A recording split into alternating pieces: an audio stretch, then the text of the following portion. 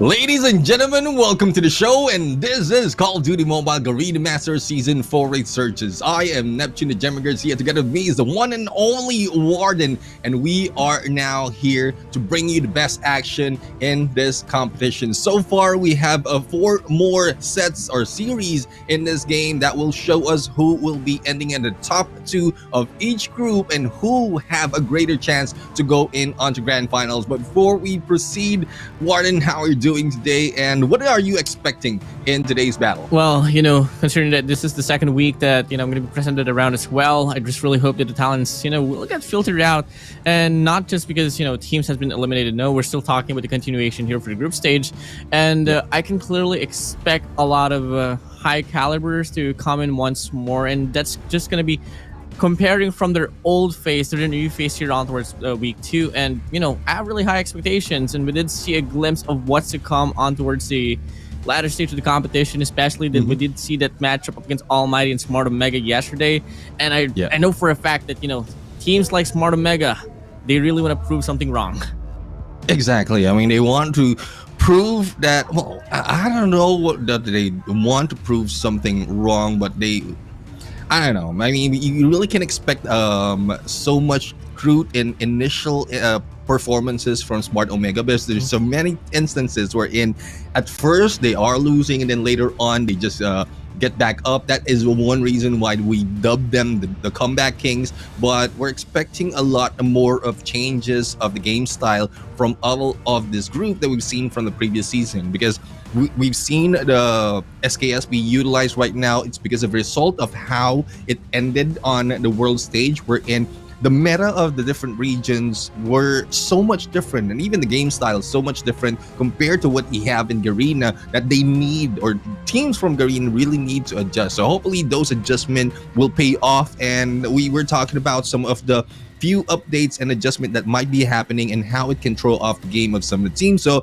hopefully they are prepared with that. And one team for sure that is doing that a little bit early compared to the rest is Almighty. So that was what we've seen yesterday, why Almighty got the scores that they have and the wins that they have against Smart Omega. But again, it's more of a glimpse of what we might expect, but that might not be the whole truth. So we'll have to find out what else can they offer once they jump into the grand finals. But in a bit, guys, we're going to show you the tournament format on how each team will be moving up onto the grand finals as well. We have 256 teams who went into the qualifiers, only 16 remains, and they have been divided into 4 groups. 4 of each have went into Group A, B, and C, and the top 2 from each group, or seed and D, and top 2 from each group will be heading into the playoffs. So 8 teams will be battling for the championship for this Garena Masters 4. Yeah, definitely. This is what the filtering of talent, what I mentioned, and this is really just, teams getting better and better as the tournament progresses, and obviously only the best out of the best can really advance to the playoffs now. So far, in terms of the overall standings here, I mean, soon enough we are bound to talk about this, but for now, we do have SKADI on Group A really dominating that one out. For Group B, we got Blacklist International Ultimate. Moving along for the side of Group C, it's going to be Almighty on top, because they did win quite really dominantly up against Smart Omega. And then moving along, for Group C, obviously with actually a bit of a twist here, because we haven't really seen the WPM Lowkings play this one out, but it might change later on. FRANIC still on top. Yep.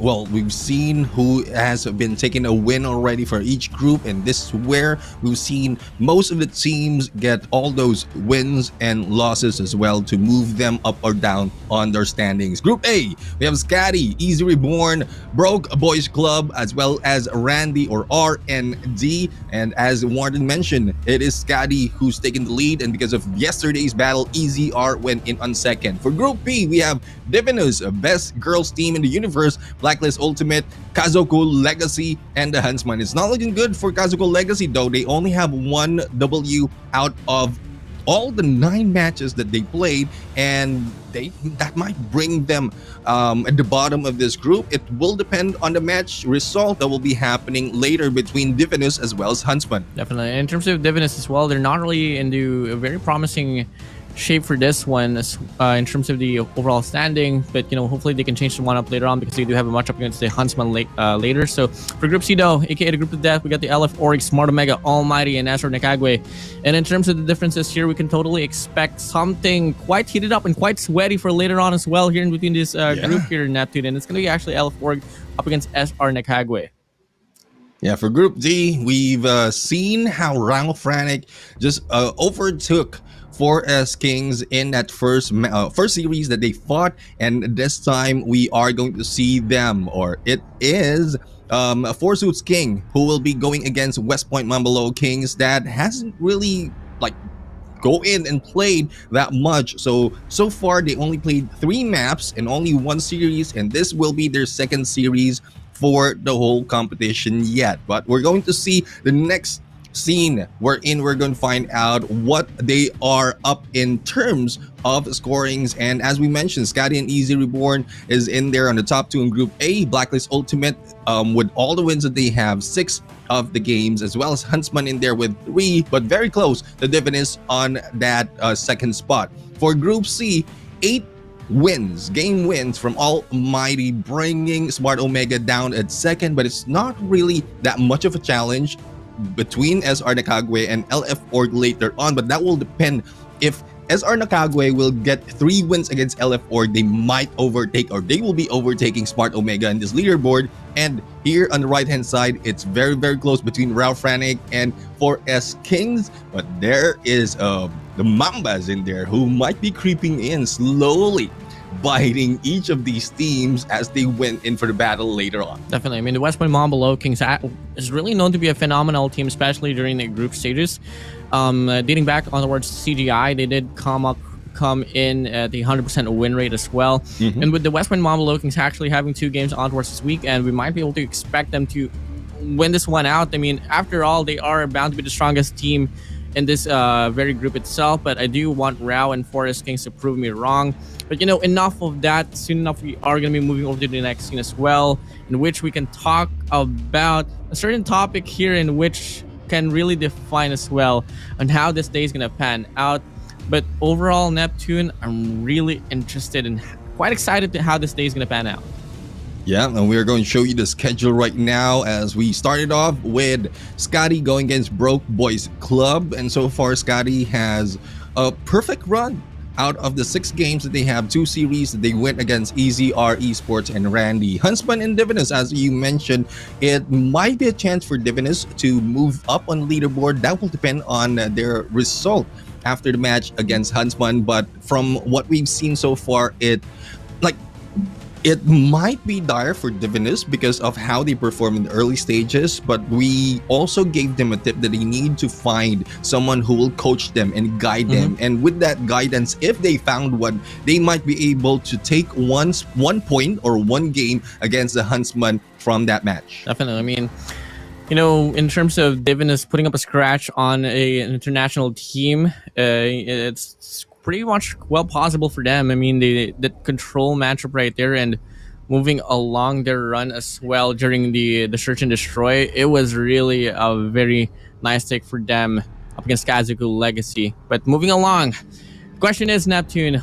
let's just have a reminder here. What are they battling for? And it's a grand prize pool of $26,500 US. First place gets 10,000 Neptune, and it's not so shabby at all. Yeah, indeed. I mean, there's if you convert that into Philippine peso, I don't have exactly what it is, but if you multiply it to 50, that is $500,000 that you're looking at in there. So not too shabby for the first place. Looking forward to who will be grabbing that. And the second place will be taking home 4.5K in USD. Third place will be 3K in USD and 1.5K for the fourth place. And this is what I love about these teams that are really showing up in this matches. Green Masters really is already a feat or an achievement already for the teams who qualified for the playoffs. What more if you will land all those 4 spots? It will help your team to grow a little bit further and improve your I would say your cost of playing for this team, because at some point it does cost a few if you want some good gadgets, some good equipment, and even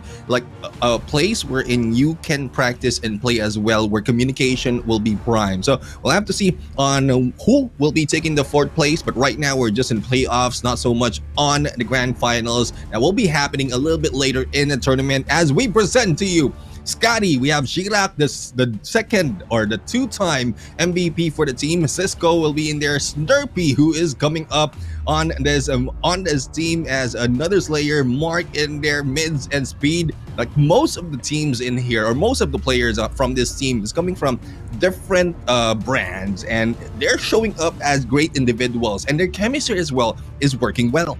We're working quite well. I mean, you know, this whole competition of SKADI has been really one of the most questionable during the qualifiers. A lot of people really expected a lot from them because, you know, they're composed from different teams out of the equation. You get talents from the CA Legacy, you get talents from the Huntsman itself, and you get talents from PDR during the Green Masters 4, Green Masters 3. So, you know, not a lot of people expected them to come through with this one, but guess what? They're putting up a very strong profile here for their own very group itself.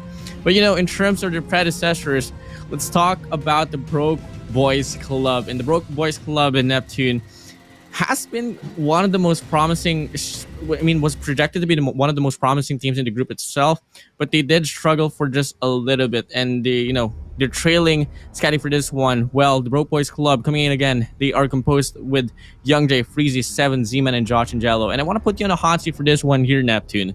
Who do you eye for here, man?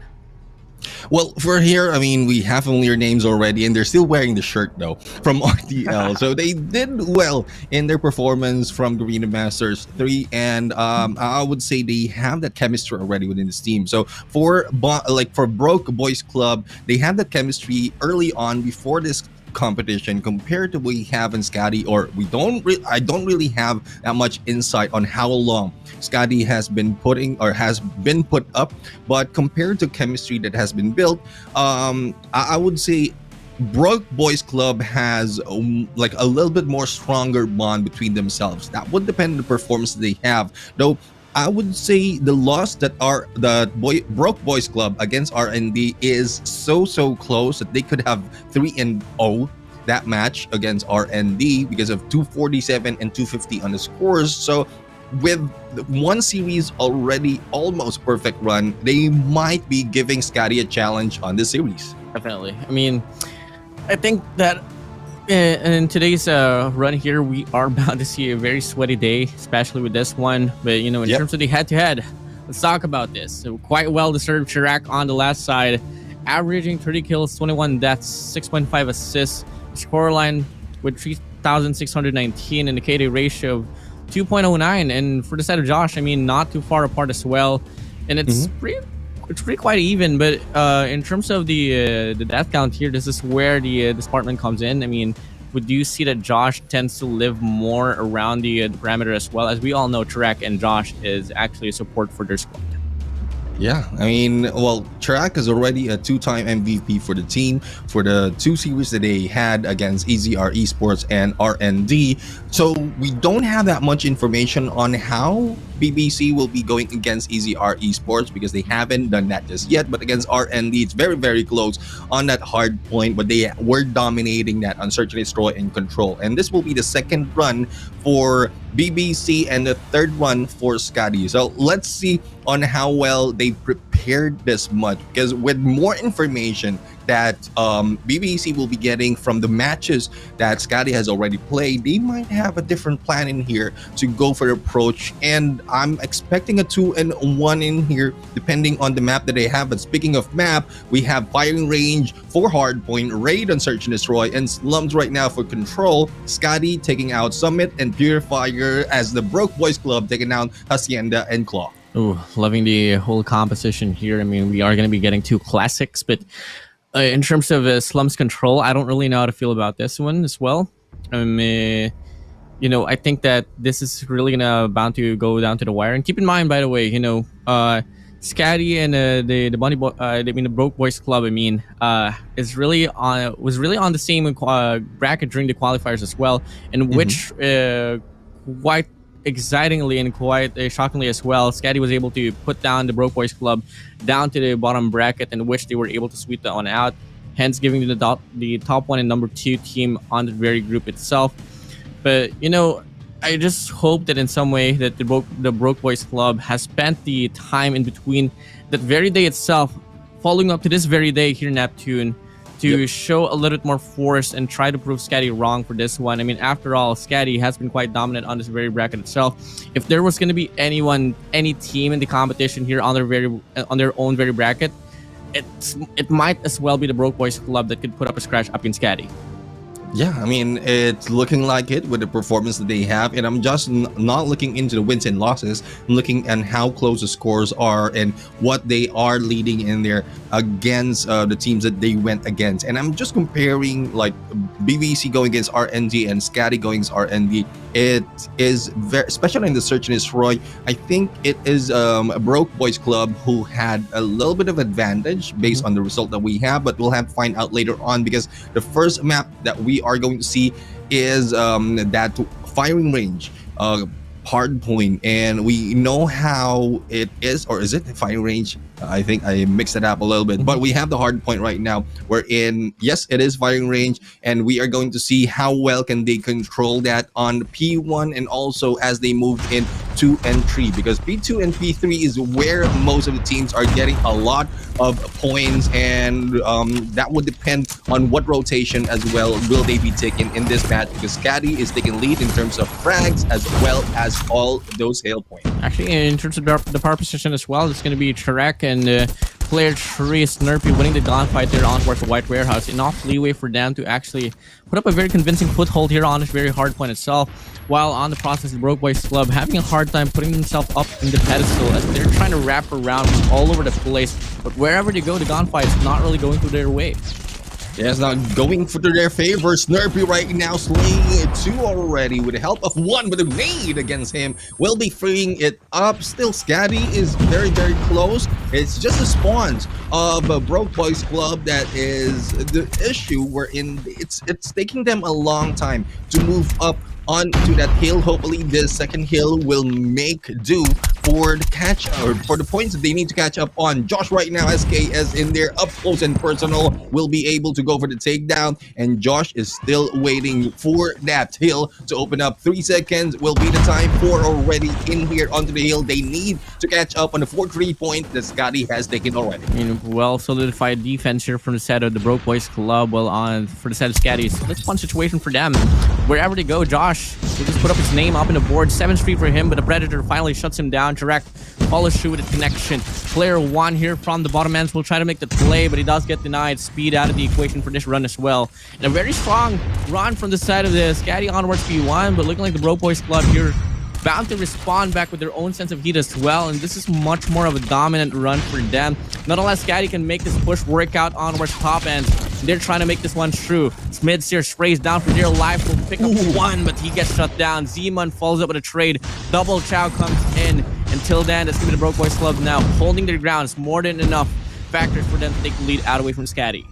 There was a good back out in there from that command center to give a little bit of distance to slay anyone coming in from SKADI. And with only a few seconds giving out, it's all balanced 50-50 right now. So it's pretty much the result, or what we're expecting right now. It's 50-50 game between these two teams. It will be heated up later bit, and we'll have to find out who will be taking that hill. And the hill goes to BBC at this point. 3 already onto the hill, and we are seeing Freezy who's taking over onto the shooting range, waiting and also anticipating anyone moving in from command center. But with them in here being stopped with a grab vortex, Freezy will be going down with Snurpy in there on the sleigh. It will open up avenues for SKADI to take points. Well, quite open up. I mean, 2 hard points was really won over by the side of the Broke Boys Club in terms of the rotations, with SKADI putting up a response here. This hard point remains to be a 50-50 run here. And for the side of the Broke Boys Club, I mean, only 1 more push for them to put up. And until then, if they're not going to be able to capitalize, it's about time for them to head on to new. And so far, the remaining scrap time really still sided for the side of SKADI for this one. Chirac still on the prowl. 3 pieces on his name. gets a spray down for dear life, and that's going to be enough for them to put up the 10-point lead. And they also win the rotation as well. Good investment from the side of SKADI and good capitalizations as well. Yeah, 3 already staying in the shower just to make sure that they have advantage of the spawn, and they're doing so. I mean, SKADI is still on lead and controlling spawns and controlling each heal. Though there are contestment that is happening, we have Cisco in here on second floor who will be taking them out, but will be taken down in there. Even with SKS, not so much will damage will be done, and Chirac will be out as well. But still, the hill is not yet open. Here comes the chase. Mids right now putting up a few more pressure for the team of BBC, and still with the 20 seconds remaining, none of it is going for BBC, and it's only now that they will be taking it, but it's not so much. Only 1 or 2 seconds has been given, and it's more of a SKADI right now taking over this game. Really interesting how this one really panned out, but you know, obviously the first few runs of the very hard points is really going to be decided for the set of SKADI. I mean, first hard point, well defined for them. Second hard point is where they just faltered just a little bit. That hard point number 3 had a bit of a mix-up. I mean, it was a really questionable run right there, but you know, it was only that the Broke Boys Club was able to win out on that very run on that hard point was the rotation itself. But till then, SKADI was able to rock the momentum, get the break inside the hill, and was able to transfer that one on towards P4 as well. And looking like it might be a stretch, it might be a chain once more, as we do see more influence being found for the side of SKADI. But Josh, overall, Broke Boys Club here trying to respond back with their own sense of heat, but really the gunfight's not going to their way. Yeah, I mean, they are trying for those power position, but they are being taken down one at a time, and it's a good push coming from SKADI right now, as they will be clearing out clearing area before they head into top 10, but they are not stepping into the hill, so I guess they're giving this up for the Broke Boys Club at this point, and taking over for that chaining of P2 and P3 later on. Snurpy right now still on Slay, already 16 on his name, but Jello on the other side has 20 on his name. The top that we have from BBC, not so much of like a game changer for BBC at this point, because they are trailing 50 points in this matchup. They need a full 60 to take a lead, and I'm guessing that SKADI will not be giving that easily. Yep, not quite easily. They long to get the break inside the hill, but Jello with the Annihilator shuts Chirac down. Cisco on the process will try to put himself up in the equation, but Jello just continues to shut them down, and he is still on the roll. Can he get some more? Predator flies through, gets 2 opportunities, but the trophy saves SKADI's lives. Until then, they might as well get this full 60. Ooh. I mean, 3 consecutive waves SKADI has tried to do, but you know, the Broke Boys Club, they just know exactly how to respond back and shut them down, and that's gonna be enough hold for the side of the Broke Boys Club for them to put up and say, yeah, we basically just got the whole run right there. SKADI is pushed to get the early rotation, in which actually, in terms of the rotation coming through, the Broke Boys Club let go of that very hill. They had the opportunity to take the lead out from SKADI, but they went out prematurely. Yeah, I mean, I was quite surprised on that move. They could have stayed on that P2 and let the other players move in onto P3, take over that area, but they didn't. They let go of P2, they moved in and lost P3 in this situation, and it's very difficult to push through, because this is one of the money field and has been, the teams has taken already, wherein they've taken the full 60. Not only that, it's very close to the next hill, which makes it even difficult for them to take a good position. Chirac right now with a good double right there, but will be taken down on the side of SKADI. Will be Snurpy, as well as one more. Mids has been slayed and will be rushed in. Only 20 seconds remaining, but I guess that's enough for them to catch up. It's not too late for BBC to go in for the slay, but this is what I'm talking about. SKADI not letting go even up the scrap points. They want to take over all the time that they have, so that they can take this lead that they have farther against BBC. You know, it has been the entirety of the game where SKADI has been on the driver's seat, and where to be found, Broke Boys Club. I mean, they're really having a hard time putting this one up in the board. I mean, you know, you don't really portray the Broke Boys Club to be a team that is waiting for them to, you know, find a perfect opportunity to rev their engines. I mean, they usually start off strongly, they end up strongly as well, just judging from their past few competitions. But so far, it's just going to be the storyline here, sided for the side of SKADI. I mean, 203 to 141, only 46 more points away for them to seal this one up. I mean, the game will not end right here and then, but if ever the momentum won't change, we can really expect the end of the line here for P1 rotation up the next. But for now, storyline here, Broke Boys Club looking to get the break instead of Hill to lower down the lead of SKADI. And actually, they absolutely do. They get the power positions. They get the initial hard point as well. And a lot of investments will try to come through here for them, but no capitalization. Until then, a lot of efforts was put up, but only at least 20 points has been accumulated for their side here on this very hill. Yeah, only 20 points has been captured in there, and well, they need to double their effort right now. It's getting close for SKADI to take that win. It's very, very close for that 250 mark, and positioning wise, I would say they have a top 10. Z-Man is in there, but the rest of the teams right now is a little bit too far on that hill. They stepped in there first, but has been taken down. This guy on 5, it is Josh, who's just waiting in the corner, might be taken out in there. There goes the Slay. Still, it's anyone's hill right now on this next rotation, next cycle of this hard point, but no one can get a stronghold because of the positioning that they are losing and taking as well in this process. Third deck of the hard point set in the open wood, and so far, I mean, Broke Boys Club has been able to put up a lot of influence inside a hill for them to stretch out this game even more. And if already at least, you know, contest this last and final 20 seconds to just overall deny the opening gate here for the side of the SKADI, and could change this to P2 as well. They could really change the ties, as once again, we do see the early rotations coming through from the side of the Broke Boys Club. Third time in a row for P2 that they have won the rotation, and this might be the bane. This might be the detrimental factor in why SKADI might lose this hard point once more. And keep in mind, the last time that we did see this very hill, it was a full 50, full 60 for Broke Boys Club that they got to hold on into this very hill, and that's going to be more than a factor for them to even the grounds up.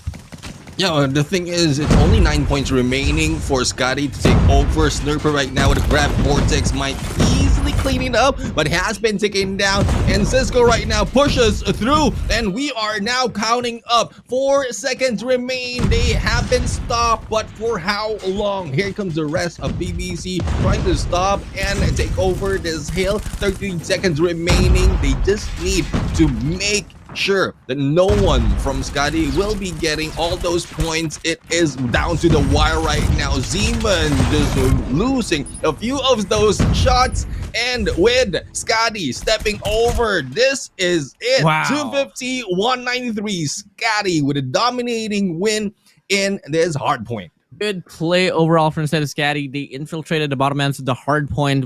And then we had Cisco as well on the latter stage, where he was able to cut off 3 players from the side of the Broke Boys Club. More than enough factor for them to cut off the heat, cut off the flow from the Broke Boys Club.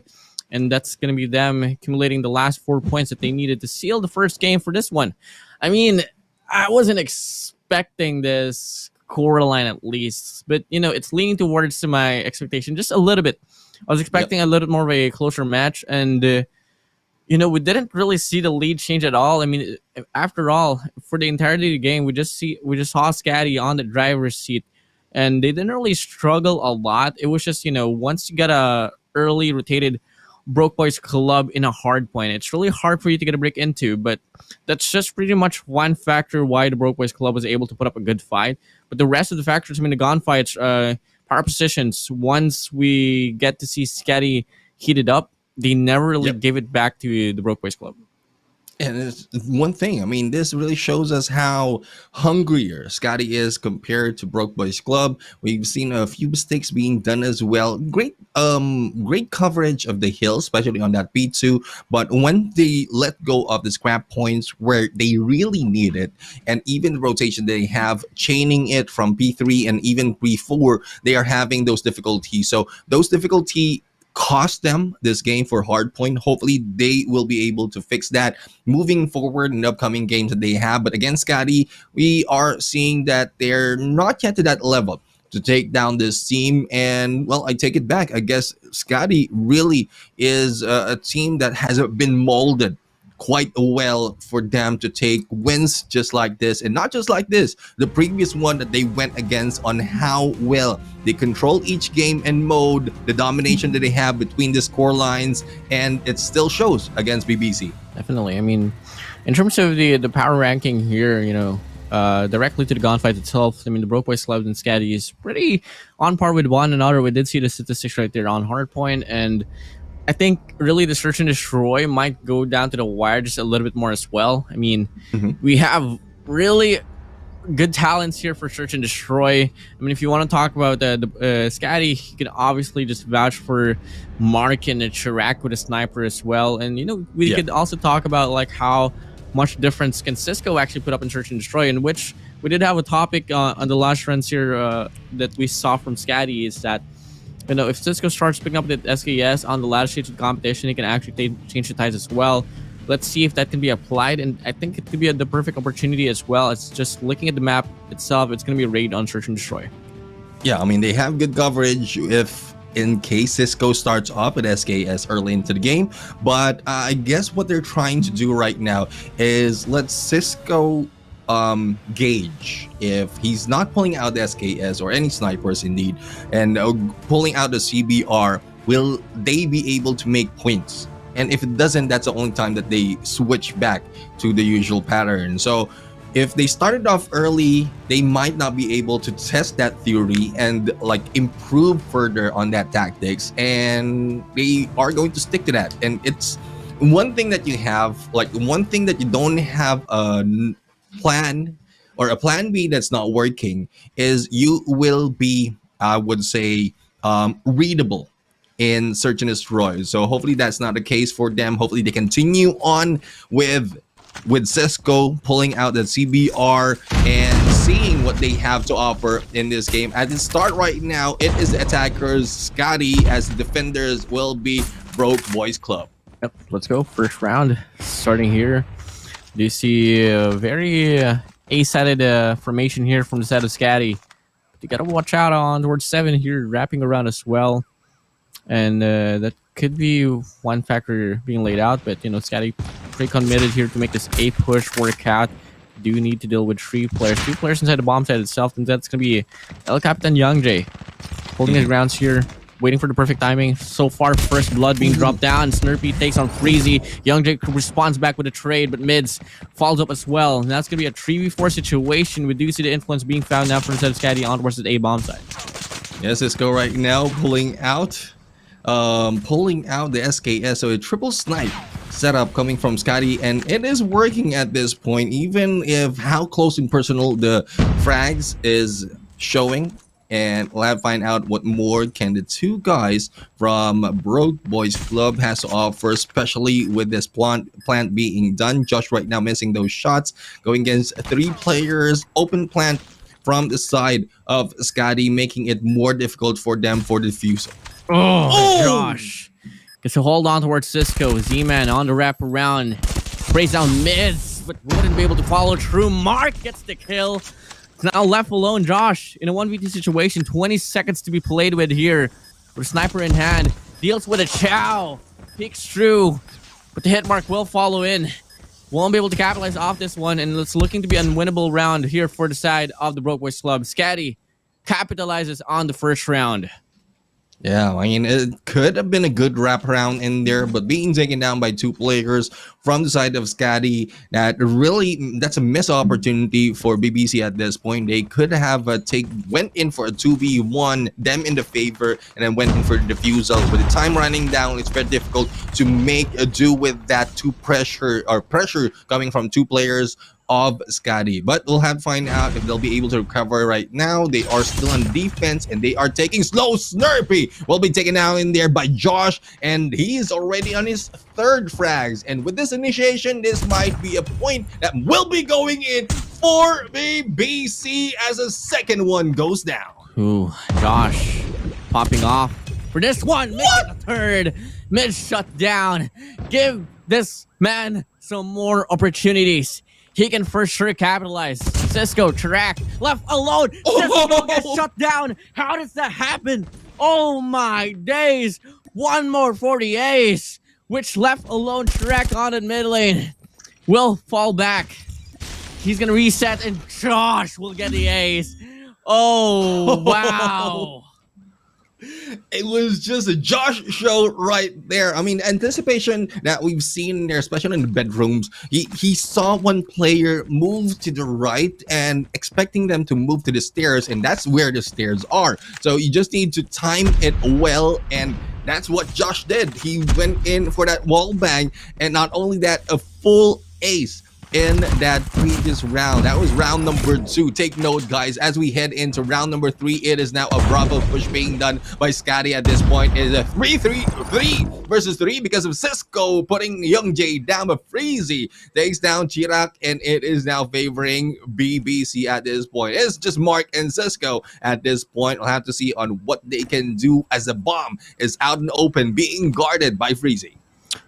Hard situation here for the side of SKADI. I mean, the Broke Boys Club has this pretty interesting formation, and looking like they want to put that mid lane to be a no choice as well for the side of SKADI. But on the front line, player 3, Freezy, quite aggressively, long to get this kills with Mark, shuts him down. It's a 2v2 situation here. I mean, it was looking to be a very far-fetched round for the side of SKADI, but you know, they really want to prove something wrong here. Zeman on his mid lane, sprays down, tags Mark up.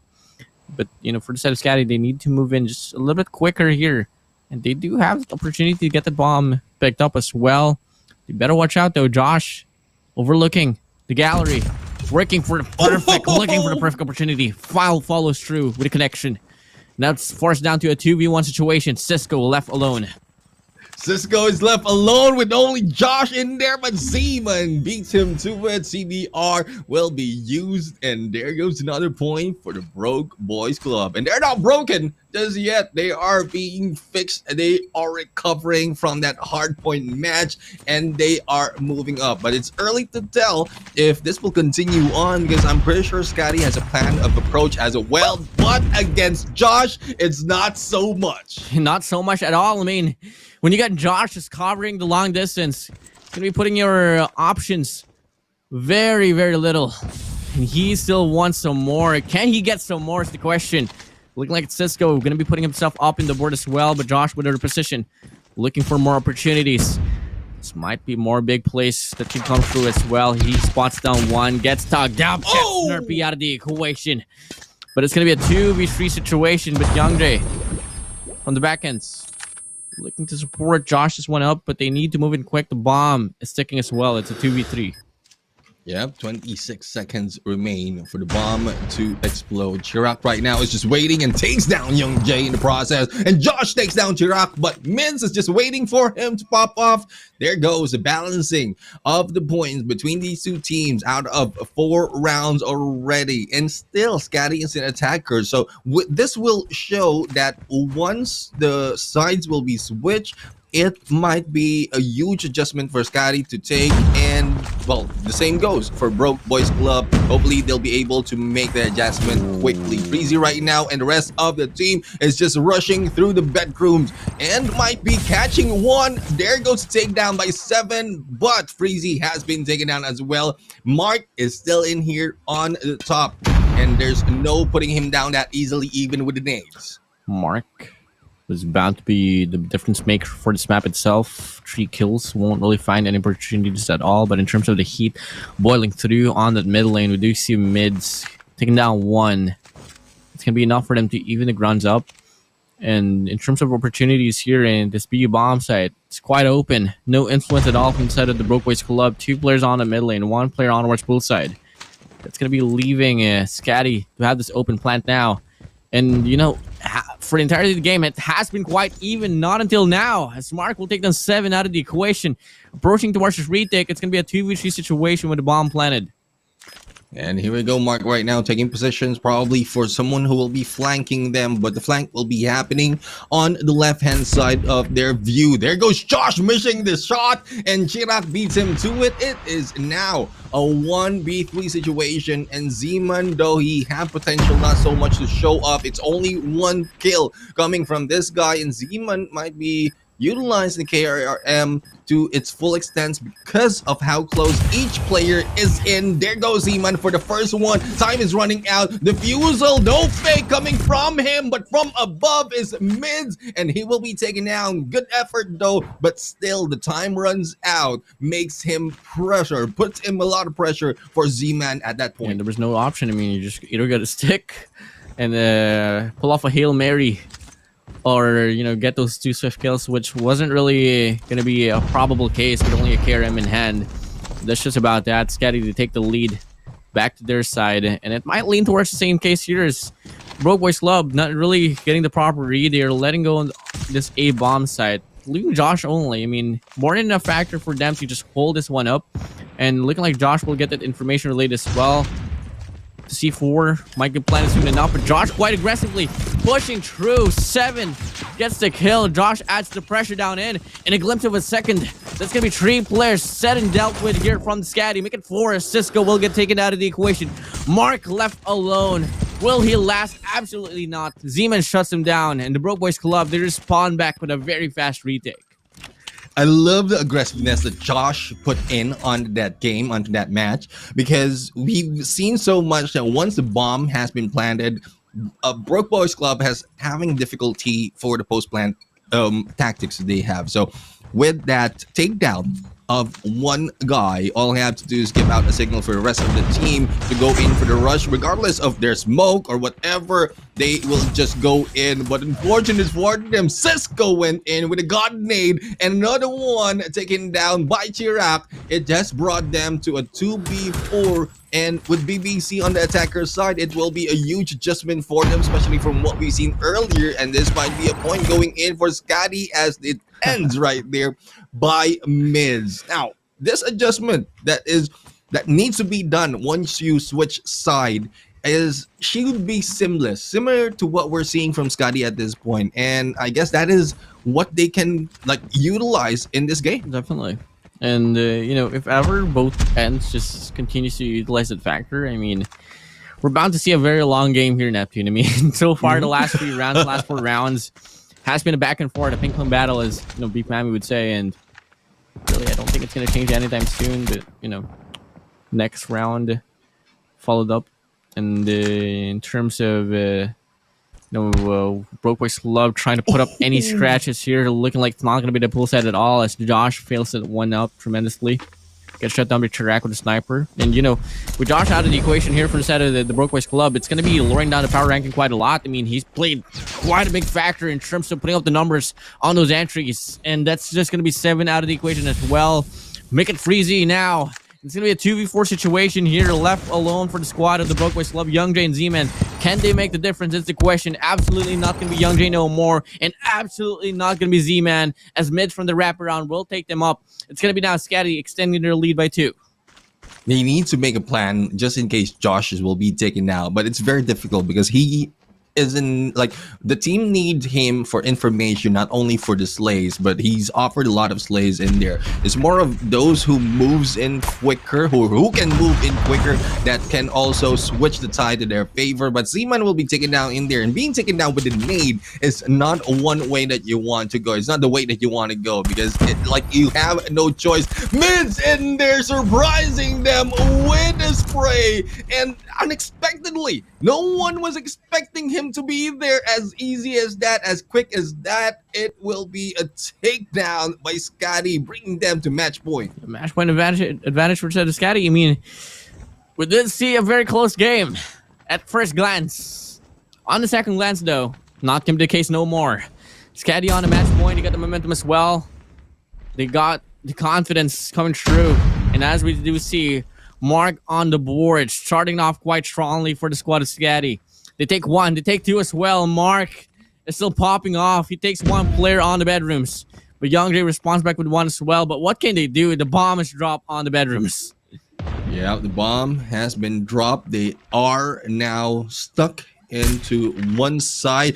Chirac right now, good opportunity to go for the slay, a little bit up close and personal for Cisco, and Freezy takes him down. 3v3 situation. This might be the tide or the game changer for Broke Boys Club at this point, but they need to go in and push for that bomb. It's still 1 minute though. They have plenty of time. They can go for one more takedown before moving in for the approach. Young Jay right now, a backstab opportunity coming from him, but it's all guarded for the side of Scotty. No one might be able to push through that easily because how well they have taken their position. I don't think they're aware that they don't have the bomb. I mean, if ever they do so, I mean, a really long rotation coming through. And how does player 5 Mids get away with this one? How does that happen? Mids gets 2, Young Jay Freezy under his hands. And I know he's smiling. You can see his smiling. You know, he knows. You know, Mids, what you did. Nasty.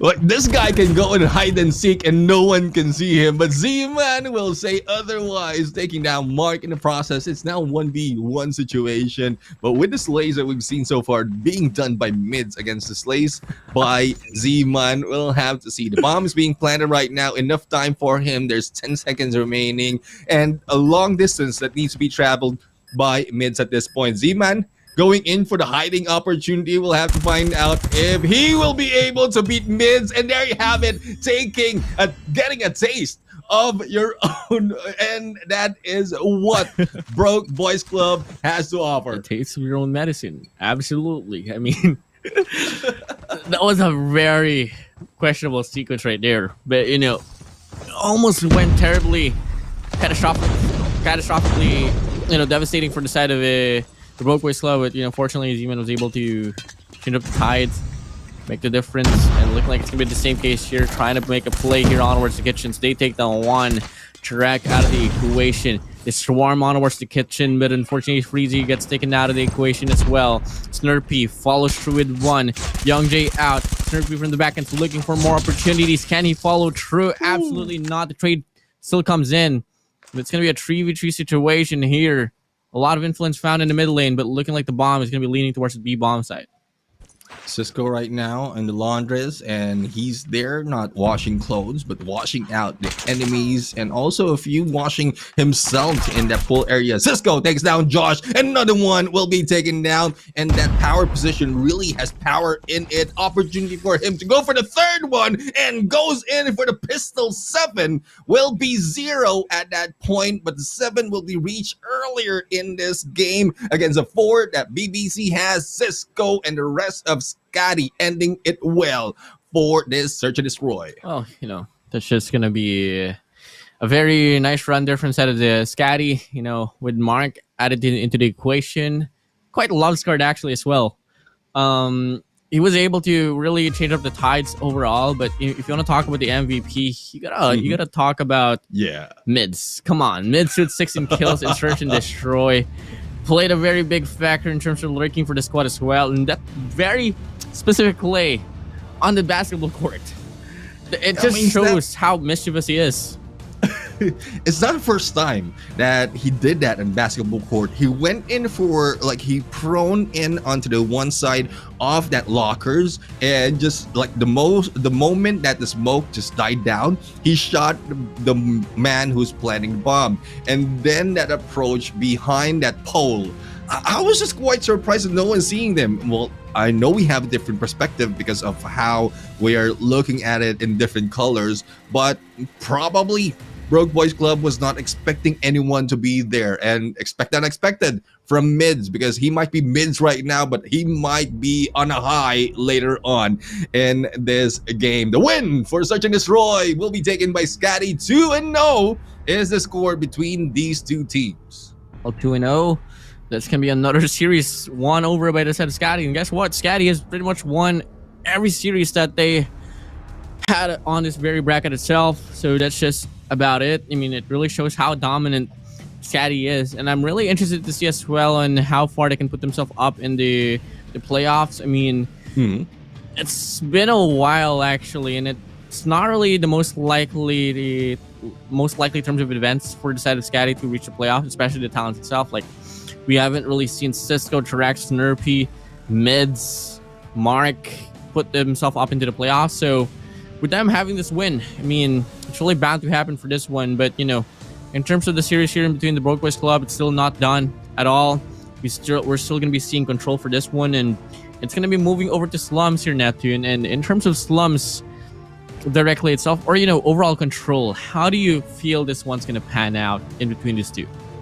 Well, with how well Scotty is doing their offensive matches in control, I think they have a little bit of advantage. But we'll have to find out, because adjustments that is being done by teams mid-game is at some point what I'm looking for. So with the scoreline that they have from each side, 3-1, and there's only a few who's really getting the attacker points, the attacker scores in control. So they need to find out the best rotation they can take in this, as well as catch the opposing team off guard. But we'll have to find out later on. We still have a guess on who is going to win because of how well they played in these matches. 3-1 is the final result of their control mode. And even if we have seen Scotty in the 2 series already, the same result happened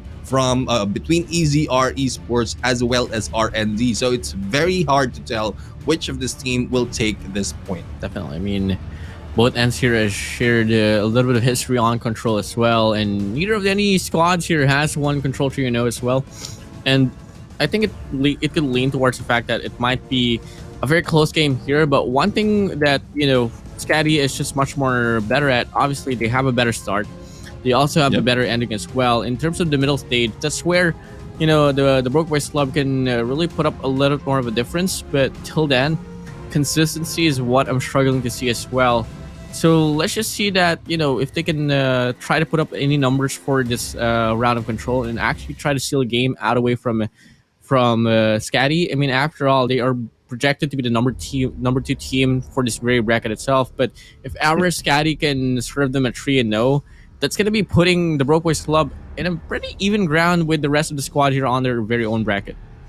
Yeah, they have good opportunity to go in for the top 2 once the whole cycle has been completed, but that would depend on, they already took 1 loss against RND, and that might bring them to a different level later on because of the confidence that those teams or the teams like RND will be going against them. So we'll have to find out on the second run between these 2 teams, as well as the result that will be happening in this control mode, because it might be anyone's ball game depending on who will start, as well as what they've done in their practice before this day, that the tactics that they have, if they will go for the offensive points first, even if they are in there on the other side of the map once the game starts. Definitely. I mean, in terms of control as well, actually, one topic we talk about is that what teams prefer now in terms of the site itself. And I do believe that, soon enough we're going to be approaching into a competition of Call of Duty Mobile where whatever site you start on, it wouldn't really matter no more. I mean, in terms of the mastery of the offense, which clearly a lot of people hate to build up, but it's so well possible here. And let's just hope we can really see that one get panned out. Disregarding whoever starts offense or defense, it's really just all going to come down to how properly you can execute yourself into this competition. Now, in terms of the sides itself, Neptune, it's actually going to be, the offensive side here for the side of the Broke Boys Club, the defense for the side of SKADI. So realistically stating and just basing it off the whole energy the community has been trying to put up is that, if you're starting on defense, you are most likely to get the round. But looking like the Broke Boys Club wants to prove that's wrong. Freezy in there, freezing everyone. That was a good triple slay coming from him, and an early initiation onto the alpha. This is not expected by SKADI at that point. And mid right now, again, a good hiding spot from him, trying to stop an approach of Broke Boys Club. Will be taken down up to the first stick right now, and the alpha is less likely to be the priority of most of the teams, especially in control. But that is what BBC is doing. Unfortunate for them, they didn't reach that first stick, and it will be cleaned up by SKADI, giving them time to move into the Bravo for that initial, going in for that second tick of the capture. 2 quadrants already captured onwards. Bravo! But Cisco with a GS will shut down 2. It's going to be them cleaning up this Bravo point now. Really hard pill to swallow here for the side of the Broke Boys Club. I mean, a lot of efforts being shown down, but looking like the SKADI They really want to drain the intentions and drain the whole efforts that Broke Boys Club has been able to put up on towards Bravo as well. As we can see now, the lives quite evened up. Until then, advantage for the live count. Still set for the side of the Broke Boys Club, but that might change around soon enough as the pressure getting felt out now. 15 to 13 we go. A lot of exchanges will be found in place, and look like SKADI from the last 5 casualties, they've been winning this one up. Yeah, and we'll see how Speed will be speeding it up, and he will be paused at that moment. Balancing 12 to 12. Freezy still trying to go for that alpha distraction tactic, and they might be able to go for the first capture as they step in, and they are not fully going into this hill, into this point. They just want to distract them, pull them out to go into the alpha as the rest of BBZ is going in for that Bravo capture, but still it is failing because of how strong the hold is being done by SKADI onto that Bravo. The angle that they're taking, not letting them take that first quadrant.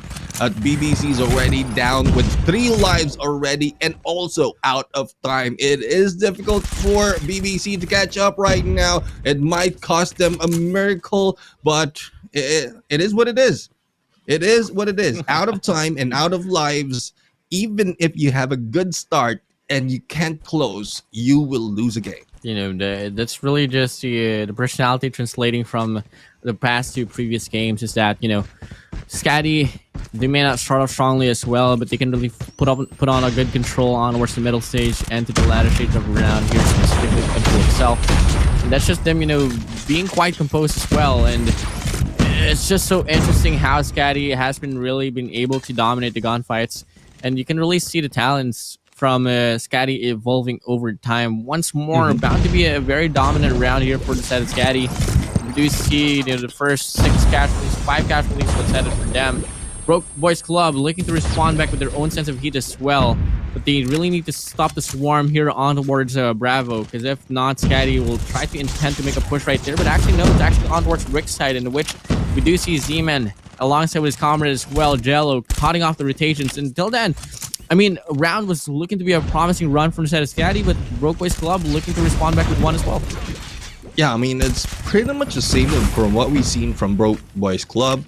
They tried to go in for the one side, though one thing's different. They were able to get that first stick down for that Bravo, and then they switch it for Alpha approach. They have been cut off, and then they switch it to the other one. And so it's more of back and forth. And with that being like, if that becomes redundant, it's easy for the other teams to predict where you're going. And this, we have it. Bravo is not yet cleaned up. No one is cleaning it up. That might be a bait that can be brought out by SKADI or by BZ at this point for them to step in, as one's already waiting. Here comes backstab happening, but Chirac beats him to it. Josh will be slayed and goes in for that second tick and going to the third. Another minute will be added to their scores, or to this time, and with the lives already counting down for the side of SKADI. They have the time, they have the capture. It might be difficult because they will be funneled in onto that alpha side. And the life count here not really and the most promising statement here for the side of SKADI. Broke Boys Club, on the other hand, all they got to do is just wait out for the perfect timing. Freezy holding down the angle, waiting for the perfect opportunity, sprays down for dear life, but won't be able to follow through with enough connection to get the elimination. Not just yet. Gonna go for a reset, but player 5 from the backhand Smith shuts him down. Now, one gunfight being won over, 7 more to go, and it's gonna much more likely lean towards the gunfights here and throughout the eliminations, because in terms of getting the capture, it's very unlikely to happen. But once more, SKADI Speed shuts down one player, lowering down the life count to 6.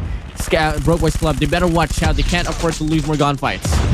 Yeah, Speed will be taken down in there, bringing the life to 2. Snurpy has a good damage capability, but Freezy beats him to it. Only one guy remains, and there goes the point being taken by Broke Boys Club. And it's the same scenario for the final moment. They don't have time, they don't have lives, and it's well, it's looking like the defensive is being dominant at this point. None of the approach coming from the attacks is paying off from these teams, so we'll have to see on how they can make those adjustments right now, though it's quite fast on how each team is going in for the attacker's side. They are being taken down that fast as well.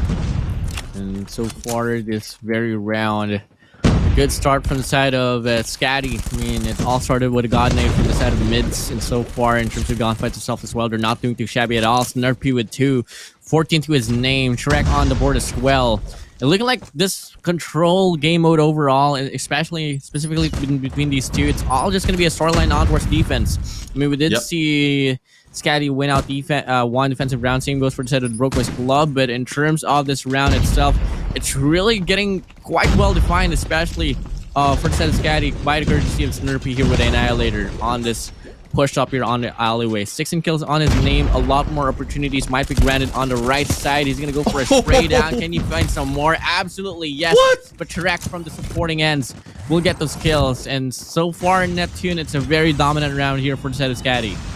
Only 4 lives lost for the side of SKADI, and the lives of Popquiz Club is already down to 10. Not only that, the time is running out. No capture being done just yet. We are seeing a dominance coming from SKADI at this point on a defensive approach. Snurpy is a guy who made that happen. He pushed on through too deep, but will be taken down just now, where we only have less than 10 seconds into this game. And there you have it. Points will be going to SKADI at this round. It might have been stopped, but with the approach that is happening from SKADI, as well as the lives counting down for Popquiz Club, it's not looking good for BBC, but good on them. They were able to not end it that quickly.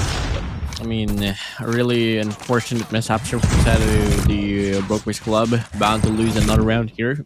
Absolutely, yes. Snurpy serves the last 2 kills to secure that round up. It's going to be a GG well played on the 3rd round. SKADI, they're on it, match point advantage.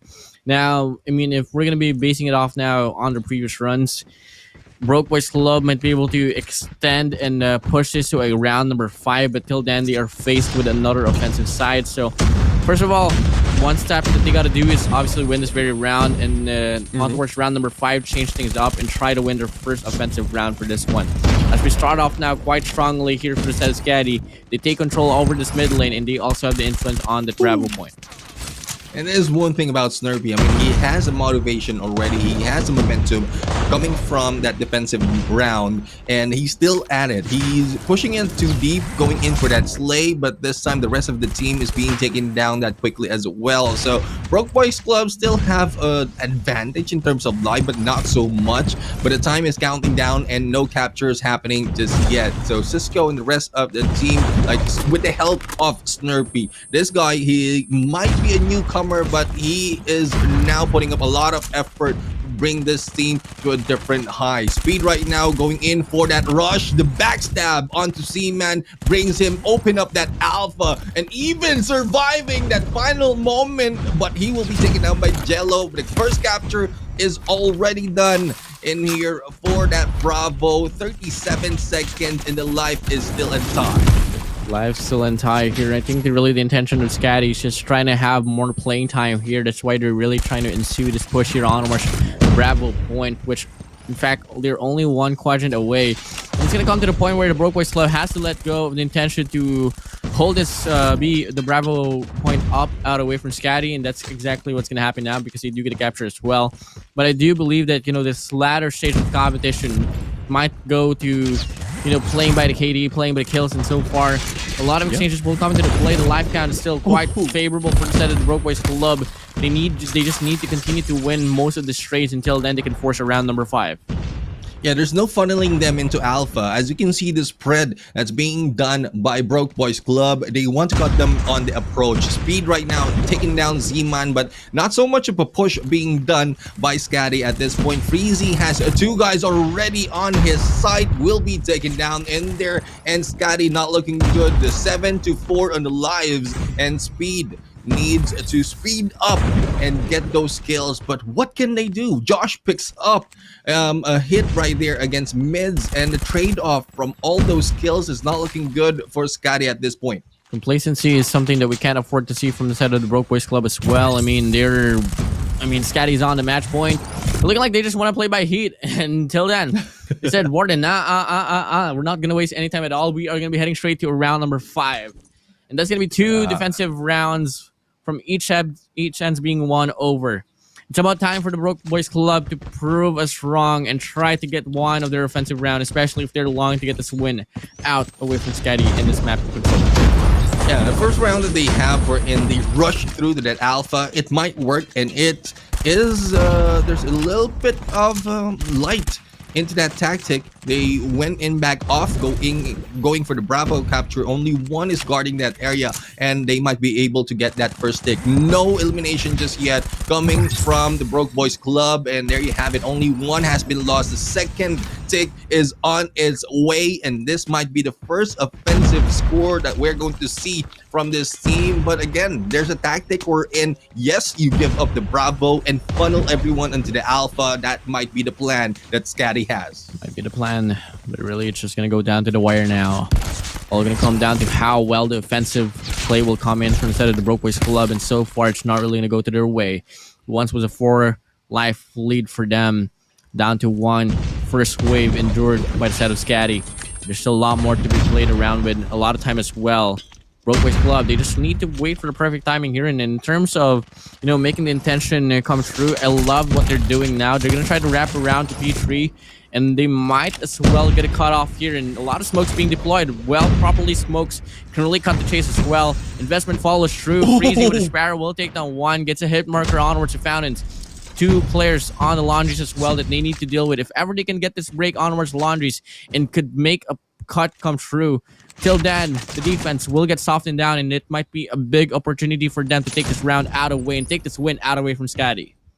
And one thing that the Broke Boys Club is doing is they're controlling the spawns. The spawn that they're expecting from Scotty is where they're heading and wrapping around to that alpha, putting them in a corner. So the attacker side is going in for a spawn trap, and Z-Man as well as the rest of the teams already have their annihilators in play and bring them down one at a time. 9 lives remain for the side of Scotty. This is the surprise that Broke Boys Club has to offer, and there's no getting away from the trap that has been lit by BBC at this point. Only 5 remains for Scotty, and it is not looking good. That's exactly how you would come into this matchup with investments. They were able to lower down the life count in a very drastic manner, and that's going to be now Scotty looking at the battlefield defeat for this one, back against the wall. 4 lives remaining in comparison to 13 from the side of the Broke Boys Club. Mids will try to make a play here on versus mid lane. 4 players right up front on towards him. Can he get a spray down to make a difference? Absolutely not. He misses the opportunity, and alongside the process as well, Speed gets shut down. Snurpy as well. Cisco mids left alone to make the difference, but with only 2 lives remaining for them, it's not going to be the most promising take no more. 1 more player left alone from the side of Scotty. It's going to be mids getting shot down. Broke Boys Club, they go out of this series with a win. Yeah, this is what we're expecting. An ace from their sleeve right now, or this is what we want to see. An ace coming from the sleeves of either team. And it just so happened that Broke Boys Club was able to show off an offensive point, and it's evident from the start that they have a plan on that, but it just didn't pay off from the initial. So they went in for the usual winning condition in terms of control, and to the final moment, they know what they have to do. They understood where they were caught off, and what they did is just to head into the spawns, stop them in their heels, and they get the point. Though it's not so much in terms of the series run, I would say in control, this changes the game for Broke Boys Club. I've changed it up quite well, and that's gonna be the first time that Scotty will bleed a game. So that's really one difference and engagement that we can have as we move along to the next stage of the competition here for their very own group. That's a really big statement, because really pretty much I mean, just looking at the factors that was laid down on hardpoint and search and destroy, moving over to control, I'm really quite surprised that the Broke Boys Club was able to take this game out away from SKADI. So that's just about it. I mean, in terms of the eliminations, same goes from the side of control. I mean, control, search and destroy, and hardpoint. It's not going to be too set apart from one another. I mean, lives, firepower, and gunfights, pretty neutral from one another. But where did the Broke Boys Club falter is really just the coordination that they were trying to put up, especially on that hardpoint and search and destroy. But for the control itself, especially that round number 5, it was so phenomenal to see. A lot of investments with the Annihilators, a lot of investments with the Specialists overall, was able to cut down the whole momentum of SKADI for that very round of control. And they didn't really have the strongest of beginnings, but that you would really want to have a better ending compared to a good start to your Neptune. And that's exactly how they were able to steal that game out away from SKADI. Exactly. I mean, they know how to initiate. They understood what they need to do to initiate. It didn't work off, but it's more of how they can close the game. And there we have it. Broke Boys Club right now, when we thought that the defensive side is like dominant in this game, giving the advantage to SKADI, Broke Boys Club just broke it. They broke that pattern and they took that one win to themselves. It's 2-1 on or between these two teams, and well, I'm expecting a lot more coming from Broke Boys Club at this point. SKADI still in lead for the group, but from this match, the BBC only got 1 point, and if I look at the numbers right now, this might bring them to a tie against EZR Esports. Depending on how their battle will end up, we'll have to find out who will take that top 2. Definitely. And in terms of the differences coming in for this very bracket, I mean, it was projected that SKADI was going to remain on top at least. In terms of the talents that will get panned out here, I mean, we might be able to see a very down to the wire situation. So the Broke Boys Club, they can't really afford to be complacent. They really gotta be fully on full throttle as they move along for this group stages overall, because they don't want to miss an opportunity for the playoffs. Same goes for EZR Esports and R&D. I mean, after all, they all have one goal, and that is to advance to the next stage of the competition towards the playoffs. So let's just see how this one's going to pan out. But before anything else, let's have a recap on how the games went down. On hardpoint firing range, SKADI took that one up by a very convincing storm, and they were on the driver's seat for basically the entirety of the game, finishing it off with 250-193 scoreline. On to search and destroy raid, and I know for a fact you can agree with me on this one here, Neptune. The first half, the first 4 rounds, it was really going back to back, and was really a ping pong battle at first glance. But as soon as we move over to the second half, SKADI was able to take that final adjustment and really rock the momentum until the very end, finishing it off 7-4. Yeah, and as we look at the highlights right now, I really love the momentum that's being taken by both of these teams. It's more of how they can learn, especially in that hard point. Broke Boys Club really don't have that much of control of the spawns, as well as how the rotation is working against SKADI. So they need to work on that, because the huge lead that SKADI has brings them to a different expectation in terms of the hard point matches. Search and Destroy, I would agree with you on how close it was. I would say it's just the mids game changer that brought it in here. I mean, the gameplay that Mids has brought out in this match, giving him, if I'm not mistaken, 16 or more in terms of slays. It changes the game for everyone. How well positioning brings a lot of factor in Search and Destroy. But with that control match, it's the back and forth. It's usually the back and forth, and that surprise ending that Broke Boys Club has to offer for that offensive win. Yeah, I mean, the last ending was kind of built up from the round number 4, translated towards round number 5. The Broke Boys Club really decided to not invest on towards round number 4 and make a blitz play here on round 5, and that's exactly what we're seeing right now in the highlights. I mean, Josh and Jello was able to whip out the Annihilators and really make the difference at all. But enough storylines, enough of the highlights in the show light here. given for the side of the Popquiz Club. Let's talk about the MVP of the game, in which in fact he has now accumulated 3 MVPs so far. Yeah. For the very run, it's gonna be Chirac for you all, averaging 27 kills, 13 deaths, 26.5 assists, with an average scoreline of 3,413.33, and a KD ratio of 1.55. Each and every factor is so positive here for Chirac, Neptune. Exactly. I mean, like, that's one reason why he has been MVP of the game for 3 times already. And this guy really can bring SKADI to a different level up until the playoffs, because there's a lot to offer, not only from Chirac, but also the rest of the team. And that is what brings in this team to give us such surprise into these matchup. But the first battle is already over, and we are heading in onto the second series later on. But I'm really excited. I'm still excited to how that ended up for that control mode, and giving a point for Popquiz Club. But SKADI is still on the roll with the points that they have.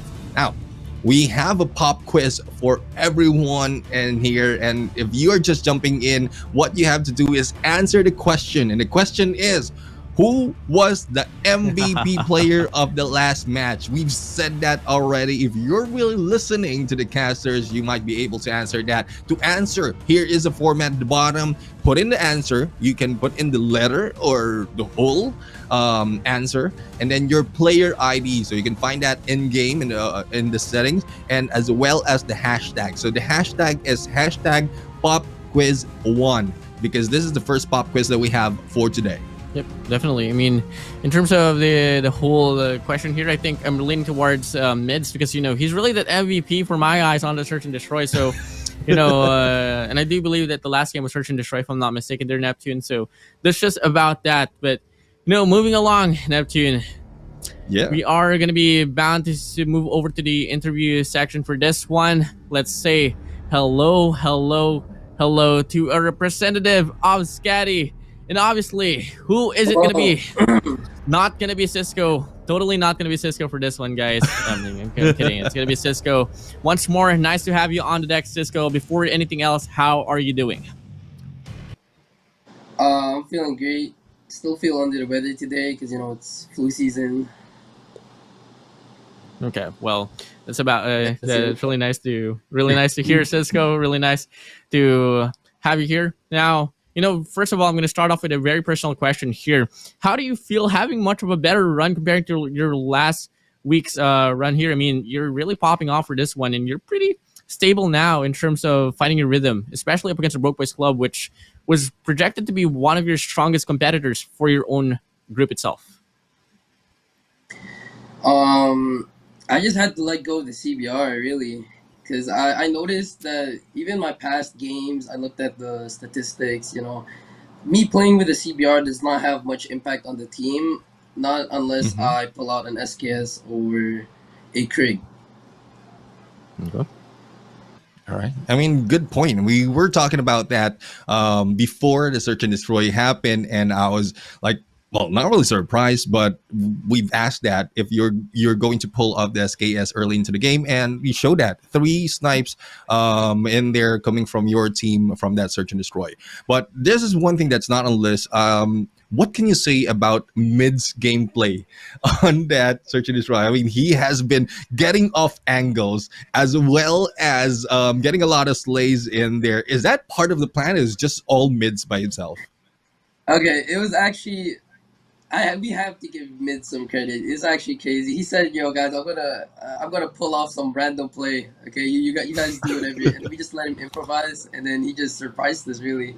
And the fact that he did it twice was just really amusing. Because I remember when he was at court, oh man, I was telling him, "Okay, yo, if ever they come down like from top over to A side, I told Chirac to throw his flash, but when Chirac got picked off first and they didn't even spot mids, I just lost it, man." Well, you know, improvisation. Yeah, I mean, improvisation is really one factor that you're really gonna have, you know, in terms of playing Call of Duty Mobile overall. Now, last question in line here, Cisco, is that, you know, with the whole round that you all were able to put up during this group stages, I mean, we're pretty much halfway through, said and done, and, you know, moving along, you guys have won every series that you all were up against with on your own bracket as well. And that's going to be putting you in a very promising statement to the point that you all are bound to reach the playoffs. Now, in terms of reaching the playoffs, how excited are you all to have that one through? Even though, we're only halfway through, it's really bound to happen. What kind of mentality are you going to be bringing from this day on forward? I mean, we only have one goal, and that's to win everything, really. So even if we get there, like either way, it'll be the same goal. I know a lot of people have a lot of comments, like just because we lost one game today, a lot of people have some like they have a lot to say, but really all of us just focus on ourselves. And yes, we are excited to make it there, and the only thing we can wish is to bring entertainment, really. Yeah, and well, we are entertained. We were entertained, especially with the mids gameplay, and a lot more can be offered by SKADI right here. Cisco, thank you very much once again for giving out your insights and for your answers on the interview. And well, I wish you luck for the rest of the group stages and also on your way to the playoffs. And we're looking really good that you'll be stepping in there against the rest on your group. So thank you very much, SKADI, as Cisco in here, and give our regards to the team. Well, regards to the team. I mean, the best team onwards, Group A. That's gonna be said and dealt with now. Moving along. Who is going to be the better run? Going to provide a better run on towards the game number 2? We might have to find out later on because we're going to be having a short break. So we'll be right back.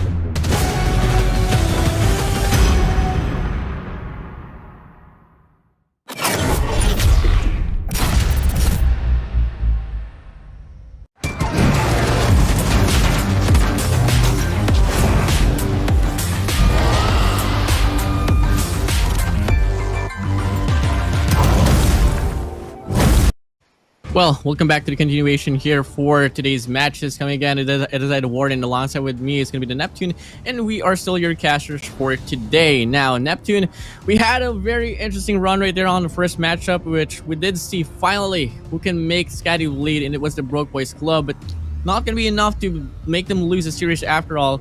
It's still going to be SKADI winning the first 2 games. Only that round number 5 on Control was really the difference maker, or the deal-breaking deal right there for the very Control. Me, oh my god, I'm playing with my words too much here in Neptune. But finally we got to see who can make SKADI bleed. It's just not enough for them to get put down on losing a series overall. It's still gonna be SKADI on top. But moving along for this match number 2 here, man, it's gonna be the Huntsman up against Divinus. And how do you feel about this one?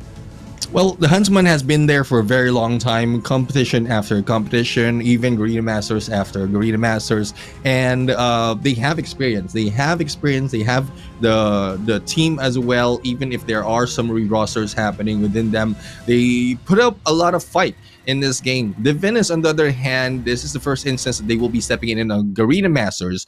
Thus, it's difficult to say if they've made the adjustment already. We've asked them to get someone to look into their gameplay as well as to give them advice on the upcoming matches. And this is that one. This is the second series, or the third series that Divinus will have. And with the second series against Kazoku Legacy, they did win 2 games in that series, apart from the hard point takeoff. So we'll have to see if they made the adjustment. Probably get 1 or 2 match or 1 or 2 maps against Huntsman, but it's very difficult really because of what we've seen so far from the Huntsman. Just a recap of today's schedule: SKADI and Broke Boys Club just finished earlier. We're heading to Huntsman as well as Divinus battle, and later on SR NACAGUE and LF Org, and last but not least we have 2 kings fighting over for the throne: West Point Mamba Lowkings and 4S Kings. Definitely. I mean, 2 kings right there. Really quite interested to see that one pan out later on, but that's going to be the last matchup. In between that, we do have SR NACAGUE and LF Org. But let's talk about the talents here that will be playing for this very competition. Heading straight to the Huntsman, we got Van Lu, Wadu Derp, Zen, Concept, and Alpha-Re. And the most latest addition obviously is going to be Concept, and we all can see and we all can tell he did come from the talents of the CM9, and it's quite unfortunate that they disbanded and let go of their organization, but in terms of Call of Duty Mobile. But it's really quite nice to see as well that talents will not really be put to waste at all, as we do see Concept will be acquired by the Huntsmen themselves. And guess what? He was able to put up a very big impact on Search and Destroy Neptune. Yeah, I mean, like, this is the Huntsmen right now really evolving on themselves. For the longest time, there's minimal adjustment in terms of roster coming from the Huntsmen, and them putting in 1 or 2 players at a time, competition after competition. It's not yet the end for the Huntsmen. There's more of evolution that will be happening. So that will depend on what leadership will be brought in by the OG players out here coming from the Huntsmen, especially with Derp right now. And I love how the energy it's coming from Derp. He's like, most of the time, the first instance that he steps into the game, he's all serious. He's all like in the zone. This time I'm seeing a smile from this guy, and I guess that brings it a lot of good energy as well in the matchup. But they are going against Divinis, the best girls team in the universe. I'm not just saying that because they are the best team. That is part of their title. We have Tin, 151, Aurora, Jax, Roshi, and Mia. I mean, they have made a lot of adjustments, especially with their battle against Kazoku Legacy, winning them 2-1 in that score line. Hopefully we'll get another one against an OG team, which is the Huntsman, and that would really wow us on what these ladies has to offer in competitions just like this. Definitely. I mean, overall, just looking at their group standings once more, I mean, the Huntsman only has won 3 games, comparison to 2 for the side of Divinus, and that's kind of a margin as well. I mean, Divinus has played 2 games already, and they did falter quite harshly up against the Blacklist. Ultimate Kazoku Legacy is the series that they won over, but for the side of the Huntsman, they've been flawless so far. And if we're going to be gauging the series in between the Huntsman and Kazoku Legacy and Divinus, with Kazoku Legacy, obviously the Huntsman just had a much more promising take. But I think that we might be able to see a very down to the wire situation there is if we move over to search and destroy later on, and also to control. But for the hard point itself, I mean, we might be able to see the Huntsman run this one down quite dominantly for their side, but it's just up to Divinis to prove me wrong. Yeah, I mean, like, we like to be proven wrong, especially with the assumptions that we have, because that is where teams are really evolving. They're changing their ways based on their history, and that's one thing that we love seeing. I mean, the same goes with the Huntsman. They've proven us wrong so many times. They change their approach so many times, and it's bringing them to different levels every time they make that change. But as we can see, another change has happened in here on our first map. Take off on the hard point, and it is Divinus taking the red side. Firing range will be search and destroy, and it's a Huntsman taking defensive, and raid will be started by Divinus as defensive as well, and that will be controlled. They taken, or Huntsman taken down Hacienda and Sparrow as Divinus took out Slums and Annihilator. Now, with this map, Warden, what can you say about our hard point at this point? I mean, looking at the map comp here and considering the fact that the Huntsman did win the time cost, they're going to be forcing takeoff, and they did exactly see how Divinus played up against Kazoku Legacy, in which Divinus they faltered quite tremendously. I mean, 147 to 250, so that's just about that. Moving over to firing range, search and destroy, actually, I'm really loving what I'm seeing here, because both ends has one search and destroy firing range, and it's pretty even. It's just that the Huntsman just had a better run overall by just one round, so not much of a difference. But for control, that might be a one big difference as well. But before that, let's talk about composition here and who's going to be head-to-head, and it's looking like it's going to be Derp on Mia here. And I'm going to be throwing back the question to you, Neptune. How do you feel about this head-to-head? Well, Mia, I understand the history, and she is really a slayer. Derp has shown us, like, not only like performance per se in terms of number, but also the leadership for the Huntsman. So in terms of average kills, they are quite balanced. In the deaths, it's more of survivability that has been taken by Derp at this point. But overall, it's pretty close. Like, it's only the KD ratio, and that is attributed to the average deaths that has been taken by Mia, but the rest is pretty much the same between these two. I mean, quite on par, and that's just going to be showing how brilliant the talent is from the side of Divinus as well. You know, a lot of shade was really put down to them, but you know, they really stood up quite strongly up against Kazoku Legacy, and we might as well just expect the same case as well up against the Huntsman. After all, we're in the group stages now, and this is only pretty much the start of the event, pretty much the start of the tournament, and there's still a lot more improvisations that, you know, the Divinus and same goes for the side of the Huntsman that they want to put up in this competition itself. So let's just see how this one's gonna play out. Now, Neptune, once more in the hot seat we go. Series predictions, how do you think this one's gonna pan out? Well, it's looking like it will be a 3-0 favoring the Huntsman, especially with the map that they've taken. It's two maps that they are quite familiar with, as well as they already have history in winning and or history in losing for the side of Divinus. And Search and Destroy might be, I would say it might be close, but not so close that it will go to overtime. Definitely. I mean, I'm just playing devil's advocate here, and they'll be playing for the side of the Divinus, but let's just see how this one's going to pan out and, you know, gauge the energy here onwards this hard point. As we can see now, hard point number 1 being found in play. We see a very 50-50 take here, and it's well defined for each end. So, I mean, Divinus holding his left side of the minimap while the right side will be taken over by the side of the Huntsman. And guess what? Neptune, so far, engagements being won over by Divinus. They do get the first 12 points in this very game.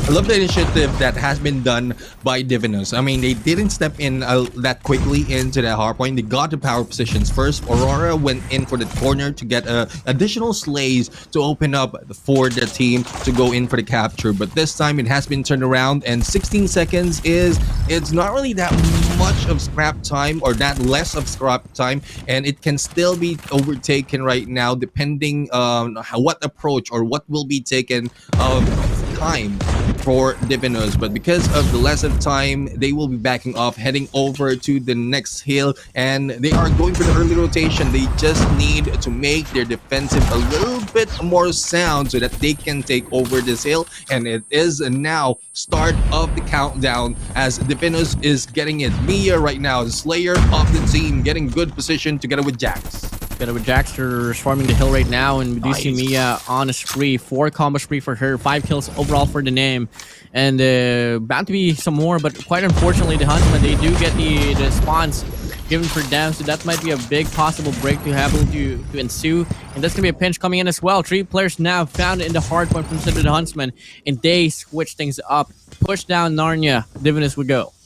Yeah, I mean, I love the adjustment that's being done by Divinus. This is an evolution that we'd like to see from Divinus. From the start of the game, they understood the position that they take as well as the spawns. They're not letting go that easily of each of the hills. Zen right now is just on a sleigh, and it's unfortunate for Divinus right now. 3 on the kill already with 2 left, and Divinus is being spawned up a little bit too far from this hill, but it's a good thing Mia is still alive and kicking together with Aurora. They have an advantage to go in for that pinch, but they're not taking it. They're waiting for the rest of the teams, and this is a good plan for them to overtake.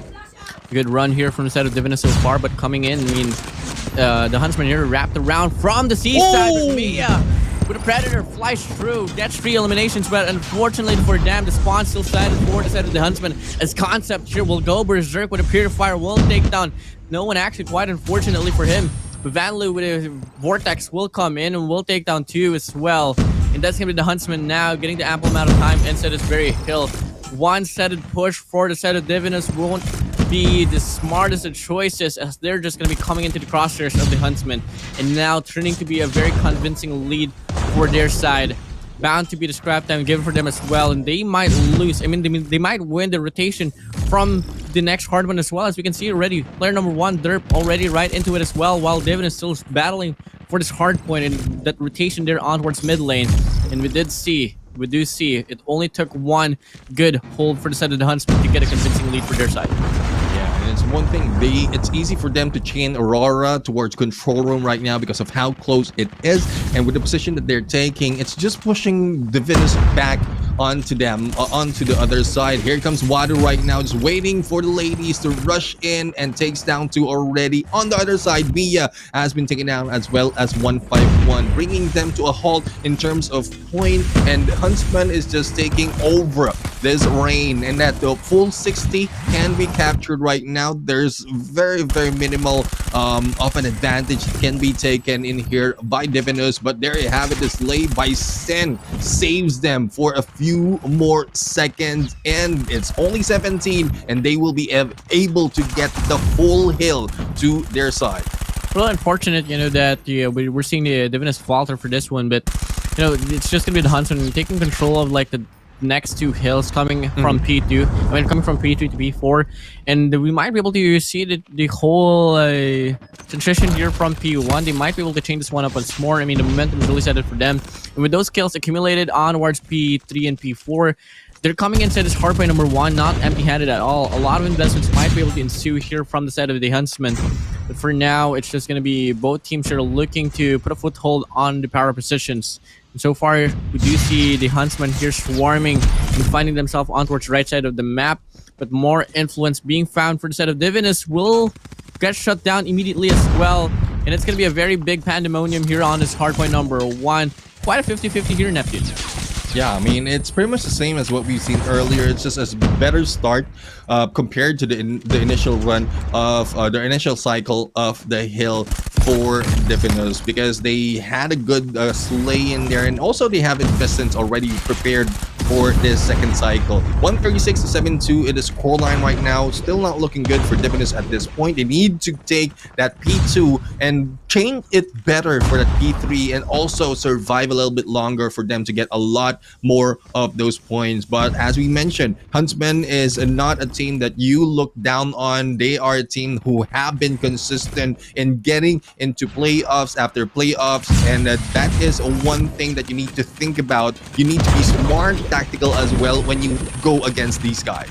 Yeah, I mean, you really gotta be 2 steps ahead. I mean, just looking at the competition here from the side of the Huntsman, and there's just a lot of ethnicity here being involved, and this is really one of the very first teams in the competition of Call of Duty Mobile that we're going to be seeing a hybrid team. It all started from Crush getting acquired by the Huntsman, and it quickly translated to Van Loo getting acquired as well. Now we do see Wadu part of the equation, and clearly it's really putting up a very big impact, and that could really just foreshadow how far the competition of Call of Duty Mobile could be soon enough. Maybe years from now, we might be able to see a lot of different hybrids. But you know, it's gonna be the Huntsman really putting up that first initial start of that theory right there, or that fatter trend of the hybrid teams. But now, looking at the state of the game here, it's still gonna be the Divinis on the passenger seat. Huntsman just driving and cruising, quite relaxed here, Neptune.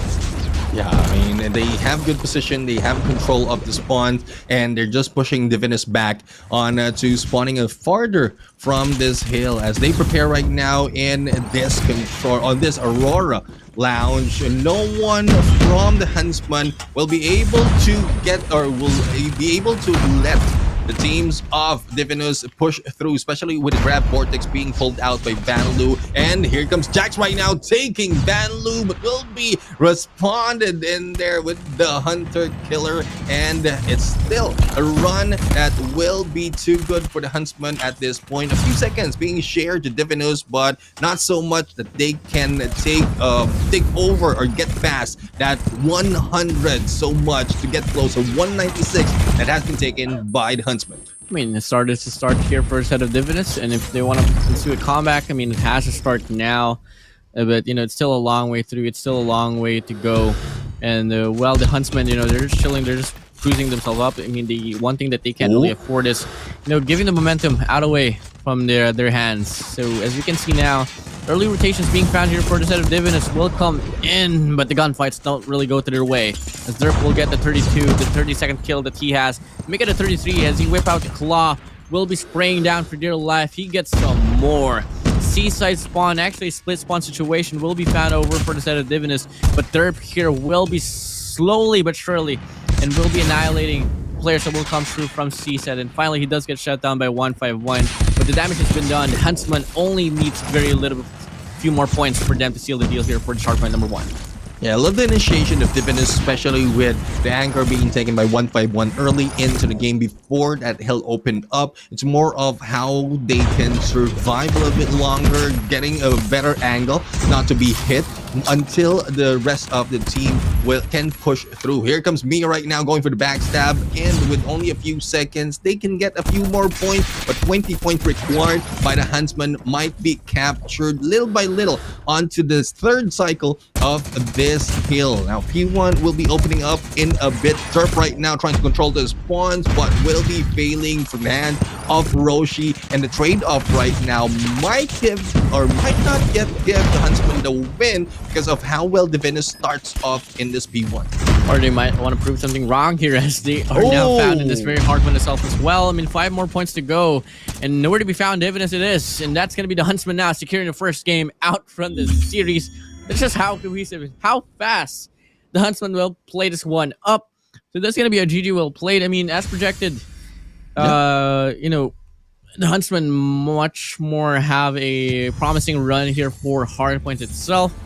They did win that one out quite dominantly, but that's just how it's gonna play out. So, you know, it's only the first game here, but with the good run being put out from the side of the Huntsman, we can also gauge how far and how well the Huntsman can play out through the entirety of the series, especially if they start off quite strongly. Exactly. And well, I love to see more of the evolution coming from the ladies of Divinus, but the Huntsman right now, they are not like, they are easing up a little bit, but not so much that they are giving the close score line when it comes to the end of the game. 250 to 126. Comparing to the matchup of Divinus against Kazoku Legacy, it's still a little bit lower, but they're going against a stronger team, which is the Huntsman. So they're still consistent. Hard point, there might be a change later on the score line between these two teams once we get into search and destroy. We've seen how well the ladies has put up with the snipes as well as their rotation and even the clutch moment that they have to offer in this game. So that would be something that Huntsman really have to look out for and not let go of their like initial plans or approach for every game. They have to put up everything similar if they are going against the newer teams and or new teams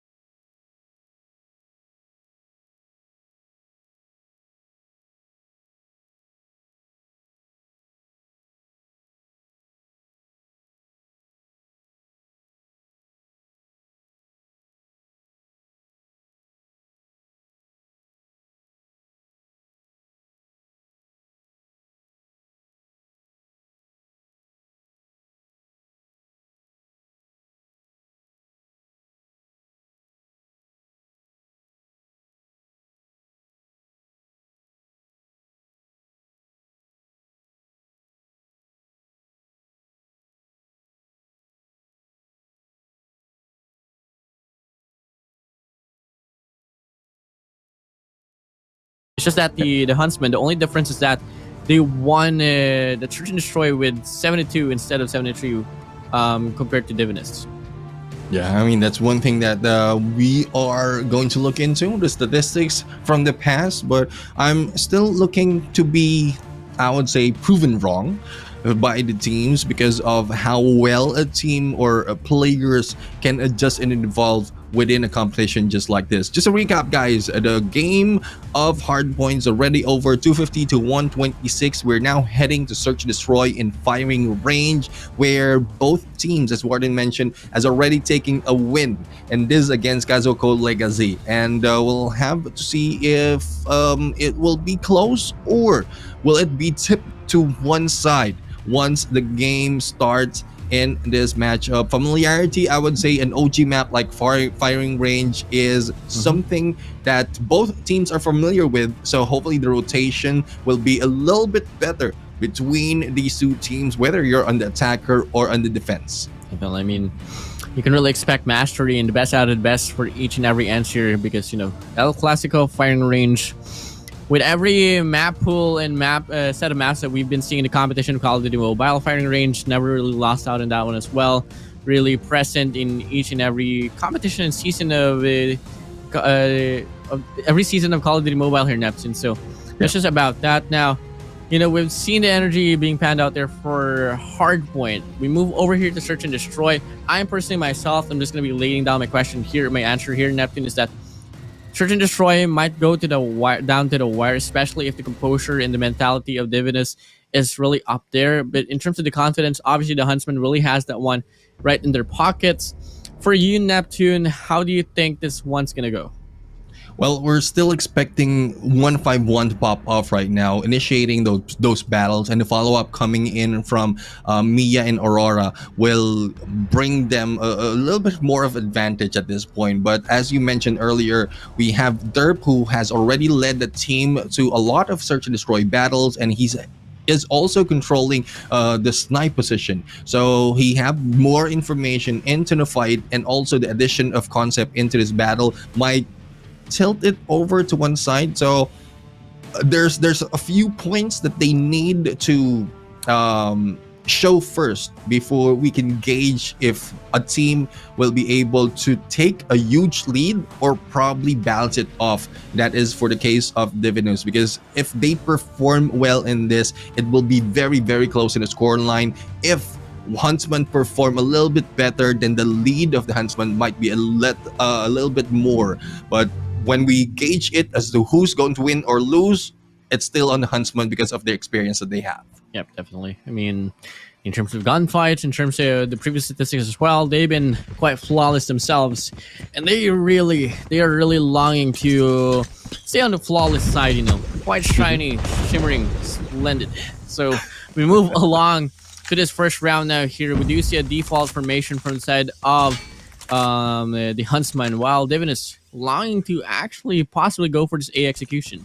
Yeah, well, a little bit of a hold up in there into the showers. There's no movement coming from them until we've seen this lady 151 going in for the rotate together with Aurora. So there's still not crossing through midway into the map. They don't want to be caught off guard right now. They want to go for the initial frags, and that is where 151 has a good advantage. But letting off the barracks hut, going in for the alpha slowly might give them that chance. Concept right now is in there trying to put pressure, but Sen takes them down. But Roshi in the rush against two, balancing it off that quickly. Divinus right now is on the lead in manpower, or I would say ladies power. Ladies power found in play. Life count given for them. 4v3 situation, but two players on the wrap around from the side of the Huntsman will come in. One pushes on towards the trailers, and they're gonna be able to take down one. Vanlu gets one. Wadu as well. It's a 2v1 situation. Vanlu left alone inside the bomb site. 25 seconds left on the clock to play around with as well. Taps the bomb. Hold this one up. Is he gonna hold this one up? How does that happen? Vanlu gets away with a defuse. And as he thought that Divinus will get the first round, Huntsman, Vanlu says no. I would say the distance they have onto that bomb, as well as how stealthy Van Lu is in getting that. I'm not quite sure if they heard, or I'm pretty sure they heard it. It's just more of the hesitation as who is moving in onto that sleigh, and both of them just missed that opportunity. Hopefully it's not a loss of motivation from these teams. The initial frag being done right now by Zen against Roshi, who slayed 2 earlier in the previous round. So there's still chance in here depending on what initiation will be done by Divinus, but I would say the Huntsman did a great deal of a job in that first round. Big difference so far. Starting off, Derp will take down 1 with an SKS. Jack's response button with 1 as well. Zan long to put himself up in the board, and he absolutely does. Nifty shot, precise, eagle's eyes. Zan long to get some more as well. 2 players on the trailers. A crossfire might be able to come through as well. Needs to watch out, and looking like crossfire no more as Wado will take down 1. Zan slides in. He shuts down Mia and Huntsman. The Huntsmen, they take another round out away from Divinus. They're up by 2. Let me correct that. That's not Eagle's Eye. That is Neptune's Eye. That is Locust Neptune that Sen is rocking right now. Really love it. I mean, yeah, this guy knows his gun. And Locust with the mobility as well as distance on a snipe, and he can put in a lot of pressure in this game. And speaking of pressure, they are heading over to the Alpha, but they just missed the Divinus, the ladies, by just a few seconds. They were trying to go for the shower approach, but they will be missing that, and Bravo will be the target of the ladies right now. But one thing per se, Aurora is going in for the sneaky backstab, missing that opportunity, and got beat to it. 151 also being taken down. That was a good ideation, but the execution is not that well. Good thing that Roshi as well as Mia is still up for the battle. It is a 3v2. Good intentions. I mean, you can really expect good intentions and projections from the set of Divinus. After all, they are the best team in the competition here in the Philippines, at least. And you know, they were coached by Ole himself, which is a former coach of the WPM Lowkings. So, I mean, he is still a coach of the WPM Lowkings. I mean, take that back. But we move along now towards this round number 3. It's gonna be a 3v2 situation. The bomb is gonna get planted as well. Derp in concept, can they get the retake is the question. For the set of Divinus, no need to push, no need to pick at all. I mean, you can really tell, and you've been able to tell how precise the Huntsman is, and you can't afford to let that one slide. Concept right now being surprised by Mia from that top, and good move. SKS will not be used that well against the Slayer, which is Mia and Jax on the other side. There we have it. Ladies right now taking a point against the Huntsmen, and we'll have to see if they can carry it over on next run. They're still an attacker though, so they have a chance to control the pace of the game. Heading over to the Alpha approach once again, but this time it's a 2-3 split. Still a stalemate will still be happening for the early seconds at this point, but 151 taking down Derp might change the game. Might change the game. Could be concept as well, but misses the shot. 2 opportunities right at her face, but it's gonna be wider from the back end. We'll take her out. 2v4 situation. Last player onwards, red. Concept long to get the kill, but it's gonna be Wadu from the back end once more, getting it done well and said with. And that's gonna be the Huntsman retaining the double round lead right there. And that's just really really showing off how confident they can be. I mean, we did see how offensive they played the defense, their Neptune. And it really was found as well on the way down there towards round number 3.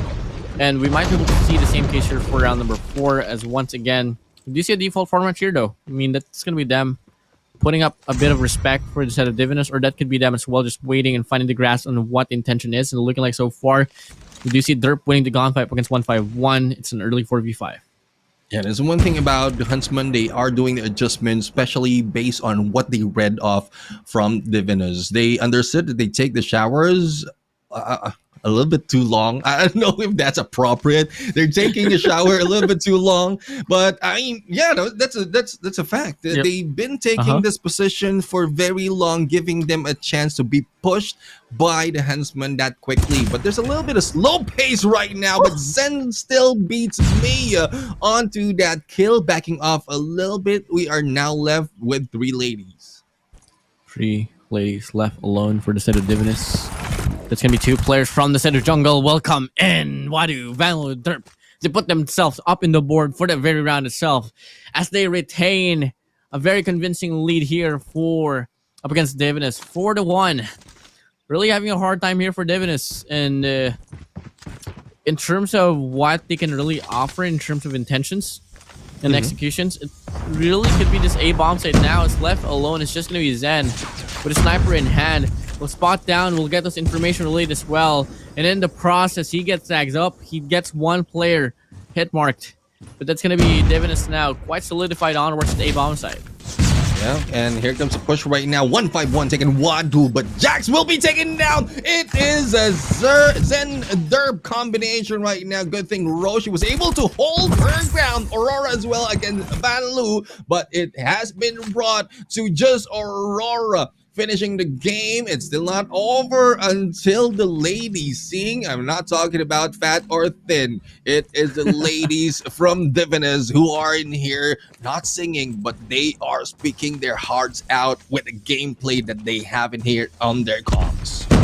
Yeah, I'm really loving the whole take here, but so far they still need at least 2 more rounds to put up to even things up. As we can see now on this second half, we do see the Huntsman starting off quite aggressively onwards at the A bomb site, and we do see the first casualty added for the side of Divinus, but the Huntsman responding back with 3 as Derp will put himself up in the board, shuts down Mia. 151 still well alive and quite kicking, but she's gonna be left alone in a 1v3 situation. The bomb gonna get planted. 3 players that needs to be dealt with. Make it 2 as she shuts down Van Lu. And 1 player will be wrapping around as well. If she can get the proper read, she can lower down the numbers to just a 1v1, but I don't think she's getting the call. The concept is just going to be right there. And that's going to be concept now, getting himself in contact. A pinch. Line come in as well, quite aggressively. The Huntsman, they go, and they take another round out away from Divinus. 5-2 the scoreline right now. 3 points lead needs to be cut short by Divinus at this point. And even with the sides being switched, Huntsman is now dictating the pace of this game. They are not being caught off guard, unlike what we've seen earlier from the gameplay of Huntsman taking or catching the approach of Divinus. The spread right now is 2-3, 2 in the mid and 3 onto Bravo. And there goes Derp going in, taking down Mia from that initiation. Mia out. Early 4v5 coming again, lowering down the firepower here for the set of Divinus in terms of defense. Looking like the Huntsman actually not going to pursue this push right here. That's going to be the best read that they've done so far in this competition. I mean, 3 players found it there onwards the B bomb side. Well, the A side is cleared. Quite unfortunate for the set of Divinus. They are bound to deal with a retake here. Looking like concept as well, just playing around tower, looking all around, but doesn't really realize that a player from the set of Divinus already went under his nose and will be able to come through and push himself up towards the wooden as well. And in the process, Divinus, they take 1. They're looking to get another one as well. They're fully get shut down. It's going to be a 3v4 situation here in Neptune. Yeah, 3v4 favoring the ladies, and it will be balanced up on 151 will not agree. Aurora taking Van Lu out, and it is now a 1v3 where in concept took a while from that tower, and Aurora just took her down. They are now on the 3rd point, getting close to tying it up, but that will depend on the gameplay of the Huntsman in here. Will they be letting go of their strategic approach, or will they be trying a different method this time? Attackers still on the side of the Huntsman, and they are going in for a 2-3 split, but not so much an early or an aggressive push. Not yet. I mean, just waiting out for the perfect timing now. And so far, it's just all gonna come down to the first bloods here now. Is it gonna be 151 or is it gonna be a player named Zen? And so far, it's just gonna be Aurora here for instead of Divinus, putting up a number on towards on this very round as well as they take down Concept, which in terms of Concept actually as well, he has been quite underperforming here for the set of the Huntsman. But what can you do if Derp and Zen is popping off for the squad as well? That might be enough for them to compensate for the firepower here being lost out for the set of Concept. But moving along towards this round number 9, you do see 1 buddy drop already for the set of the Huntsman, while Divinus really just leaning towards having a lot of defense here onwards at A bomb site, while leaving 1 player onwards B, which Mia will be on this coop, will not be able to spot down the player there for the set of the Huntsman. So this might be a very deal-breaking situation here, especially if Derp can ensue and wrap around towards B and could get those kills from the flank. Yeah, one thing is if you are tasked to get information and you weren't able to get through, it will throw off the gameplay of the ladies right here, especially with distance that can be covered in terms of the SKS used by Derp. The backstab is possible. Roshi right now is in here with a good side, but it is Aurora being taken down by Wadu. Here comes Roshi being backstab right there by Derp. That's what we're talking about, and that is just because of the missed opportunity of taking, or Mia taking him down from the battle. Mia, the slayer of the ladies, will not be able to hold it off, especially with the manpower against her, but it brings Huntsman to a match point, and we'll have to see on how well the ladies will be popping through. But one thing I would say, from the winning cam that we're seeing, I think that was banned. Like, he's not moving at all. He's stuck in his position. I don't know if that's true or probably he's just into the game watching it, but I'd like to see that later once again. I think it was Alfred, just just watching. Yeah, just watching the game pan out. I mean, watching his teammates react to how the game has been playing out, and so far, he's pretty monotonous in terms of his facial expressions. But back to the game itself. We do see Derp finding a 2-piece for himself, and he's gonna be left alone in a 1v2 situation. He needs to deal with Jax and 151. They're on the match point advantage. If ever he can get this clutch, he can seal the deal and crush the dreams of Divinus for the search and destroy firing range. Plenty of time to play around with as well. And with an SKS, you know for a fact what you can do, Neptune.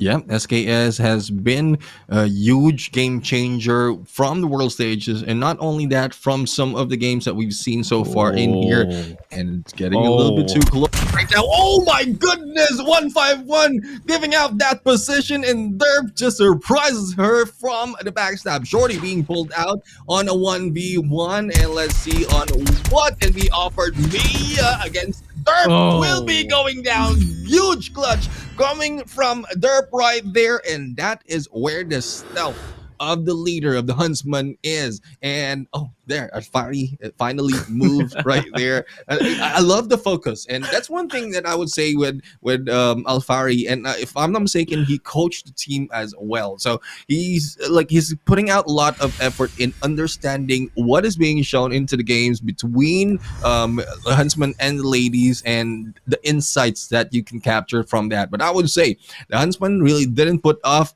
or they did put off a good fight against the ladies, and I would say the same goes for Divinus. They went in there with a better scoreline compared to what we've seen earlier or previously from some of the teams who went against the Huntsman. But I would say 73 is better than 7-2 by Kazoku Legacy, and it's good improvement for Divinus right now. But it goes to the line if they will have a chance to stand on the top two, or probably just let it go, because going into Green Master is already an achievement for the ladies.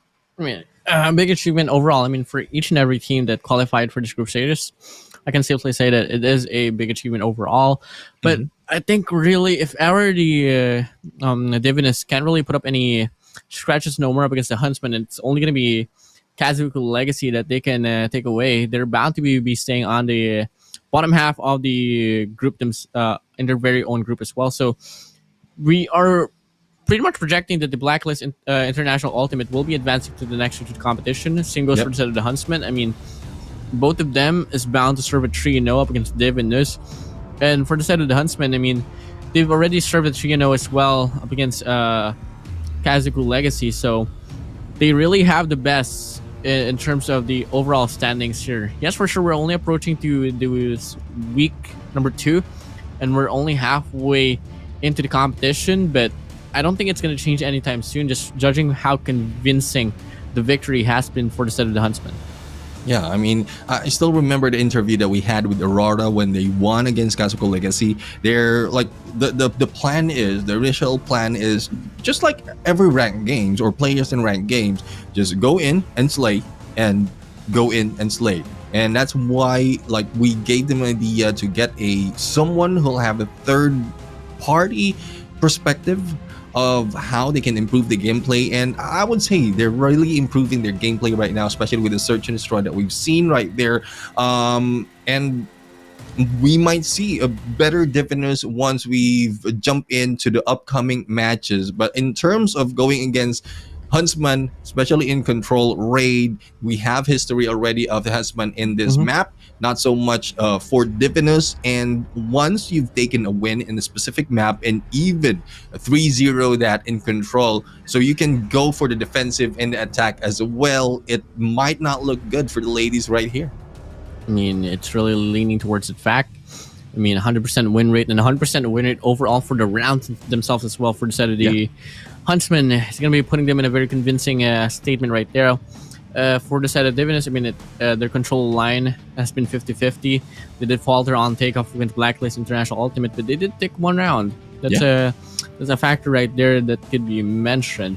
I think really for this control here, Neptune, I think we might expect the Huntsman to run this one down as well, but I wouldn't be so surprised if Divinus can show a little bit more of a fight as well in comparison to Search and Destroy. A hard point, we did see them put through the impossible. They defied the odds, they changed things up, and they were able to get the final adjustment to take down Kazoku Legacy.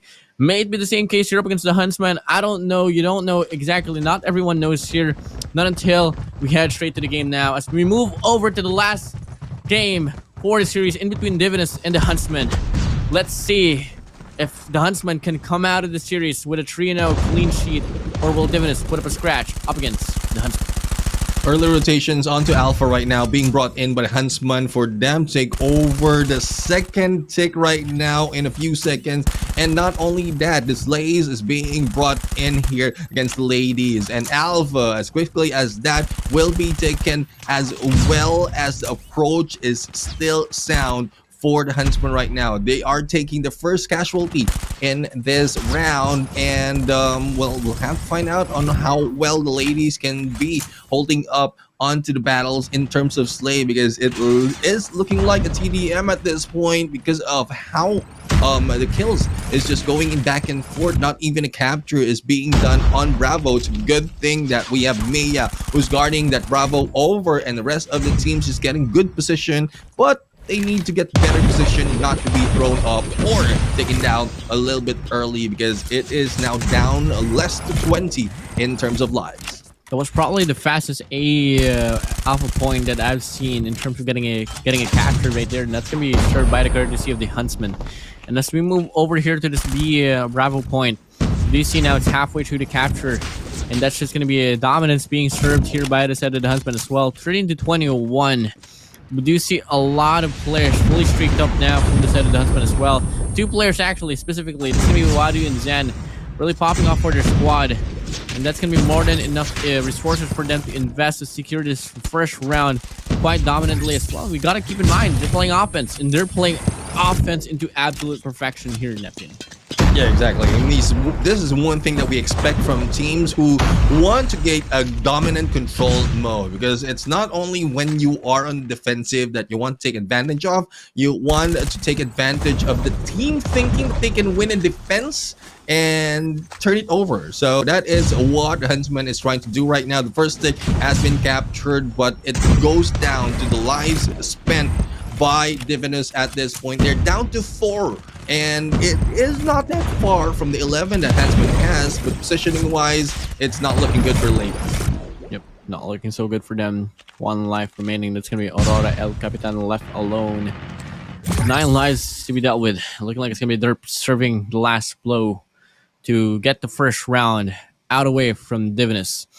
And we move over here to defense. We can really expect that the Huntsman can just play confidently and go in an override and play aggressively here and play by the KD. That's exactly how that one panned out. So we start off here onwards second round, reacting to see an offensive side here for the side of the Huntsman. Let's see how can Divinus counteract with that one.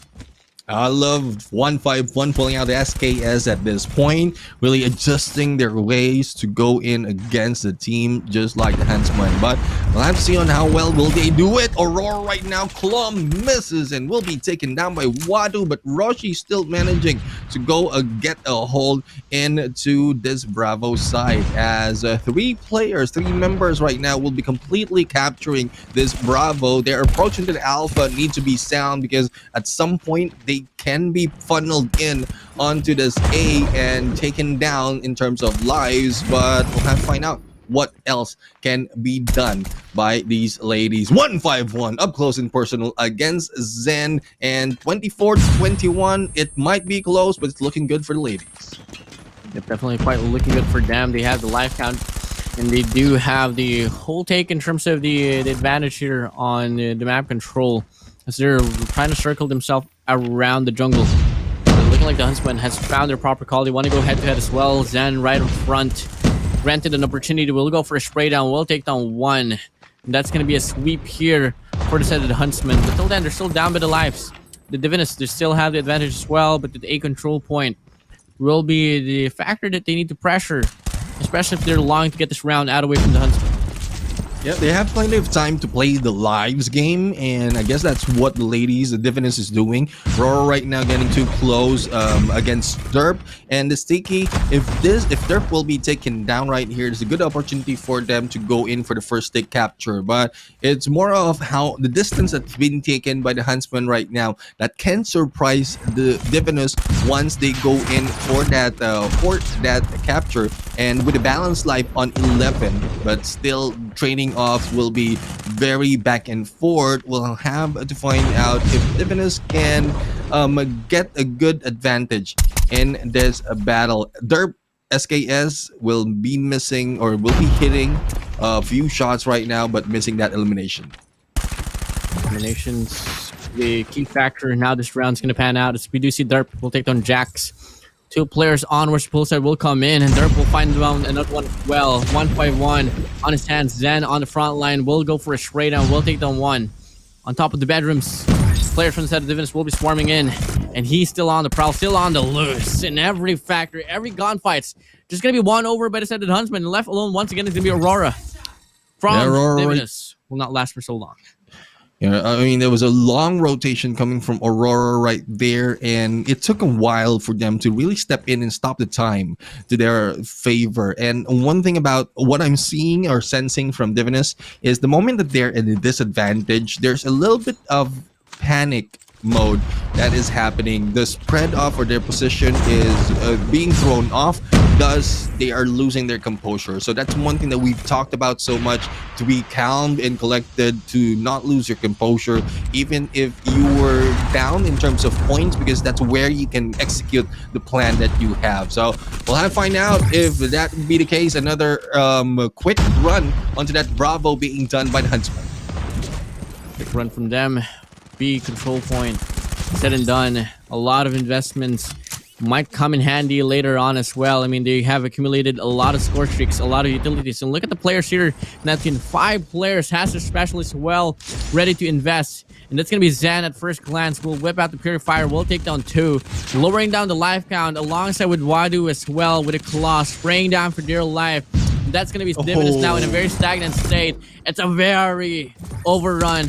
They are overtaking this competition by a storm here, Neptune. 6 lives remaining here for Divinis. They are looking at the battles of defeat.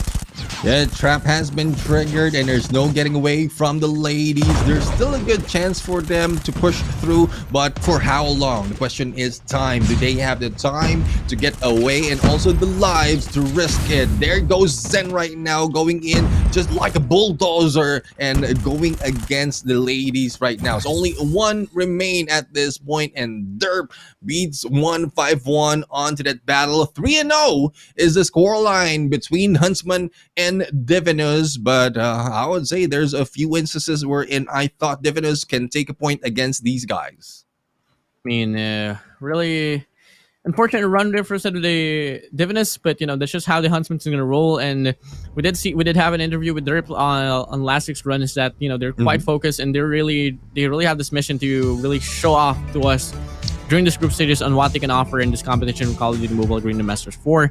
And they absolutely did. I mean, they really concreted and well-defined the Huntsman they is. And that's just them winning out the Series 3 and putting them in a much more convincing spot to the group itself here in Neptune.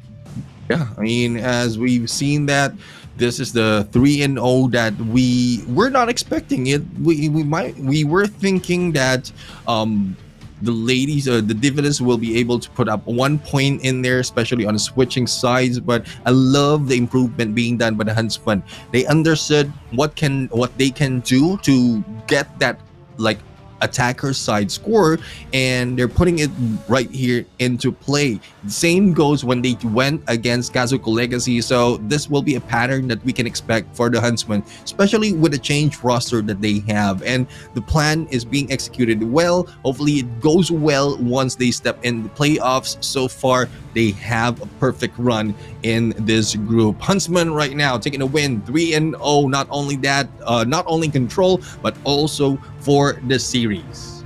Yep.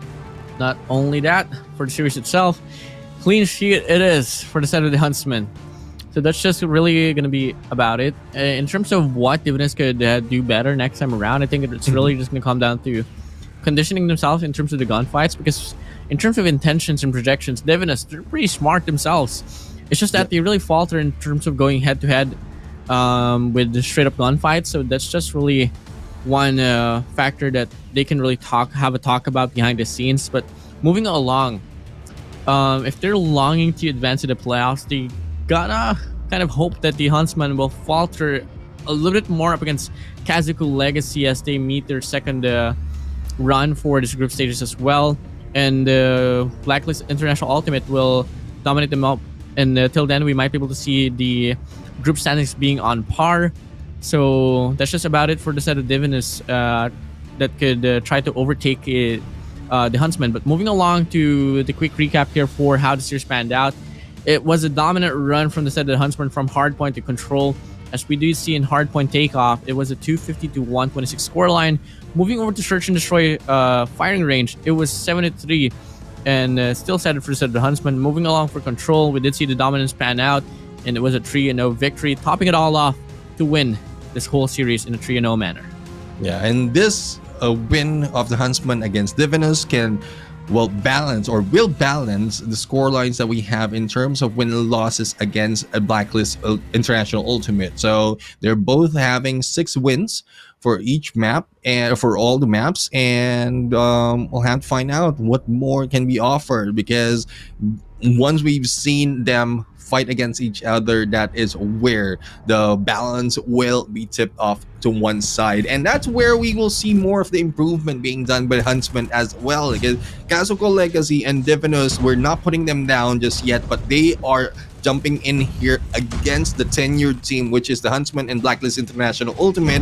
And when it comes to experience, it's more of this advantage really, and it's more of what you can learn or teams can learn in this battle. So hopefully these teams, Kazoku Legacy as well as Divinus, is learning a lot on like every time they jump into a match against these tenured teams in the Garena Masters, because there's like that is where they can find the improvement in themselves, and also a good tactic that they can use and I would say adapt to their own play style. Yeah, definitely. And overall, in terms of adaptability as well, I mean, I really want to talk about how the Huntsman has faced a lot of lineup changes now, and they have been having a hard time putting themselves up on towards the top of the competition. And it might stay towards the case as well, but we got to keep in mind that, you know, the Huntsman was also known for taking out talents like, if I'm not mistaken, the WPM Lowkings during Garena Masters 2. And with both of these squads actually having a different set of roster, we might be able to expect a little bit more of a different touch as well for the set of the Huntsman. So we move along in this competition with high hopes for the set of the Huntsman. But one question is, how is their playoffs going to pan out if we move over to the latter stage of the competition later on? But for now, let's talk about the highlights in the spotlight here, as we do see Derp with the MVP for this one, averaging 25 kills. Average death will be 14.5, assist would be 15, scoreline would be 3,328.67, and a KD ratio of 2.5, which is quite insane. Yeah, that's quite insane indeed. And this is second MVP for Derp right here, and it's like we've seen that so far, especially with the Search and Destroy, wherein he were able to get past against Mia and initiated the approach onto that one round. So this is one of the minds behind the whole Huntsman team, and I'd like to see more of what Derp as well as the whole Huntsman has to offer at this point. But there you have it, guys. We have the second series already over, and we are heading into the interview. And I think you can take a lead on this because, as you mentioned, Warden, you've already got that interview earlier on. But I think before we get there, we have something more in store. Or Zen right now in front of us right here. Hello, So go ahead, everyone. Warden. Well, Zen, first of all, come in. I like to start things off. Just set the mood here. How are you doing, Zen? I'm fine. I'm good. I'm very good. Feeling very good for tomorrow, actually. So yeah. Well, you got to be here because, the next matchup that you have in line is, this is basically question now. So in terms of the preparation up against your next predecessor, which is going to be Blacklist International Ultimate, you all have come out flawless in a 3-0 manner up against Kazoku Legacy and Divinus, Ultimate Divinus. Divinus overall, directly Divinus. How do you feel your preparation is coming along up against Blacklist International Ultimate? So our preparation has been very good, better than last year. So with the with the addition of concept, another IGL, so we have more strats now on S&D and how to play hardpoint and control right. Hopefully. All right. And I really feel that because you mentioned earlier that it brings you ready for tomorrow. And I looked at the schedule, and tomorrow is the day that you will be going against Blacklist Ultimate. So I'm looking forward to that. But on that match against Blacklist International Ultimate, which mode do you think gives you, or which mode would be your best advantage or gives you best advantage out of all the three? So we all know that Blacklist is flawless in every hardpoint, S&D, and control. But we have a very strong feeling that we would be stronger in S&D and control, hopefully. And hardpoint, if we can take the 3-0, we'll take the 3-0. Nice. Well, disregarding the outcome there with Blacklist International Ultimate, you, Zen, and you all, the Huntsmen, is bound to be projected as the number 2 team in this group. Nonetheless, you all can take that win up against Blacklist International Ultimate, but before that matchup, it is projected to be that way. But, since you all are going to be part of the topic of the top 2, you all will be advancing to the playoffs. Surely here, despite the fact that, we're only halfway through the group stages. How do you feel about this one, Zen? The Huntsmen actually have a long history with Blacklist. Every group qualifiers, we have to go through them. Hopefully this year, this GM4, we can beat them. Instead of taking the number 2 spot, we can take the number 1 spot. No. I love that. I love the ideation right there. And I'm seeing the energy as well from you, Zen, and also earlier when the whole team was shown on your camera. I'm loving the energy right now. There's a little bit of seriousness, but there's smiles also coming from you guys. So I guess this is where confidence of each battle that you're getting and winning as well. And you have a sound plan. That's why you're happy in the situation that you're on. But thank you very much, Sen, as well as Huntsman. Good luck to the team in the upcoming matches, and looking forward to the battle that you will be facing for tomorrow. All right, thank Thank you, Zen, for that one right there. Really jolly guy. I love the guy. I love the energy. Yeah. Quite serious. Has a mix up as well. You pointed out yourself. So I can't wait to see how tomorrow's gonna pan out. Keep in mind, guys, the Huntsmen, they still have one more matchup to deal with for this weekend, and they have to go against Blacklist International Ultimate. But that's said and done with. We are going to be moving over to the next matchup for today, and it's going to be SR NACAGUE up against LF Org. But before that, we're going to be having a short break, so we'll be right back.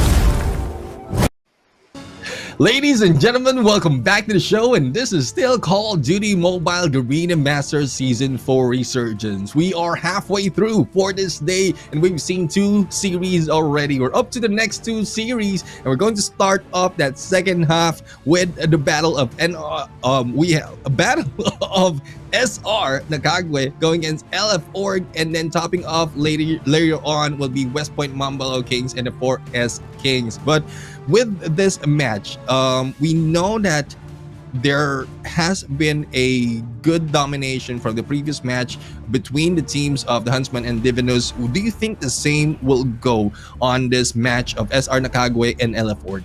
I think that this is probably the sweatiest matchup that we might be seeing for this one. I mean, it's 2 Filipino teams that's been struggling to put their tier up, you know. I mean, I think both of these teams are on tier 2 right now, just gauging off how consistent they have been as well. So, you know, SR NACAGUE and LF Org, they've been struggling in terms of putting their names up on the board. And in terms of the Philippine competitive scene, they're really overshadowed by Blacklist, Smart Mega, and the WPM Lowkings. So I want to see who's going to be following along with the whole trail of those 3 teams that I mentioned. Is it going to be them? Is it going to be SR NACAGUE, or is it going to be LF Org? Yeah, as we took a recap of what happened so far and what will be happening in the future, and I mentioned this already, the next match will be SR NACAGUE and LF Org. Good point indeed. I mean, this is where we want to find out if there will be a team that will go into the trail. Put into example West Point Mamba Lowkings. They jumped into Garena Masters and they had like, if perfect run, if not almost a perfect run from the group stages, and they really like pop off against top teams. So we're looking for another team that can do the same. But let's head over to the team SR NACAGUE right now. Owen, Wander, Mac, Yaku, Joshua, and Chroma. I mean, familiar faces in this game, and looking forward to how they will play in the new brand. Can't wait to see how they're gonna play. And in terms of the lineups overall, I haven't really seen Mac quite a lot, and I don't think I've seen him at all actually. So I can't wait to see how he's gonna put himself up into this equation. We all know how the brute force of the big daddy Mac can come in as well, and he's pretty dominant with a close quarter combat. But you know, since he's not around, I guess for sure the composition will be pretty good itself. But you know, moving along for LF Org, the composition will consist of Static, Siev, Badman, Bench, and Epochs. And just like how the storyline has been panning out for the set of the Huntsman, we can clearly say the same thing here for the set of LF Org. They've been really experimenting with their lineup so far, and in terms of their statistics, I don't exactly know how to feel about this one. Both ends not really the most promising at stake. Yeah, I mean, the thing is, LF Org went against Smart Omega and Almighty, the tenured teams who've been in a long contention against each other in terms of that top spot. So it's not an easy task for LF Org to go against them, but that would be how they can react, and as well as what they learn from those matchup once they go against SR NACAGUE. And going into the SR NACAGUE team, though, they took a point against the hard point against Almighty from the previous match that they have. That's a good motivation for them as well, and also in terms of points once they head against LF Org. So it's 50-50, and I would agree with you, it is a sweaty match between these 2 teams. But let's head over to the head-to-head. CF right now, looking at the numbers, has a huge or a little bit of lead in terms of average skill as well as assist and scores. But in terms of KD ratio, it's pretty much the same against Yaku from SR NACAGUE. Yep, definitely. I mean, even up ground's quite even up as well. And coming in, you know, if we're just gonna be looking at the whole statistics here, I mean, I'm really quite scared overall. But both ends is on below Almighty and Smart Omega, but that's pretty much expected. I mean, we're talking about the 2 regional finalists as well, so yeah, it's just about them really battling for the bragging rights and who's gonna be coming off as a top team for the bottom half of the brackets itself. But you know, I don't want to neglect and put them out of the equation for the topic in terms of advancing to the playoffs, but it's pretty unlikely. Nonetheless, someone in this very matchup will come out of the series with a 3-0 win. Maybe till then they can come back and be put part of the story of the advancing to the playoffs. But for now, that's just going to be it now. But moving along to the maps and modes, we're going to be talking about the map ban now, and that's going to be Raid and Ascenda. Moving along for the specialists, Annihilator and Purifier will be out of the chase.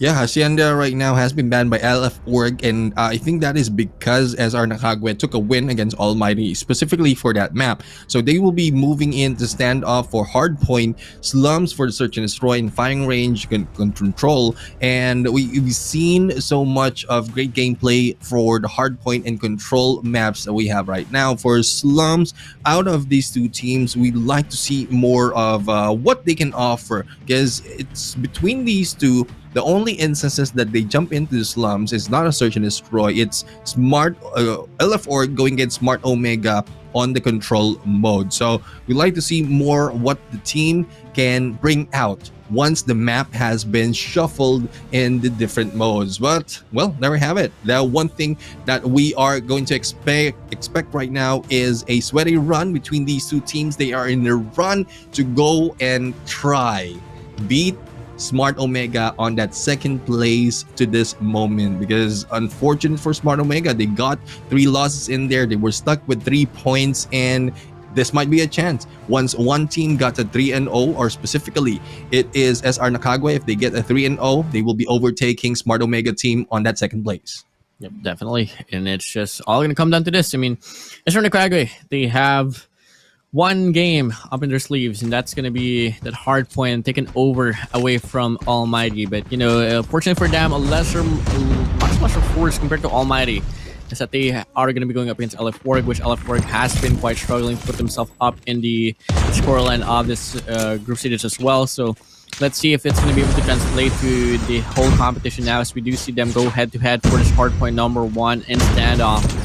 So far, SR NACAGUE, they started things off quite strongly, but looking like LF Org long to respond back. And they responded indeed, clearing off that P1, and they will be taking over on the scores. 34 seconds remaining, and it is still blue in here representing LF Org. And there's a little bit of pressure being brought in by NACAGUE at this point, and the pressure will be paying off. 23 seconds remaining. This might be the end, if in case both teams will be thinking that this will they need to rotate onto the warehouse, and that is what they're doing right now. Yaku trying to control the pace, and there goes the Slake and CM. Badman taking out Joshua into the process, and early rotations is still not being done by both teams. Good thing that NACAGUE was able to pull back a little bit more, a few seconds from that P1. But here comes one guy. It is Chroma right now, who's standing a little bit too early and setting the pace onto P2 for this match. Chroma still on the roll, makes it a 5 killing spree for him.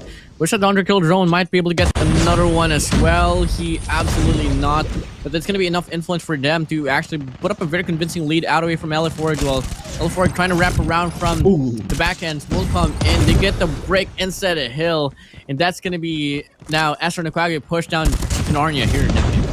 Yep, they have been pushed down right now, and the 4-man defense onto this hill, making it difficult for SR NACAGUE to push through and go and break that hill. 16 seconds remaining, a few more to balance off the scores between these two teams, with early rotations being done by 1 player from LF Org and 2 players from NACAGUE. It's more of how it can be balanced on that anchor spot, and there goes one, and the takeover might be done by NACAGUE right now as it starts off with 5 seconds.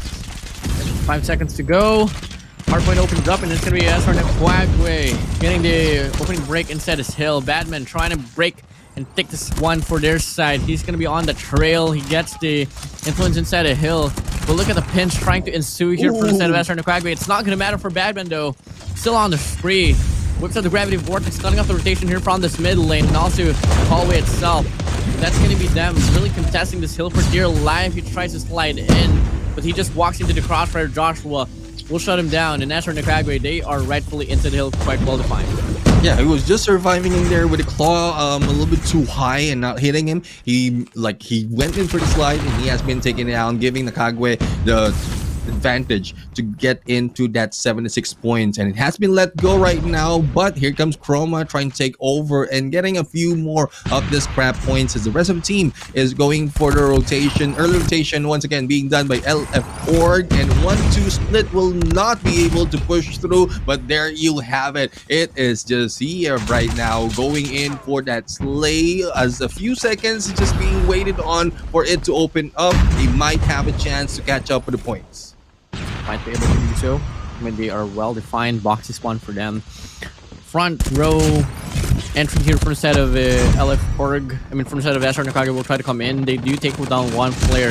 Three players right up front will try to make the break. Claw will come in. Owen shuts down two. CV box under his name, making some more overall from the side of SR NACAGUE. And as he thought that it's going to be a very convincing lead in hill here for the side of LF Org, SR NACAGUE did take the hill right back. And that's going to be the spawns now getting filled out as well. And I don't see any way whatsoever can LF Org get the break inside the hill. Just looking how well defined, how well composed, and looking at the talents here from SR NACAGUE is really just holding the grounds here on this hard point number 4 here, Neptune. Yeah, they're distancing themselves out of that warehouse shortcut onto the opening onto the bakery, just to make sure they will not be caught off guard. Yaku still stays in here with a scrap point, and I'm loving the tactics right now. Even if you are a little bit too late in the rotation, they understood they can push through and break the hill, thus they're not giving out full effort into the early rotations. Batman, on the other hand, has taken down 2 because of that Freddy, and LF Org is now standing once again early into this hill. It will depend if SR NACAGUE will be pushing through and breaking it, but I don't think that will be happening right now. A good haul right now, but Owen for the backstab. This might be the double that can make them go for the break, but CEF takes him down. Bench and Static also for the slay. One goes through, but not enough for them to take over. It's getting really close into that score line, Warden, and we still don't know who will be taking the win at this point. Yep, definitely. I mean, really undefined game it is. And LF Org, if they can get the entirety of the scrap time, it's going to be them evening things up against SR NACAGUE. It's hard point number 1. Really excited for them. Well, they do lose the grasp of the scrap time, so we are still going to be seeing SR NACAGUE retain the lead out away from LF Org. We move over to the rotation here for the set of LF Org, though. It's much more of a brighter case for them. They do get the early rotation. 3 players inside the parameter. 1 player anchoring onwards Bakery and 1 player onwards Gasolines. They have every factor to hold on to the hill for dear life, and they absolutely do. And that's going to be them winning the first wave of engagements here on this hardpoint number 2. Yeah, and 50 seconds remaining. They have a good chance to overtake the scores that NACAGUE has already. Sia on the slay and stepping into the hill. Yako and Chroma onto the side, taking him down. But 1 and 5 is still moving in here, taking over this P2. And the preparation as well on P3 is being done. So I love the ideation. Only 28 seconds remaining, and it will be taken down by NACAGUE, balancing or probably taking the lead once again. But LF Org, they're doing their best not to make the lead that much, so it's easier for them to get that momentum later on once they have a better run. Yep. In terms of a better run right here, P2, really good investment from the side of SR NACAGUE. That's going to be them enough to really retain the 20-point lead, perhaps, out away from LF Org. But LF Org, they could get that early rotation through P3. And we do see player 4 and player 1 really holding the ground here from the back alley away, while player 5 from the side of LF Org popping up for the squad as well as the E-Box. And they're going to be able to ensue and really make this play work out for the at first glance here for P number 3. And, you know, just looking at the energy and looking at how well defined LF Org is, they might come out and get away with a money hill. Not until now, as we do see a lot of efforts being shown out here from SR NACAGUE. That's going to be softening the defense up, but E-Box inside the hill with a claw. We'll spray down, we'll take down 2. Can he find a triple? Yes, absolutely, yes. Chroma Wonder under his name, but Badman from the back and will shut them down. And that's going to be a very back and forth hill we go, and so far, we do see that LF Org will win through the engagements. Yeah, LF Org not only engagement but also control of the spawns. Had a good run in there initially.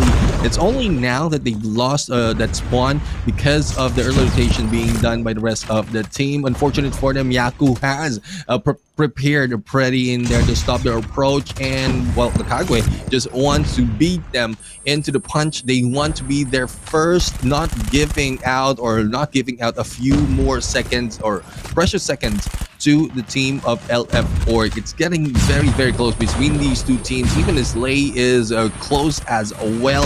And Static right now is the one stepping in. No lineup being set. And Bench right now with a claw might push the rest of NACAGUE out. And here comes Wonder, the boy Wonder, taking 2 down together with Chroma. And this will be a different color for this story.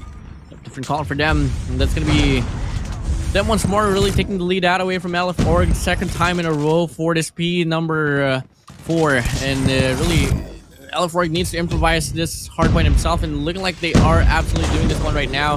They have 3 players inside the hill. They got to worry about boxes though. 3 players from the side of SR NACAGUE long to get the break inside the hill. Bench with a Holger can't do anything at all. Owen shuts them down, and SR NACAGUE, they take the hill right back, getting the remaining scrap time here, 5 points, while in the process, LF Org trying to get that early rotation for P1. The rotations indeed being done with only a few seconds for it to open up. When it comes to investment, it is NACAGUE who has a little bit more, and hopefully they can utilize that in here to secure the lead that they have. But it's very too close for comfort to really dictate if they can be backing off in terms of their firepower. So they might be letting go of some of the operator skills as well as score streak a little bit too early because of how close it is. It might be panic. It might not be part of the plan, but they need to make do at this point. Epoch especially in here going in for a double slay, securing this hill, but will be taken down there by Wonder and Yaku also for the approach. Approach. Keep in mind, LF Org, they're on the lead right now, but SR NACAGUE long to get this lead back to their side. Bench here trying to make this opening break with a Holger will come in. That's going to be him on a 2 spree. Can he find some more? Absolutely, yes. He gets it well done. Yes, sir. 2-18 to 2-13 now. 5-point lead here for the set of LF Org. Looking like SR NACAGUE might be able to get the remaining time here to take the lead right back. And each and every point starts to matter now here because both ends has now showed stellar gameplay, but only one can reign supreme on this hardpoint standoff. As we do see now, this hardpoint number 2 might get heavily contested by both ends. We do see LF Org slowly but surely taking the lead back to their side as they only need 25 more points to seal the deal out away from SR NACAGUE. And Bench right now is on his way to his 50th slay, and not only that, getting close to a few more points to take this win. And finally, the breakthrough from SR NACAGUE is in here, but there's still no stopping the teams of LF Org. They want to take it. They want to win this, but for how long can they hold off? They have enough time to end this match in this hill, and 20 seconds will be more than enough. And there goes a hit. Sad or Badman taking out Wonder, Bench as well, taking an Owen. And I think with Bench in here, only 2 to that 50, and also 1 for that time. There goes the win. LF Org seeing the light of day, balancing the series wins or the game wins between SR NACAGUE and this team. That's been the first time that, you know, LF Org is going to be able to put up a win in this group stages overall. I mean, really fortunate for them, and a really good comeback as well. You know, almost for the entirety of the game, at least 70-30, that SR NACAGUE was really taking over of the momentum right there. They were always on the driver's seat, but coming in, I always love to say this final adjustment, it really matters quite a lot. And that's exactly how LF Org played that one up, and especially the rotation from P1. It was well accumulated, and for a moment, SR NACAGUE was able to get the break instead of hill, but the retakes was so phenomenal from the set of LF Org, hence giving them the victory. Though it was down to the wire, it could have went both ways. LF Org really starting off the heat quite strongly. Yeah, I mean, at some point, even of how close it is, it's more of the points that they gather for each hill before the trade-off happens. That's where it really matters. And to the final moment, the 250-226, I would say, is not a complete dominance by LF Org. It's more of, as you mentioned, the adjustment, the final adjustment that they have to do, not to let go of that hill, hold on to it with the remaining few seconds, and that's what made them win. And not only that, close to 50 in terms of slay coming from Bench. He is the MVP of this game. Badman also together with Epoch, Super Soaker, 2 minutes for those hills. There's a combination that you really want from your team once you step into hardpoint. Definitely, I mean, The standmanship of Batman and Epochs is not just found here. They've been together for quite a bit of time, and that's just really shows. It really shows how well correlated and coordinated LF Org is. Despite that, there has been a lot of shade as well for LF Org, especially during this group stages. But it's just so unfortunate for them. I mean, they started off their first matchup for the group stages going up against Mod Omega, and they did falter 3-0. Same goes for the side of LF Org. I mean, for the side of Almighty. So quite expected here, but fortunately they did break that heat, and they are going to be able to they are going to be winning the first game for the series overall. Now, may it translate to how it's going to pan out to Search and Destroy. Well, I don't exactly know if that's going to be the case. I think I'm going to be coming inside this matchup 50-50 here, Neptune. Yeah, I mean, it looks like 50-50, especially with the result that we have in Hardpoint.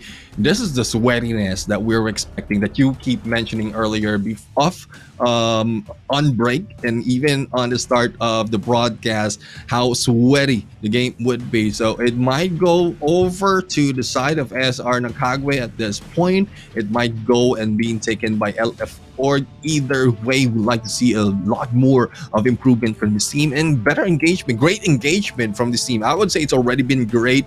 Better will be what we want to see, especially once we go in on Search and Destroy. Slums is a map that I would say goes one side. So hopefully they have a cure, they have a solution in that once it snowballs to one side. And either way, we have the defense being taken by LF Org, so it's SR NACAGUE who can dictate the pace, a chance for them to get that initial point lead against LF Org to bring it to a 1-1. Definitely. So I think really we move over as soon as we move over to Search and Destroy Slums. I think if I'm not mistaken here, no. I mean, the history line for Search and Destroy, SR NACAGUE, aka Old V, aka Old Triple V, is pretty promising in terms of the whole composition here for Search and Destroy. So I think I'm leaning towards SR NACAGUE here, but that could be me proving wrong as well. But it's a no surprise if ever SR NACAGUE can really start off quite dominantly for Search and Destroy. They exactly did that for Hardpoint. Yep. What they just got to do, honestly, is just fix up how they deal with the latter stages of competition, especially finishing things up. So that's just about it. Now, for Search and Destroy, there's a lot of chances, no. And there's a lot of time, there's a lot of stall time for you to revise and try to put on a reset. So let's see if either of these teams can really use that and take that to their advantage. Because if not, then it might go chaotically, just like how it went out for Hardpoint.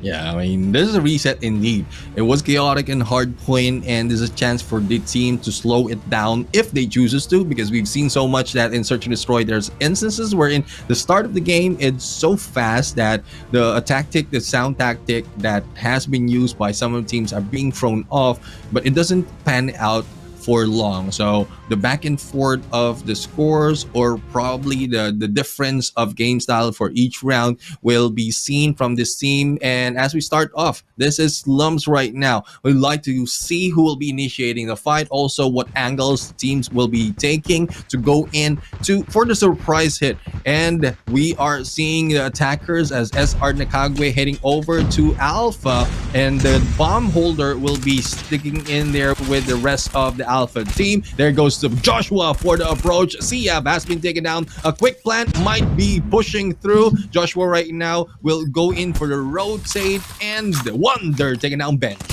Wonder taking down Bench, but Epochs will take down Chroma. Bomb planted. Epochs still longing to get those kills up into the board. And in terms of the sniper being panned out here for the set of Epochs, he was supposed to be phenomenal right there, but only was able to take down one. But left alone here is going to be a 1v1 situation. Owen, Static, going head-to-head. Standoff, as we must see, but positioning is just much more favored for the set of Static. Only 15 seconds left, but he's going to go for a stick. I don't think he knows. The angle is right there. He doesn't know. They falter. Big miscommunication right there for the set of SR NACAGUE. Yeah, I mean, it was a panic mode in terms of the plan and even the approach that has been taken in there. If he moved towards the other side, even if he has been pushed out of position, he can still take advantage of the position of the bomb to get that slay. But it is what it is. This time, it will be a chance for SR NACAGUE to get a point because of the initiation that has been done against Siab. Really unfortunate situation right there. Let's just hope that they can improvise and fix that one up for this very round, as we do see now a different approach. Gonna be going down to Bravo, and let's see, I've already out of the equation, lowering down the numbers here. Really gonna be a hard call, especially if they're gonna be longing for a retake here from the front ends. They might have to go for a trade, but overall on the speed point, we do see Yaku here putting himself up in the board. Will get lost out. No trades whatsoever. Too far apart. 3v3 situation here. The time is ticking though. They need to move in quick here for instead of LF Org. As Badman will be the only player left alone in a 1v2 situation. Josh will find Stu. Badman needs to find 2 as well, but unfortunately Wonder will shut him down. And as for NACAGUE, they take a round back.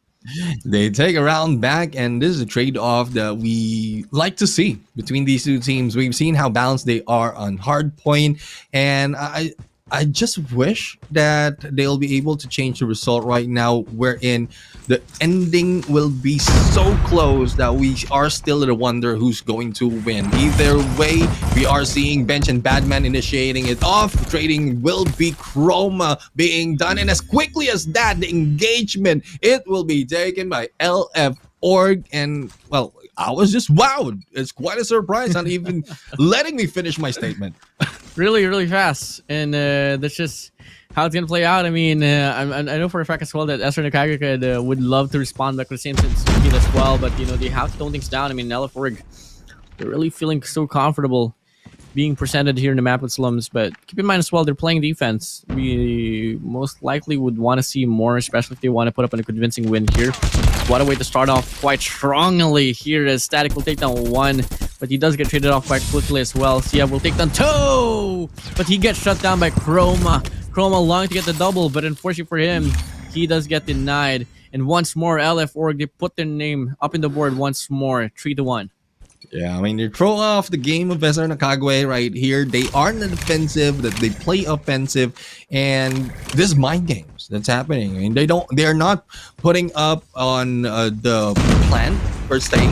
They're just going in for the approach and trying to catch off guard all the angles that can be taken by SR NACAGUE at this point for the attack. And Sia right now initiating a little bit onto that Bravo, but no one is pushing through just yet. And SR NACAGUE is just taking their sweet time before they go in. Probably wants to get the first blood first, and then later on push through. Later on go in for the plan, but that will depend on how this will pan out between the snipers or probably with the slayers who's up close and personal.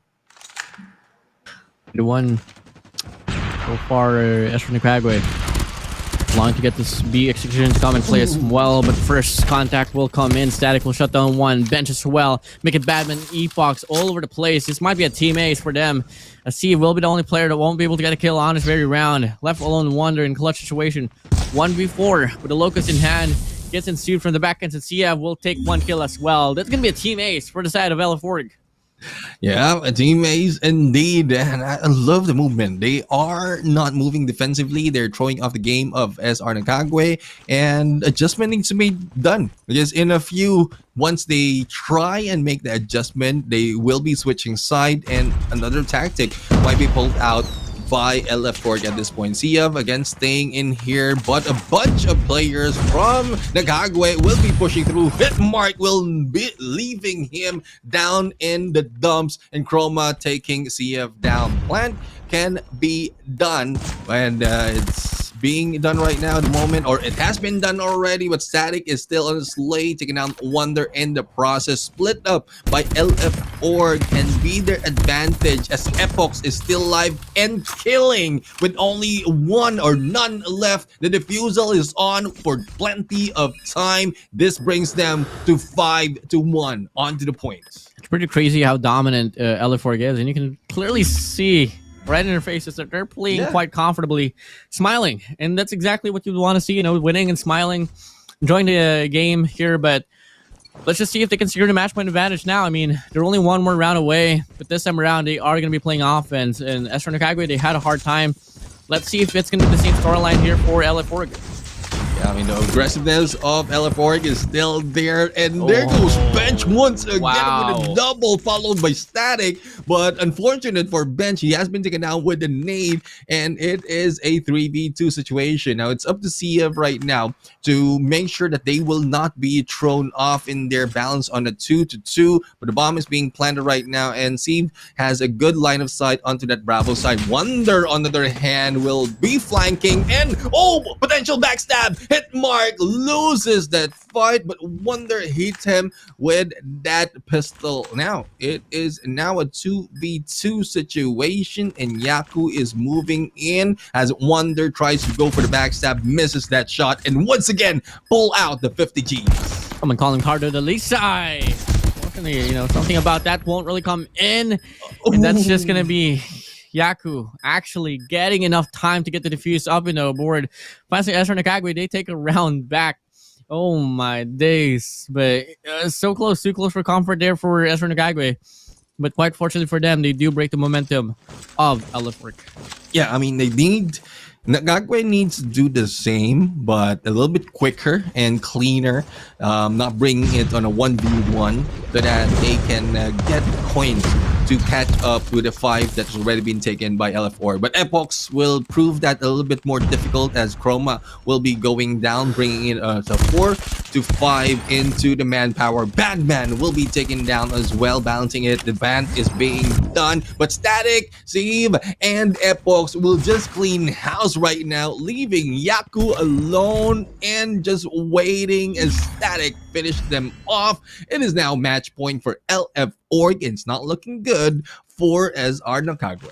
Not looking good so far, and keep in mind LF Org won the first game, and they are bound to win the whole series overall if ever SR NACAGUE will falter once more. And if they're allowing to prolong the series furthermore without them losing the entirety of it, they have to come up flawless here, but it's not going to be the most promising situation. Here's LF Org playing so aggressively. Batman, Epochs all over the place. LF Org, they go. They're going to be able to dominate the whole run here for this slum search and destroy. Wonder, can you pull off any Wonder and clutch this one up to push this search and destroy much longer? Absolutely not. Epoch shuts him down, and that's going to be LF Org securing another game, putting them in the series in a 2-0 manner. Even with the lead that we've seen from LF Org and SR NACAGUE, it's still a sweaty run because of how fast each player is putting up the fight. And LF Org really showing us that they can show up in each game, even with the standings they have that motivation, even the smiles on their faces.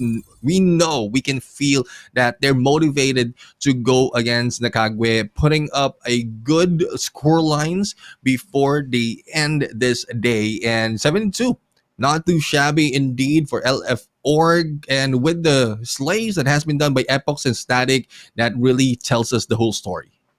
Definitely. Epochs with 12 kills, Static with 11. The firepower is just so dominant here for the set of LF Org for the slums search and destroy.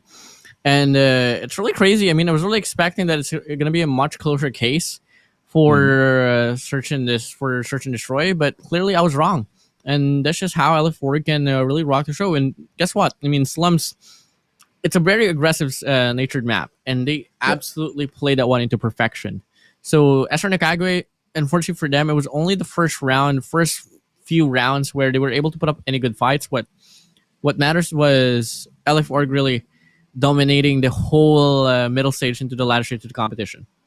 Yeah, I mean, that's one thing. Like, if you are familiar with the gameplay that can be put out in a map and mode, then you can throw off the opponent's game if you have a surprise, if you have an ace. And that's the surprise that LF Org is putting out right there. Like, quickness on the defensive rounds, or on their defensive rounds, going in for the attack, really changes the pace of SR NACAGUE, wherein they might have been comfortable starting it off with Wonder getting those snipes, and then continuing on once that initiation has happened. But it's a different story. It's a different story for LF Org. Thus the question mark for their logo. It will give you, make you ask, what else can LF Org offer in this competition, especially with the performance that they are doing right now for the 2 maps on this series. But there you have it. The first two maps already over. We're heading to control in a bit, and that will be in firing range. And well, I might be, or we might be seeing a 3-0 right here, especially on how aggressive it's being done by LF Org. But again, I want to be proven wrong. I mean, I want to be proven wrong as well, but it's really crazy how my prediction here was actually the wrong way around. And you know, me and you and the rest of the caster crew, we have this prediction take right now, and I know for a fact the majority of us actually went wrong in this one. I mean, LF Org winning this one up quite dominantly on Search and Destroy really just proves that anything can truly happen. And if they're going to be lying to actually change and overrun Smart Omega, unfortunately, it's not going to happen at this very case, no. But it's one step closer at least for LF Org. But for the set of SR NACAGUE, they have this option to slow down the momentum of LF Org. But I don't think they are going to be able to do so. I mean, just looking at the momentum that we saw there from Search and Destroy, it can also transmit to Control as well as the personality of Control firing range. It could lean towards really so in favor for LF Org. Yeah, I mean, at this point, it begs to differ in the question wherein who will be on the defensive in Control. Because earlier we've seen it is SR NACAGUE who's on the defensive side starting off that game, but with the aggressiveness that we've seen from LF Org, they might be taking the first point. But here we have it. LF Org right now, again, aggressiveness and quickness to their feet is being done, and it has left SR NACAGUE to be proning around into this point. And there you have it, Badman right now for the slay, but Yaku responds to that challenge, as well as a bench will be in there being taken down by Owen. And well, there's where your confidence or too much confidence will be going. You will be taken down one at a time. Alpha almost captured the first stick, and that is what's being done by LF Org right now. We just wait for SR NACAGUE to respond to this challenge. Definitely. So far, you know, you just can't afford to fly too close to the sun, because if you do, you are surely going to get burned down. And we move along here for this A point. Very heavily contested by the set of LF Org, and Static with a 3-piece will come in, and he will be able to ensue the split, slow down the momentum of SR NACAGUE even more. 70-22. How much more convincing can you get aside from this, Sir Neptune? I mean, we're seeing that SR NACAGUE is now being pushed to a spawn trap, and looking like LF Org long to really play by the KDs now. Yeah, they're doing it indeed, and with a few more points or a few more lives favoring LF Org, they can risk it a little bit more. And NACAGUE right now is, I would say, in a standstill. They're being cautious. They don't want to lose any more lives, and they want to take advantage of the aggressiveness and the quickness that's being done by LF Org, but they still haven't found that break. They still haven't found the momentum and even the pattern that's being shown by LF Org. Thus, they are thrown off guard, and the standstill is happening right now. No one from both teams is pushing through except for Epox right now, who has been taken down by Owen and Badman as well, getting close to the lives and also down to less than a minute. Less than a minute now, 11-11. Supposedly a convincing round for the set of LF Org. SR NACAGUE has found himself a way to even things up, and actually they take the life count now. Owen will take down Epoch. See if here will try to make a play from this B point, and they are going to be able to ensue and put themselves up into a board. But SR NACAGUE is starting off quite strongly here on this very run. Joshua finds 2. Badman on the cross will take down 1 as well. A lot of exchanges will come in, and as you thought that the first round is going to be decided for the set of LF Org, SR NACAGUE, they want to deny 4 lives remaining here on this first half. I mean, for this first round at least. And looking like it's going to be LF Org looking at the battles to defeat on this first round here, Neptune. Yeah, there's no chance. It's very little chance for them to step into that point and even beat them in terms of live. With only 8 seconds, this might be a chance, but this guy is just hiding it off. Badman will be let go with 4 seconds to beat. Either way, it is going for the side of SR NACAGUE. And I guess with the slowdown that has been put in with by SR NACAGUE, it threw off the aggressiveness of LF Org. Thus, they were scrambled in their rotation. So hopefully the same goes later on once the side has been switched, but this time initiation is being done by LF Org. 27 29 engagement still coming in as well. Looking like NACAGUE wants to play this one by this A point, but I don't think it's going to be the proper call here, not unless they win their gunfights, which is absolutely not going to be the most convincing state, but they are quite even and quite on par as well. So that's just really about that. But look at how aggressive Epox is playing for this one. He really wants to play the cut. He really wants to cut up the heat right there, but he doesn't win the gunfight as well. So all over the place, I think it's about time for NACAGUE to really decide on what contestment they want to put up, because really the time is getting dwindled down, and they have to start getting contestment inside the hill for them to slow down the momentum, because if not, it's just going to be LF Org rocking this very round itself. Yeah, I mean, second round right here, it's very difficult to go in for the white warehouse because of the operators being pulled out, especially the claw right now is available, and that enclosed space, it will be a trap for them. And speaking of trap, the spawn trap is also being triggered. It's just unfortunate, but Bench misses the mark in there in front of the showers. A push through might be happening. Good thing that there's a backup that's happening as well into the long A, but Badman right now failing to do so, and but unfortunate for NACAGUE, they will not be able to push through down with the lives, and the points will be taken over by LF Org.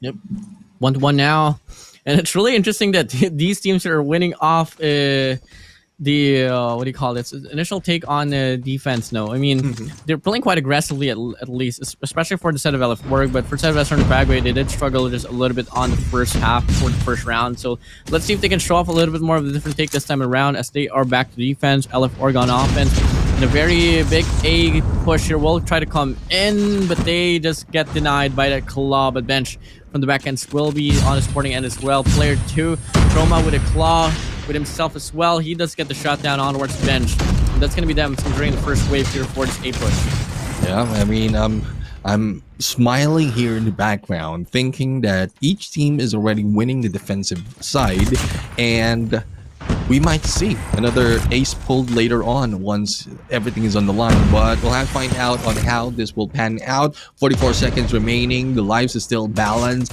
and the defensive is a little bit too strong. No techs being taken, and they are just going in for the live play. And there goes a live play. LF Org will be losing a little bit of those lives as well. That would depend on how well they can take a hold of the situation as they step in onto Alpha, and time has stopped. 28 seconds. 28 seconds now. Contestment comes through now for the side of LF Org.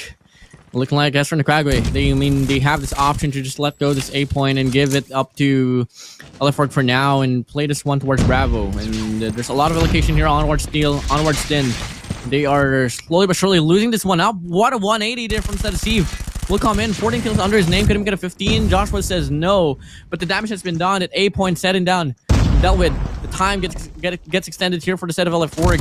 We move along now.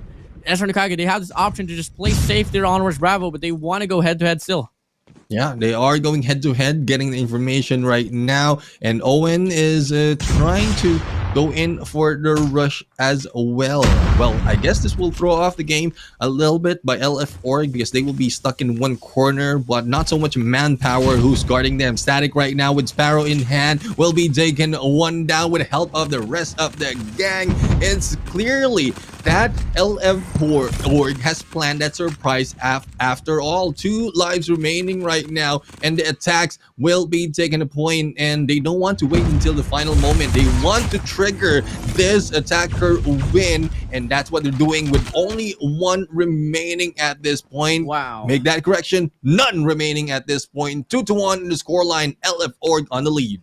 This might be the deal breaker now. I mean, LF Org, they've won 1 defense, 1 offense now, and in terms of the whole rundown, we did see how aggressive and how cohesive LF Org is in terms of playing defense, and we can really expect them to really go full brute force and win this gunfight and win this round overall to seal the deal here and win 3-0 up against NACAGUE. But I don't want to take NACAGUE out of the equation not just yet. I mean, the game is never over, not until it's over. To move along now, the engagements here are still 50-50, but it's gonna much more lean towards LF Org, especially if they can establish their map control. Yeah, the map control indeed. They have already taken that alpha coverage and trying to go in for the split to make sure they have information on the Bravo. But it will be very difficult for C right now because he will be faced against 3 and he will be taken down. Even if there was a trade-off, Bravo will be captured right there, and enough time for the rest of LF Org to go for the rotation. But with the investment already being pulled out, Bravo will be in here captured for the first stick. And this goes back to the question, will they be letting Bravo go? Because Alpha is very difficult to break. So if in case LF Org will be letting this go, then they can take advantage of the enclosed space later on that has been brought in by that Alpha side. Well, LF is ensuring that, they're going to be able to put up a fight before a capture will happen here for the set of SR NACAGUE. And only one more quadrant away, but till then, LF still not backing down. And they do clear out the push here from the side of SR NACAGUE. Simultaneously, this A point as well is getting captured by SR NACAGUE. So LF they need to deal with this one. A divide and conquer play will come in and will ensue. And that's going to be putting LF in a very shaky spot. One more quadrant to go, and looking like SR NACAGUE might be able to secure this A point, but a cleanup will come in. Good push, good execution. LF they reset the heat of SR NACAGUE.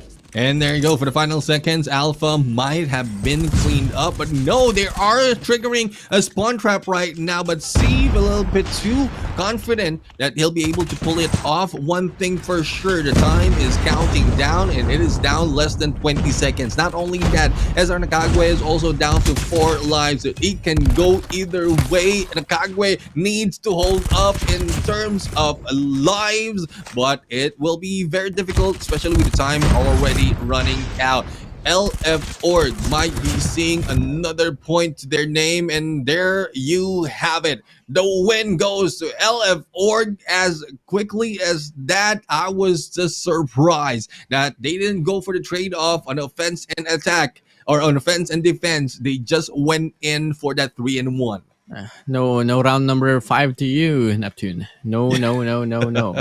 They just want to seal the one up and say GG, well played. I mean, were you expecting a 3-0 win here, man? I mean, I wasn't myself. I mean, I did project that, at least that it was going to be a sweaty game. And I was so happy at that hard point. It was so sweaty to the point that it all went down to the wire. But as soon as we move over to Search and Destroy, same goes for the control as well. It's just going to be the storyline here, so revolving around LF Org. Yeah, the thing is, I pointed out earlier that with their experience that they have against Almighty and Smart Omega, it brings them to a conclusion that they can get a few pointers from that game that can make them stronger. And from the start of the series, I would say, or no, not really start of the series, from the start of the competition, I would say LF Org and SR NACAGUE are balanced off. But with the experience that they have against, like, losing a few more against the strongest team, that gives you a different perspective, and that is what LF Org is doing right now. The adjustment, the adaptability that they have to offer for each game, even in this control mode. I mean, they opted for a defensive point for both sides, and then they went in for the offensive on that third round, and then taking over on defensive once again. Even if there was a chance for SR NACAGUE, time was just running out, and SR NACAGUE didn't have the plan C or D to pull through against LF Org. So experience is key at this point. Hopefully that goes the same with every new team who's jumping in for every Garena Masters. But there you have it, a 3-0, though it is heated up. I would agree, Warden, that it's heating up between these two teams. It just so happened that LF Org has a better and a sound plan against SR NACAGUE. Yeah, I mean, they really took that momentum from Search and Destroy to control, shifted down, even on towards Hardpoint as well. I mean, they did start it off with a win. They ended off with a win as well. Not once did they falter. So, if we're going to be talking about the whole run here for their group itself, I mean, it could really be a very promising thing. I mean, if ever LF can continue to put up their names up in the board and have a better run for their 3rd to 4th week, till then, we might be able to see them stand a chance to advance to the playoffs. But that's going to be a hard call, that either means that it's either going to be Almighty or Smart Omega not going to be advancing, in which we all know it's pretty unlikely to happen. Well, at least even if you're in the bottom half, you will not be going in at the bottom of the Mhm. bottom half. So that's one thing that they need to ensure right now, especially with if you're in a group wherein it's difficult to pull through. But I would say even with this win that they have, a 3-0 that they have right now in this match, it brings them a little bit closer to reaching that top two. They are in, I would say, in par in terms of win against Smart Omega. It just unfortunate for them that they have a few more losses apart compared to Smart Omega. So if they face off against each other, it just boils down to how much point they can get and what learning they have between the matches that they went in up until this point. Yep, definitely. So I'm gonna move along here to this whole rundown here for this hard point, and which was the closest game to what the series here in Neptune. I mean, for a moment there, Astro NACAGUE was on the lead, but as soon as we move over to like the last three hard points, where LF Org was really showing much more of a convincing take, till then, really, LF Org, they were able to serve how Astro NACAGUE is going to be faltering for the next few games as well. In which, in case we move over to Search and Destroy, we did see Astro NACAGUE starting off really quite sloppy as well, but you know, the angle was generally set for them. But we move along towards the second into the fourth round as well, if I'm not mistaken, where Astro NACAGUE was able to put up any blows. That was the only time they were able to put up any impact. As we all did see as well, the overall standing was 72 on that Search and Destroy.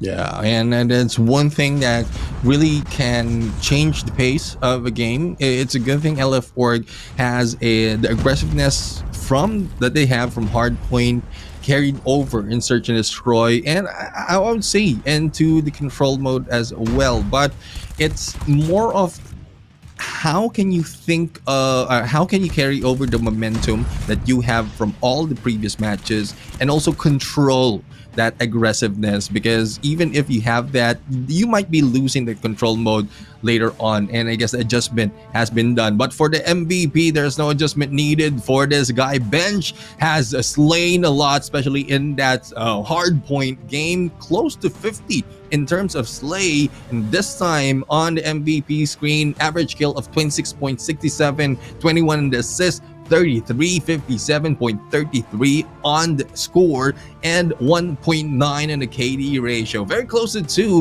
which I would say is a good performance for a player just like Bench. Yep, definitely. I mean, you know, overall well-deserved there for Bench. It's not just an MVP for the game itself, you know, I'm really an MVP for the team. You know, I mean, the guy has went through a lot in terms of the line changes as well. It's really nice for him to have the spotlight overall. He went from Phantasma to J1 Esports and moving along. That's just pretty much it. But, you know, enough of the teams here having a chance to win this competition itself. There's also a competition for you, all viewers, as well. So there's going to be a pop quiz for this one. Let's see. What is going to be the question for this one? So question number 2 for today. Which map in the last features a Vineyard Estate? Is it going to be A, Hacienda, B, Firing Range, C, Standoff, or D, Summit? If you have the question down below, comment it down in the YouTube comment section or in the Facebook comment section, and with the answer, your player ID, and the pop quiz hashtag. Yeah, I mean, I'm just wondering, like, can you grow a vineyard in Summit? Because like how cold it is, I don't think grapes will be surviving that. So I would say Summit is already out, but you're still left with 3. You just have to choose from those 3 options right there: Haciendas, Fire Range, Standoff, and Summit. So there you have it. There goes the second pop quiz. And guys, do note that the hashtag you're going to use is hashtag PopQuiz2, because this is the second pop quiz that we have for today. The second pop quiz, and it'll be the last one right there, guys. So you better make sure you double it down, guys, and have the proper answer right there. But you know, that's only one segment done before we head on to the short break. Before that, we're gonna be having an interview as well of a player from LF Org. So let's say hello.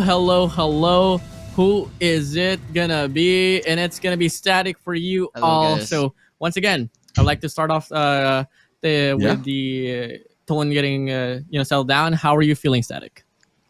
Well, this group is basically the whole group. And these past few games with Smart Omega and Almighty, we were devastated with the loss. But then, as a team captain, I tried to cheer them up and give them hope that we can still try to get into the top two.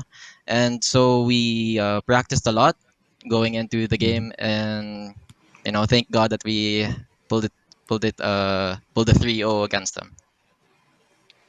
Yeah, I mean that's really awesome on the performance that you have, because I would agree. Like you went against top teams in this competition in your group, I would say, and it's real difficult getting all those L's in this match. But with the performance that you've shown right now, it brings a different motivation. But in terms of homework, like what study did you make? Like, is it just between the Smart Omega and Almighty matches, or is there anything else that you did to put lens into the homework of going into this next battle? Well, we actually went against NR Akage in the qualies, and so with that being said, we kind of knew how they already played, and we already Mhm. have some strats that we could counter against them. And so yeah, that's that. We basically based everything uh, with that. Well, they're really nice to see. I mean, the adaptability right there could be something worth talking about as well as LF4 progresses to the next stage of the competition. But moving along here, this is a question directed to you, Static. I've seen you a lot around the collegiate scene of Call of Duty Mobile as well. How do you feel going back into the bigger stage here, man? It feels great, and with my teammates, I trust each and every single one of them, and I have a big feeling that we could still reach the top two. With a bit of grind and a lot of practice, of course. I think we Yeah, can make it. I'm pretty sure. Yeah, I'm pretty sure with grinding and practice, it pays off, and like it's evident already with the result that you've given this time. We like there was assumption because of how the story is between the two of you on how it will end up, and you just proven us wrong. I really love that you made that adjustment, the evolution of your team into this match, and again, I was going into the logo that we might see a lot more of question marks in my mind once we have LF Org goes in for the match. But one thing for sure is you're already set up. Like what you mentioned, you want to be in top two. But for those moving into grand finals, which team would you like to really face off and probably learn from those matches? Well, for me, I would actually like to go against WPM Lowkings because based on our scrims, I think they're way stronger than Smart Omega and Almighty. That's in my Oh, opinion. Okay, that's Yeah, for my it's okay. opinion. Yeah, but yeah. Another thing is I really like low key teams. As we all know, Low Kings was back then they weren't that well known, and they made a name for themselves, which is why Yeah, I have a lot of respect for them. well, sure. that's really interesting to hear. I mean, what's probably one of the most diverse questions there is. So, Static, thank you for those insights right now. That's something that we are bound to look forward to as well, if that's going to be the case. But for now, we're going to be waving you off for this one. Thank you for your time. That's really just overall a very big refresher down in Neptune. So, I Yeah. can't wait to see for the competition to evolve. Exactly. Thank you very much again, Static, and Thank you well, guys. best of luck for next matches. But there you have it. I mean, I guess it makes sense that the team like LF Org will look up to West Point Mumble Kings because of how well they did it, and they want to be the next West Point Mumble Kings. They want to be the next team who jumps into Garena Masters and show up at this point. But there you have it. We've heard from Static. We've heard from a lot of interviews already. Hopefully, you guys will be motivated as well, as we just ended our third match for this series, or for this day. Third series for this day. And, well, I guess it's not just us, but also LF Org who will be looking forward to the next match, because it will be West Point Mamba Lowkings going against Four Suits Kings, Warden. Well, can't wait to see that one getting panned out. So before that, we're gonna be having a short break, so we'll be right back.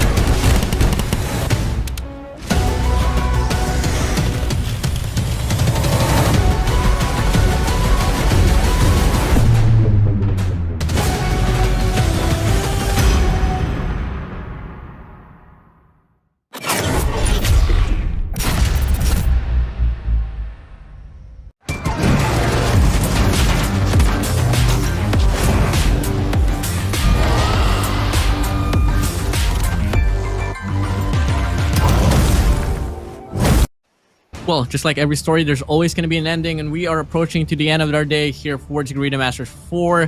Day number 2 for week number 2 as well. It is Ida Warden. Alongside with me is going to be your gentleman Neptune for this one. We are indeed, you're going to be the caster for this one. And guess what, Neptune? It's going to be the Battle of the Kings. Is it going to be the Four Suit Kings, or is it going to be the WPM Lowkings? Now we'll have to find out which king will take the throne, but I love you calling me a boy. Makes me a little bit younger. Yes, sir, boy.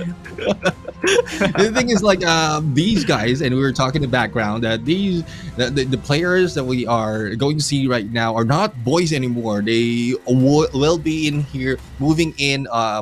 I would say for this group is one of the top dogs in this competition. West Point Mamba Lowkings. It has been pointed out earlier by Static as one team that they look up to and looking forward to go in for a battle. So with Four Suits Kings right now in here, they need to have, or they should have already studied their opponent, similar to the studies being done by West Point Mamba Lowkings, because they've evolved so much already from the previous Garena Masters up until this time. But let's head over to the schedule just for you guys who are just jumping in here, especially fans of the last series that we have. We started off the day with SKADI going against Broke Boys Club and it is Scotty who took over the reign. Huntsman going against Divinus for the second, and Huntsman bringing the battle against the ladies. SR NACAGUE going in LF Org 3-0 once again, being led by LF Org, and this time we're going to see, will this be a 3-0, or will we be surprised by the Four Suits Kings bringing out an ace, or probably the stealthiness of West Point Mamba Lowkings still on them that they can bite it off against the Four Suits? Definitely. I mean, if we're going to be talking about the whole history of the WPM Lowkings, the West Point Mamba Lowkings, back in the days, their lineup consisted of Big Boss and Yopi back in the days. And, in terms of Big Boss, he was actually the team captain for the squad back then before Yopi took over, hence really transitioning from Loki to Lowkings. So that's really one cool fact about the West Point Mamba Lowkings. But, we move along here up against the Four Suit Kings, and in terms of the Four Suit Kings, they went through a lot during the qualifiers as well. And and then if I'm not mistaken, they did go under the bottom bracket, which they were bound to lose the grasp on qualifying for the group stages. But guess what? They proved this wrong. Here, because the West Point Mamba Lowkings, a lot more has to be proven, because we know how heated up and how much firepower the West Point Mamba Lowkings could offer. The Four Suit Kings, they better watch out, and I just hope they did their homeworks up against the West Point Mamba Lowkings. Exactly, and let's check out the lineup of the Lowkings right now. We have Yopi, PJ, Demores, Luffy, Kalo, and Susano. I mean, and this team really still gives me the goosebumps, the chills, especially on how they performed in the previous season on the group stages, and the evolution really of West Point Mamba. Like, not only the name, as you pointed out, Warden, but also how they evolved as a team, jumping in here together with the top dogs and also beating them at some point. Almost perfect run from the group stages, and it's more of how they change every time. And it's more, it's not only that, it's not only the leadership that has been brought onto them, it's more of how each player adjusts that leadership that has been offered. So it's a completely team effort that is being brought out by West Point Mamba Lowkings. Thus, the respect is all on them at this point. Definitely put some respect onto the Snakes. They can for sure bite back. But now we move along to the Four Suit Kings. They are exactly here for a reason as well. Let's give it up now for Coco, Nix, Vuzet, Esto, Apollo, and Chari. And Chari actually is one of the crowd favorites for this one. I mean, Chari was grinding the community scene for some time. Until then, he is rightfully the servant in putting himself up in this Arena Masters 4. Same goes for the set of Vuset as well. I mean, I've been seeing quite a lot, especially from his past organization, NASA. He was able to rock the main team for that organization. It's really nice to see them play this one out as well. Yeah, I mean, we'll see what the Cherry Ears buff will be bringing this time as they go in against the West Point Mamba Lowkings. But if those are mouse ears or rat ears, it will be in disadvantage against Mamba. So you know how the Snakes hate mices. But we'll have to find out as well, because Coco is one guy that will look forward to playing as well because of his way in Search and Destroy. But onto the head-to-head, we have PJ going against Vuset, and in terms of their statistics, Vuset is showing up a little bit more in some of the aspect, with average kill of 23 against a 20.67 in there of PJ, as well as the scores, which is a huge lead from the side of Vuset. But in the KD ratio, it is PJ who is like ringing that 2.58 against a 1.53. So survivability is there for PJ, giving him a formidable foe against this head-to-head. So we'll have to see what respawn will be done by Four Suits King this time. And also, I want to see a lot more from the Four Suits to show up in this match, even if they're facing off against the Lowkings. Yep, definitely. And you know, something about the West Point Mamba Lowkings is that PJ had a banter with Clove from Dunya Games, is that, see you next year, implying to 2023, because both of them are now 18 years old, in which, in fact, they are absolutely allowed to play during Stage 4 and Stage 5 if ever they do qualify. So, the competition here will get changed up as well, and that really applies to the same taker for Ryobabs and Yado. But before that, let's talk about the competition here for the map and modes. in between the West Point Mamba Lowkings and Forest Kings. As we do see the map ban now, Takeoff and Summit is out of the equation. For the specialist, Purify and Annihilator is out as well. How do you feel about this one, Neptune? Well, I mean, we've seen a lot of damage being done by Annihilator. Purifier has been banned so many times already that like there's not so much of info that can be used on how well it is. But as we go in for the map bans, I guess for this one, for the side of West Point Mamba Lowkings, they don't have that much of information how they can change or how they can go in on for the battle. Probably their best identifier of taking out Takeoff is how well four suits went in for control against SHUSHHH. And Summit, probably this is just a favored ban that can be done by Four Suits King. Standoff will be our hard point, Raid will be our search and destroy, and Slums will be our control. So this map, we've seen this already earlier in the matches, and the more comfortable hard point that can be utilized by both teams will be the standoff map. Yep, definitely. So, I mean, as we move along here in this competition, I think really we might be able to expect a dominant run here for the side of the West Point Mamba Lowkings. But then again, you know, I don't really want to make a call not just yet, but we exactly know how the Forest Kings would has been running around in this competition. They have 4 losses. I mean, they have 4 wins, 2 losses right there, and 2 of their losses would actually that actually came from FRANIC. So that's engagement that we can put up. But for the side of the West Point Mamba Lowkings, the only matchup that they really had was up against SHUSHHH. So it's not really a fair comparison, as well as we all know. SHUSHHH did really struggle big time with each and every competitors that they had. So let's just see how this one's going to pan out, as now we do move along here to hardpoint standoff. The West Point Mamba Lowkings Forest Kings about to go at it on standoff once again. Yeah, there you have it. We have Chari and Coco being taken down that quickly as they step in onto that P1. And I love how some of the teams will not step in early in there and go for the initial slay just to clear it up, and then they will be taking over onto the scores. And scores, I would say, will be going in for West Point Mamba Lowkings a little bit longer, because the approach of Four Suits Kings is not that sound. And as you can see in the minimap, like 4 sides already covered, with this guy in 3 already moving in for that approach, for that hunt, and there's very little leeway for Four Suits Kings to go for the break. A really big leeway here. And really one interesting thing about the West Point Mamba Lowkings now, I mean, the first take-off rotations that they had for the roster, as we all know, they are consisted of 6 players, with the latest addition to Sasano, and he was really intended to just play control and search and destroy, but now we do see him being found here in hardpoint, and guess what? Not doing too shabby as well, putting himself up in the board with 6 kills already under his name. But all over the squad, I think each and every player from the side of the West Point Mamba Lowkings deserves their credit, as it's looking to be a very dominant starter for them. 56-0, Neptune. Yeah, 56-0 indeed. That might be the first point that can be taken by the Four Suits King, but it's only 2 seconds and 2 points right there as West Point Mamba Lowkings steps on that hill once again. Again, 4 guys, 3 guys steady in that hill, and the rest will be moving in, trying to block the approach of any opponent that they see. Yopi is one taking lead. Smoke has been released, and I can see the smiles coming from Yopi right now. And I just want to get an idea on what he's smiling about. I mean, I think, at this stage of the game, if we're only talking about P2 and you're already up by like, what, 86 points, you can really start to smile. But complacency is something that we hope to not see with the West Point Mamba Lowkings, because they do suffer a lot if ever they do get complacent. So, you know, I think maturity for the squad will be found over as well. But for now, dominance, resilience, bound for the side of the West Point Mamba Lowkings.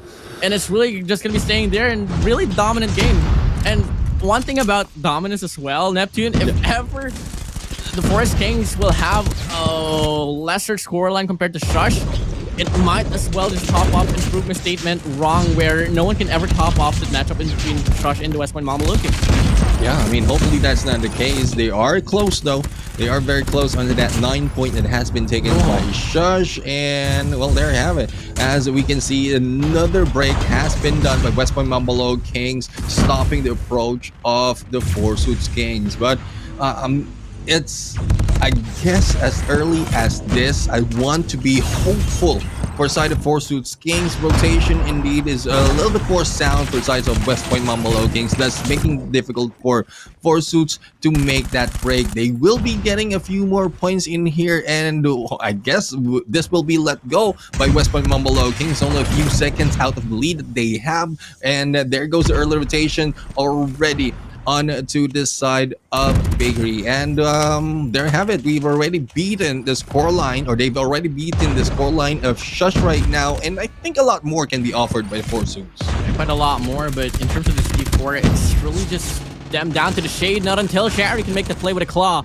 Shots on Yopi and Susano. PJ just right around waiting for the perfect timing as well. Split spawn situation here for the side of the West Point Mamba Lowkings. Nice. But a lot of investments will come into the play for the side of Four Suit Kings, and they are able to come in with just a little bit of a momentum shift. But the gunfight still ensues for the side of the West Point Mamba Lowkings, but actually it doesn't matter. Still Four Suit Kings inside the hill.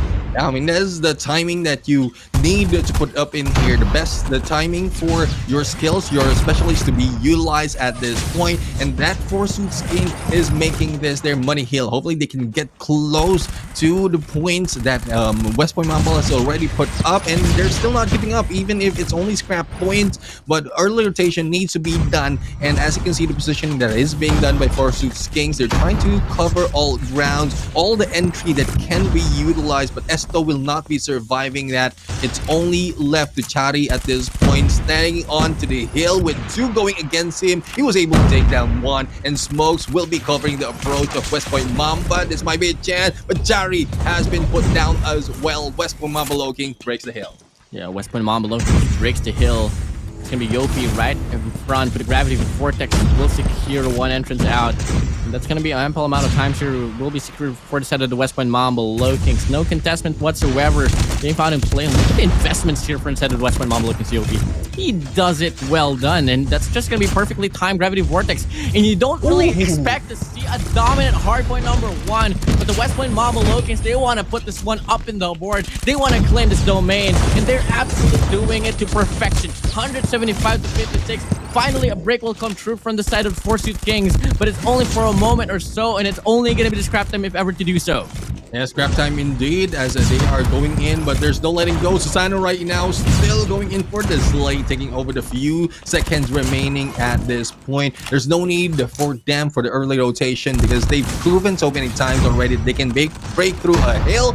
It's more of Four Suits King to prove them wrong. And with PJ right now in here covering the approach towards that warehouse, it's making it been much more difficult for the Four Suits King to get manpower in here as they take it over once again with 50 seconds remaining. This might be a full 50 coming from West Point Mamba Lowking, getting them close to that 250 mark. Look at how well they're managing their operator skills. PJ with a Gravity Vortex as well is so well ready to invest. But, you know, in terms of raw mechanical gunfights, the West Point Mamba Lowking parameter, they are able to secure this point up for dear life. Looking like a break might be able to ensue for just a moment. But till then, the West Point Mamba Lowkings, they still deny. Four Suit Kings, on the other hand, I mean, really having a hard time putting themselves up in the board. I mean, 3 players on this mid lane, 2 players so far. Might just head over to new. I mean, looking like they know for a fact this hardpoint is said and dealt with, so they can't do anything no more. So early rotation for P3 is going to be their next topic in line. Let's just see if they can hold their grounds here, as, you know, in terms of gunfights, they've been struggling big time, Neptune. Yeah, exactly. I mean, they've been struggling, like unable to cross that 100 mark, and it's very, very close for West Point Mamba Lowkings to cross over to the target that they have. But here comes the initiation being done by Four Suits Kings. Smoke to cover the approach of everyone else, but how long will this hold up? Even if we have Chari right now who's holding the hill, it might need only 1 or 2 from West Point Mamba Lowkings to break through, and that is what we're talking about. Not only with the breakthrough that has been done, it's more of how defensive it is for every corners, and even for the final moment they pulled up the Gravity Vortex, not really letting that go. 250 to 75, that is the scoreline right now. I would say a little bit better than Shush, but West Point Mamba Lowkings is not letting go of their composure, of their focus in winning this game. It's just so crazy how erratic the West Point Mamba Lowkings was, you know. Each and every hill, they at least had most of the points granted for them. And the only moment where the Fursuit Kings was able to put themselves up in the board was really the scrap them handed over by the West Point Mamba Lowkings. But moving over, each and every factor was just so phenomenal there. And we do see how it went down in terms of the kills. I mean, West Point Mamba, each and every player was on a positive end, and that's going to be your MVP PJ for you with 32 kills and having the most time inside the hill. Look at this. Yeah. I mean, it's because of the slaying power of the team that provide them with a lot more of those hill time. Thus, as you can see, it's like more than 1 minute, except for Luffy, though, who didn't have any time, who's just going in, getting the anchor as well as going for the slays. But I couldn't take it out on Luffy because the rest of the gang is already on them. So it's getting crowded. And we know how the personality of Luffy is. He doesn't want to be in the crowded, in the crowd. And we'll have to find out what else can be offered by Fursuit King this time. They failed, and this hard point, hopefully a better run will be shown in Search and Destroy. And when I say better run, I'm really crossing two hands, double cross fingers right now for a win. But even if that were if that is the case, it might still be very difficult for the Fursuit Kings. Pretty difficult. I mean, hardpoint is one way that we can gauge how far the series can ensue, and it's not gonna look to be in the most promising state here if we move forward to Search and Destroy as well. But it could be a different storyline. But for now, it's really just gonna be a highlight reel here for the side of the West Point Mamba Lowkings. PJ, Yopi, Demore, Susanoo, Luffy played into absolute perfection. Each and every gunfight was really just given towards them. So that's just really about it. Now, for the side of Fursuit Kings, if they want to bounce back, especially in a map of Search and Destroy Raid, I think one thing that they got to do is really tone down the pace just a little bit, because clearly going head-to-head up against the West Point Mamba Lowkings wasn't really the way to go. So outsmarting them and outthinking them might be the case for them to steal a game out away from the Lowkings. And that's a good point. I mean, Raid is one Search and Destroy map wherein there's a lot of hiding spot wherein you can put a surprise hit against an opponent. And even the angles can be taken. You need not to be in specific angles wherein you can be spotted by a sniper, especially from that side with view from the bedroom or either side, either way. So we'll have to find out what approach can be taken, and will it be switched up by the Fursuit King right now? Because from how we understand West Point Mamba Lowkings, they have backup plans against backup plans that just to ensure that they have a win. Sure that they have the win. So let's go. Moving over now to Search and Destroy Raid. West Point Mamba Lowkings, they took that hard point by a storm.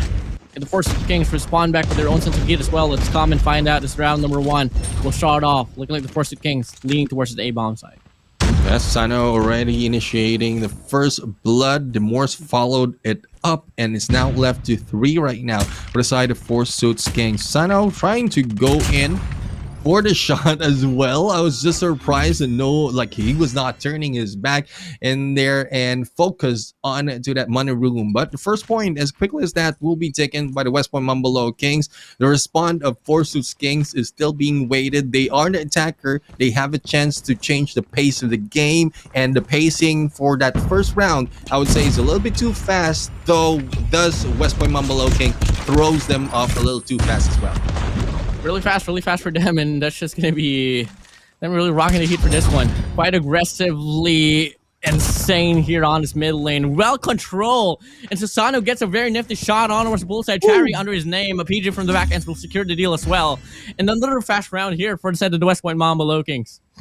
Yeah, I mean, there's no slowing down West Point Mamba Lowkings. They want to end this as quickly as possible, and it's up to how the Fursuit Kings will be responding to this, or how slow can they take this at this point, because all the angles are already being studied by West Point Mamba Lowkings, especially with Susanoo right now on the snipes.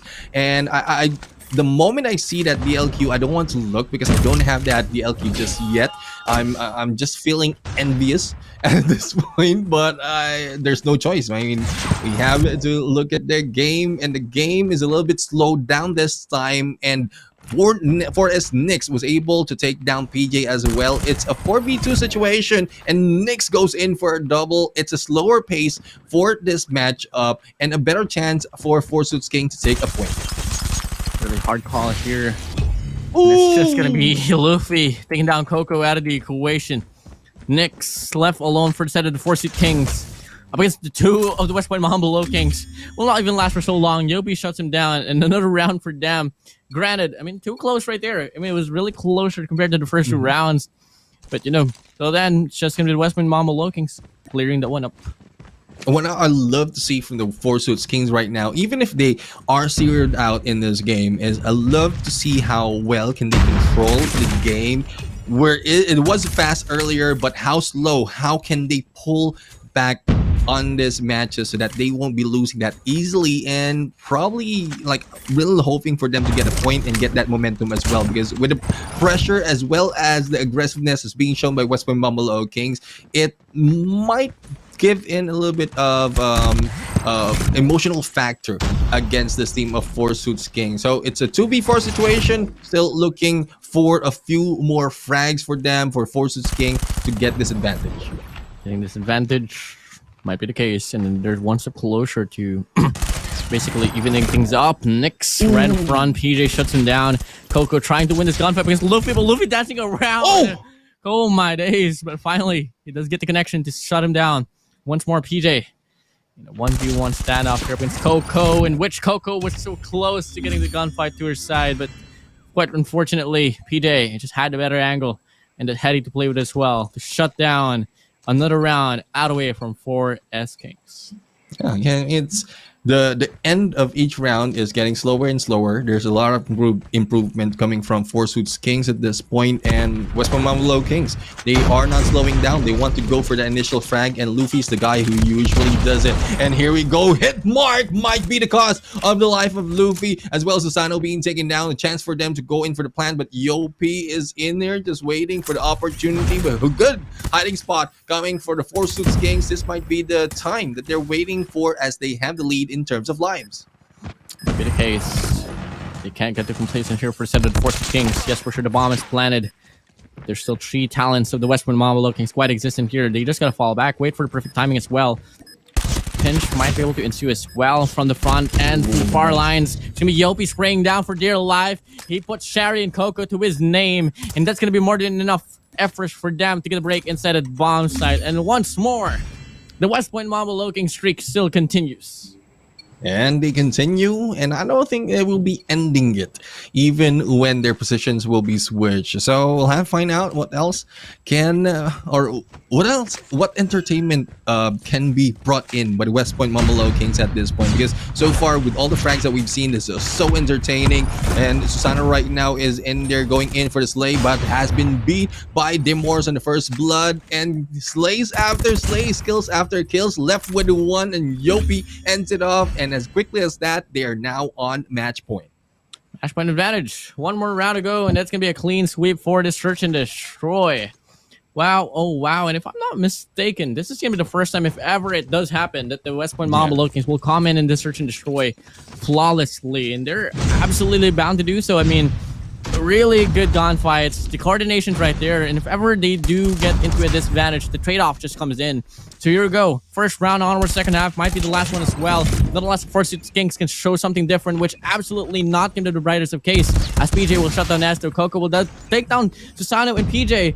And that's going to be big kills coming in, but till then, the trade-off still much more lenient here for the West Point Mahamba Lowkings. 2v3 situation, the bomb has been planted. Jerry will be taken down by Luffy in there. It's now left to 1, and there we have it. That is a match. That is a win for West Point Mahamba Lowkings, and the first ever 7-0 in our Search and Destroy series. And all of the matches that we've seen so far, I had to look into my data sheet just to make sure. And well, so unfortunate for Four Suits Kings not even getting 1 point, but that's West Point Mahamba Lowkings for you. They will not be easing on you because of your position in this leaderboard, even because if you're a newcomer in here. They want you to learn from great tactics that West Point Mahamba Lowkings has shown. So hopefully this is something that the Four Suits Kings will find a better approach on moving forward. Better approach, indeed. Oh, miss Jericho a lot, but moving along. I mean, really, there's really nothing much we can say about this. It's just a pure dominance overall. And whatever projection that you can do if you can't win your gunfights, it's really just not going to lean towards your favor. And that's exactly what happened to the Force of Kings. I mean, we did see the gap, and we did see how dominant the Western Wombo Lowkings are. And it really stayed that way. So moving over, I think we're just going to be seeing the same scoreline here. The MVP is still going to be PJ, Yopi Trails, Morris Trails as well. Susano and Luffy, same placements overall. And coming in, I want to bring back the topic that Susano is going to be existent for each and every game mode now here, Neptune. And honestly, it's such a nice thing to see, especially if they're aiming for consistency.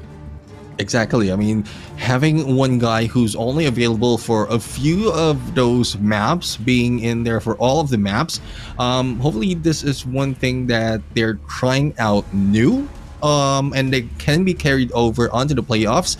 Or again, I can't get my mind onto their coach and who's providing them all the strats, but it might also be because they're going against a team that is they understand that will not be that much of a challenge compared to the West Point Mumble Lowkings. But I still don't know. That might be the case. It might be otherwise that Susano will be in there for all three maps moving forward. When we look at the scoreline, 250-75 on that hard point, 7-0 on Search and Destroy, and out of these two maps, it's already convincing win from West Point Mumble Lowkings. I won't be surprised if the same goes for that control. Could be the case. Could be the case. I mean, in terms of control, West Point Mumble Lowkings, just looking at their scrimmages as well, they've been quite dominant. So that's just really about that as well. So let's just see if ever it's going to be able to translate to the bigger stages. We know for a fact as well that the West Point Mumble Lowkings was able to take that control game out away from SHUSHHH in a 3-0 manner. Quite well existed, understandable right there. But in terms of the firepower, I think we can expect a little bit more for the set of Force of Kings. But the question is it going to be enough though? Yeah, is it enough? I mean, will they be going in for a trade-off on the defensive winning conditions, or will, as early as the first round, will we see an evident offensive side from either team? So that's one thing that we look forward to on how teams adjust on the winning conditions for each mode. And we've already been surprised in some of the cases. In one of the cases wherein I think it's Forsuits Kings and Rao FRANIC, wherein they went in for all attacker scores. I might be wrong, but we've seen that series already wherein all the points that they have is coming from the attacker side. So that might be the advantage that the Forsuits Kings has, unless West Point Mumble Lowkings can break that plan. Let's see if they can break that plan and ensue their projections right now. So here we go. First round for the control slumps. Is it going to be the Forsuits Kings, or is it going to be the West Point Mumble Lowkings? One thing for sure, though, it's going to be the Forsuits Kings starting off quite strongly as they win the first 4 to 5 engagements, actually. And there we have it. In terms of lives, it is an advantage being taken by the Forsuits Kings. We are seeing the dominance of those on the attack, and they will be taking the first stick already. PJ right now trying to go and take a hold of the situation, trying to pan it out, but it's on the other side. Yopi has been taken out by Apollo, and the Moors, surprisingly, Godnade coming from him to Esto. It's still not yet tied in terms of lives, and PJ will try to balance it off. The spawn trap might be triggered at this point with the flank being done by PJ, and as quickly as that, it's now brought into 1920, and 1820 slowly catching up is Forsuits King in terms of capture. To capture here, 18 to 17. We are moving along, looking like a Pred will fly through. That's gonna be a double kill for the set of PJ as well. 10 kills already under this guy's name. Can he get at 11? Absolutely yes, but that's the streak gonna be ending into, and that's gonna be overall. I mean, Forest Kings really having a hard time going out of spawns, and throughout the process they lose a lot of resources. That's gonna be the lives, by the way. And till then, they're only one quadrant away to getting a capture here on towards Bravo, but looking like there's just too much efforts here, too much firepower being brought up here by the West Point Mumble Lowkings. PJ on a third spree, still on the roll. Next year from Cafe will not be able to do anything as well. There's gonna be 2 players remaining here for the set of Forsuits Kings. Cherry, Coco, what can you do? Yeah, what can you do, especially as the time is already running down? Chari right now will try to go for that hit, but will be taken down. And there you have it. The first points will be captured once again by West Point Lowkings. And that was a good run for Forces Kings initially, until such time that they have been taken down with the flank being done by PJ, starting to trigger that spawn trap. That through the tactics of Forces Kings, aggressiveness of Forces Kings in control of guard. So we'll see how the defensive will move to their favor. It's West Point Lowkings going in a little bit too aggressive onto their push and approach as well. The lives right now, it's a little bit too close though, but when we look at the capture being done, they are doing it simultaneously for both points. Quite simultaneously here, and that's just really a divide conquer run here for the side of the West Point Lowkings. 25-24, Forces Kings really need to find a way to define themselves up. And looking like they are still leaning towards holding the brick side, expecting a flanker from the Lowkings, but it's not really the proper read here. And looking like it's just going to be the Bravo being given for the side of the West Point Lowkings. So we move along here. This Bravo point should be a topic that should get chalked out now soon enough. This capture will happen surely, and the time will get extended furthermore. The lives are so even here though. Still could go both ways. Let's just see how this one's gonna pan out. Now 2 minutes to be played with here in Neptune. Yeah, as you can see, investment being utilized already, and that 2 minutes will be the determining factor whether Forces Kings can control the approach of West Point Lowkings. Chari will be caught off guard in there with a peek that has been done. Apollo right now is in there also being broken, and they are now going in second tick. Not only that, they have taken the lead in terms of live already. The claw being pulled out by Coco, and the takedown will be happening, and he will be taken down as well, as only a few seconds remain for the capture to ensue. And there you have it, West Point Lowkings, the attacker scores has been taken, and we are now left to only one more series if in case the same story goes for this battle. Will it be the case? Let's come and find out. One more round to serve another tree, and no, and guess what? I mean, if we're gonna be able to, if we're just gonna be converting the rounds coming from search and destroy to control, it's basically 10 rounds in a row where the West Point Lowkings will just be able to dominate this one up. As we can see now on this mid lane, looking to be a pandemonium no more. Well defined for the side of the West Point Lowkings. They get the first 3 casualties. Forces Kings tries to respond back, but unfortunately for them, they get stalled out and they get pushed back to their sponsor.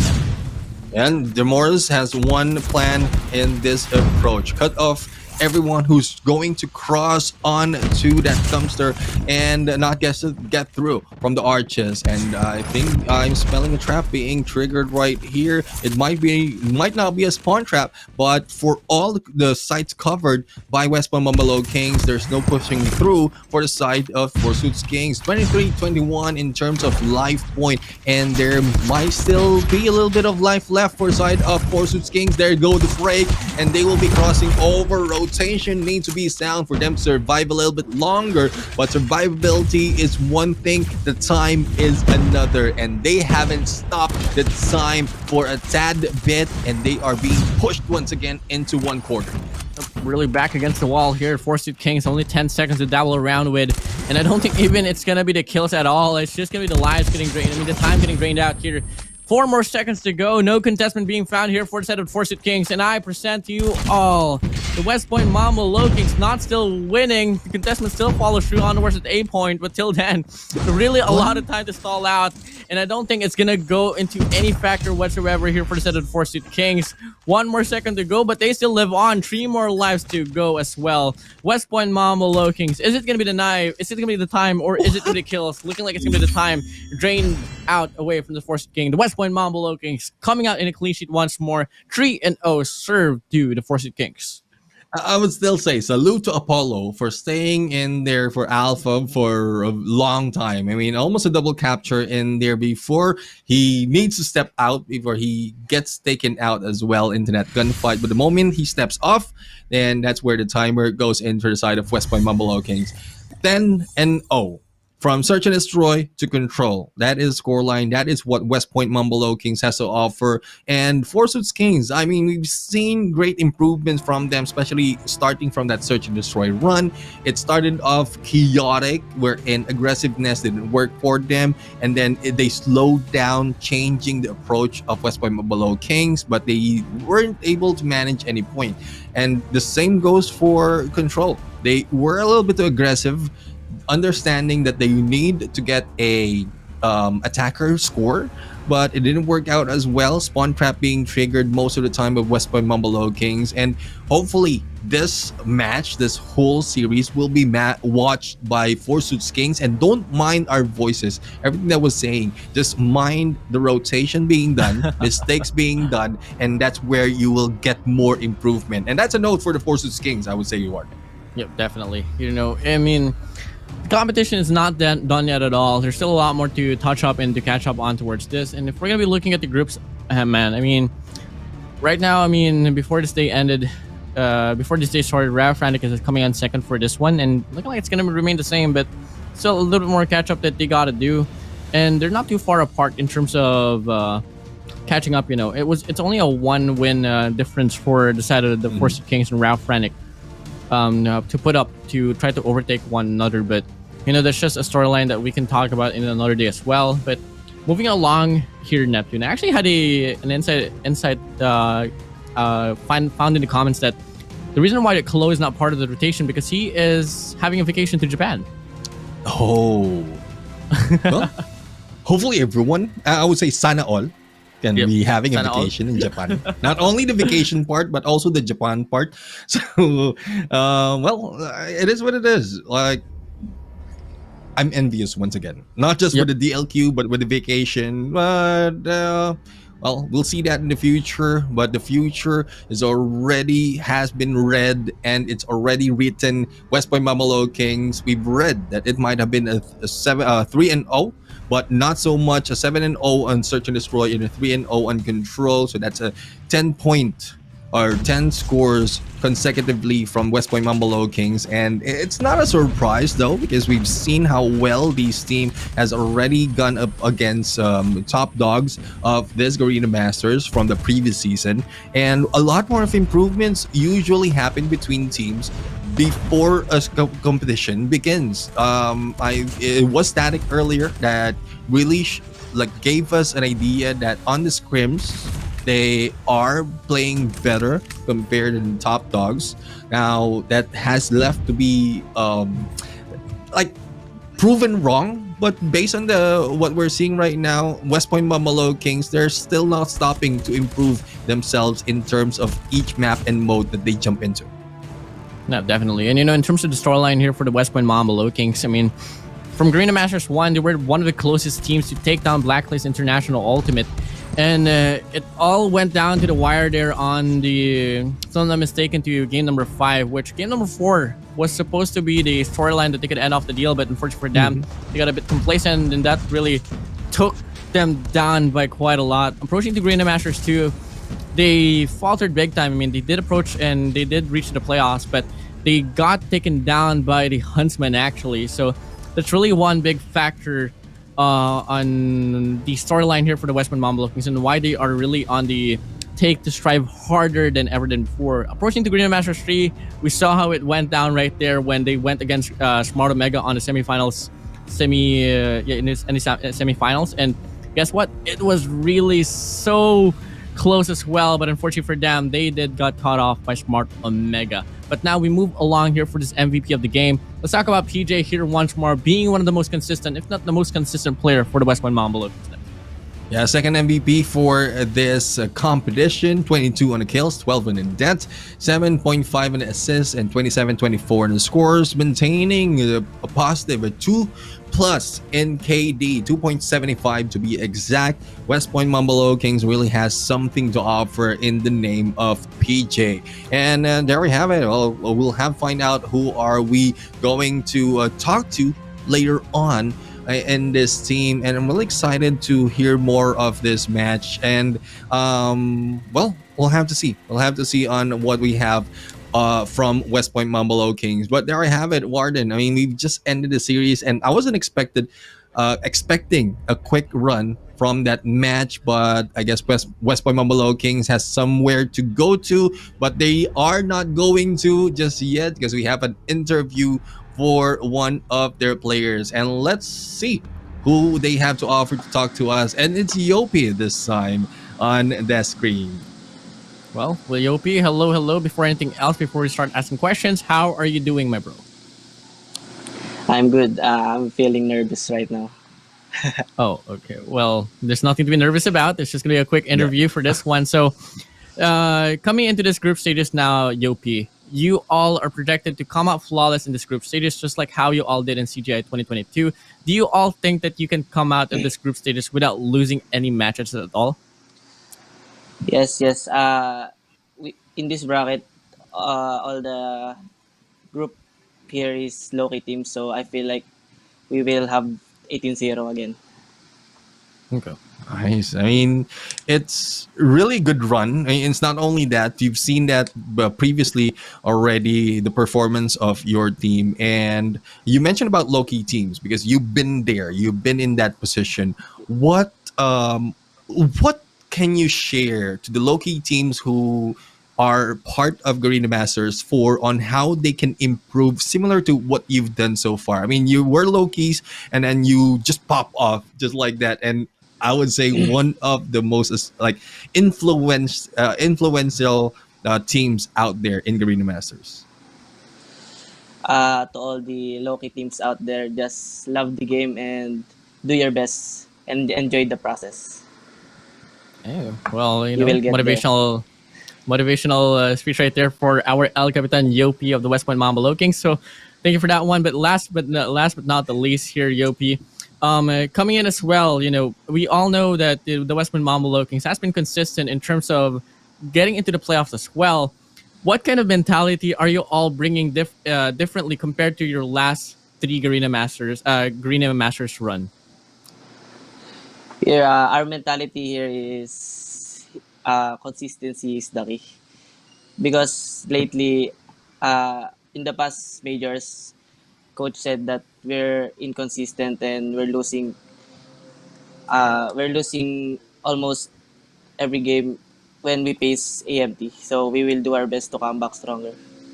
Ooh, it's going to be a storyline here between the West Point Mamba Lowkings and AMT. So thank you for that one. El Capitan Yopi of the West Point Mamba Lowkings will be waving you out for this one. Thank you for your time and thank you for your great answers, my guy.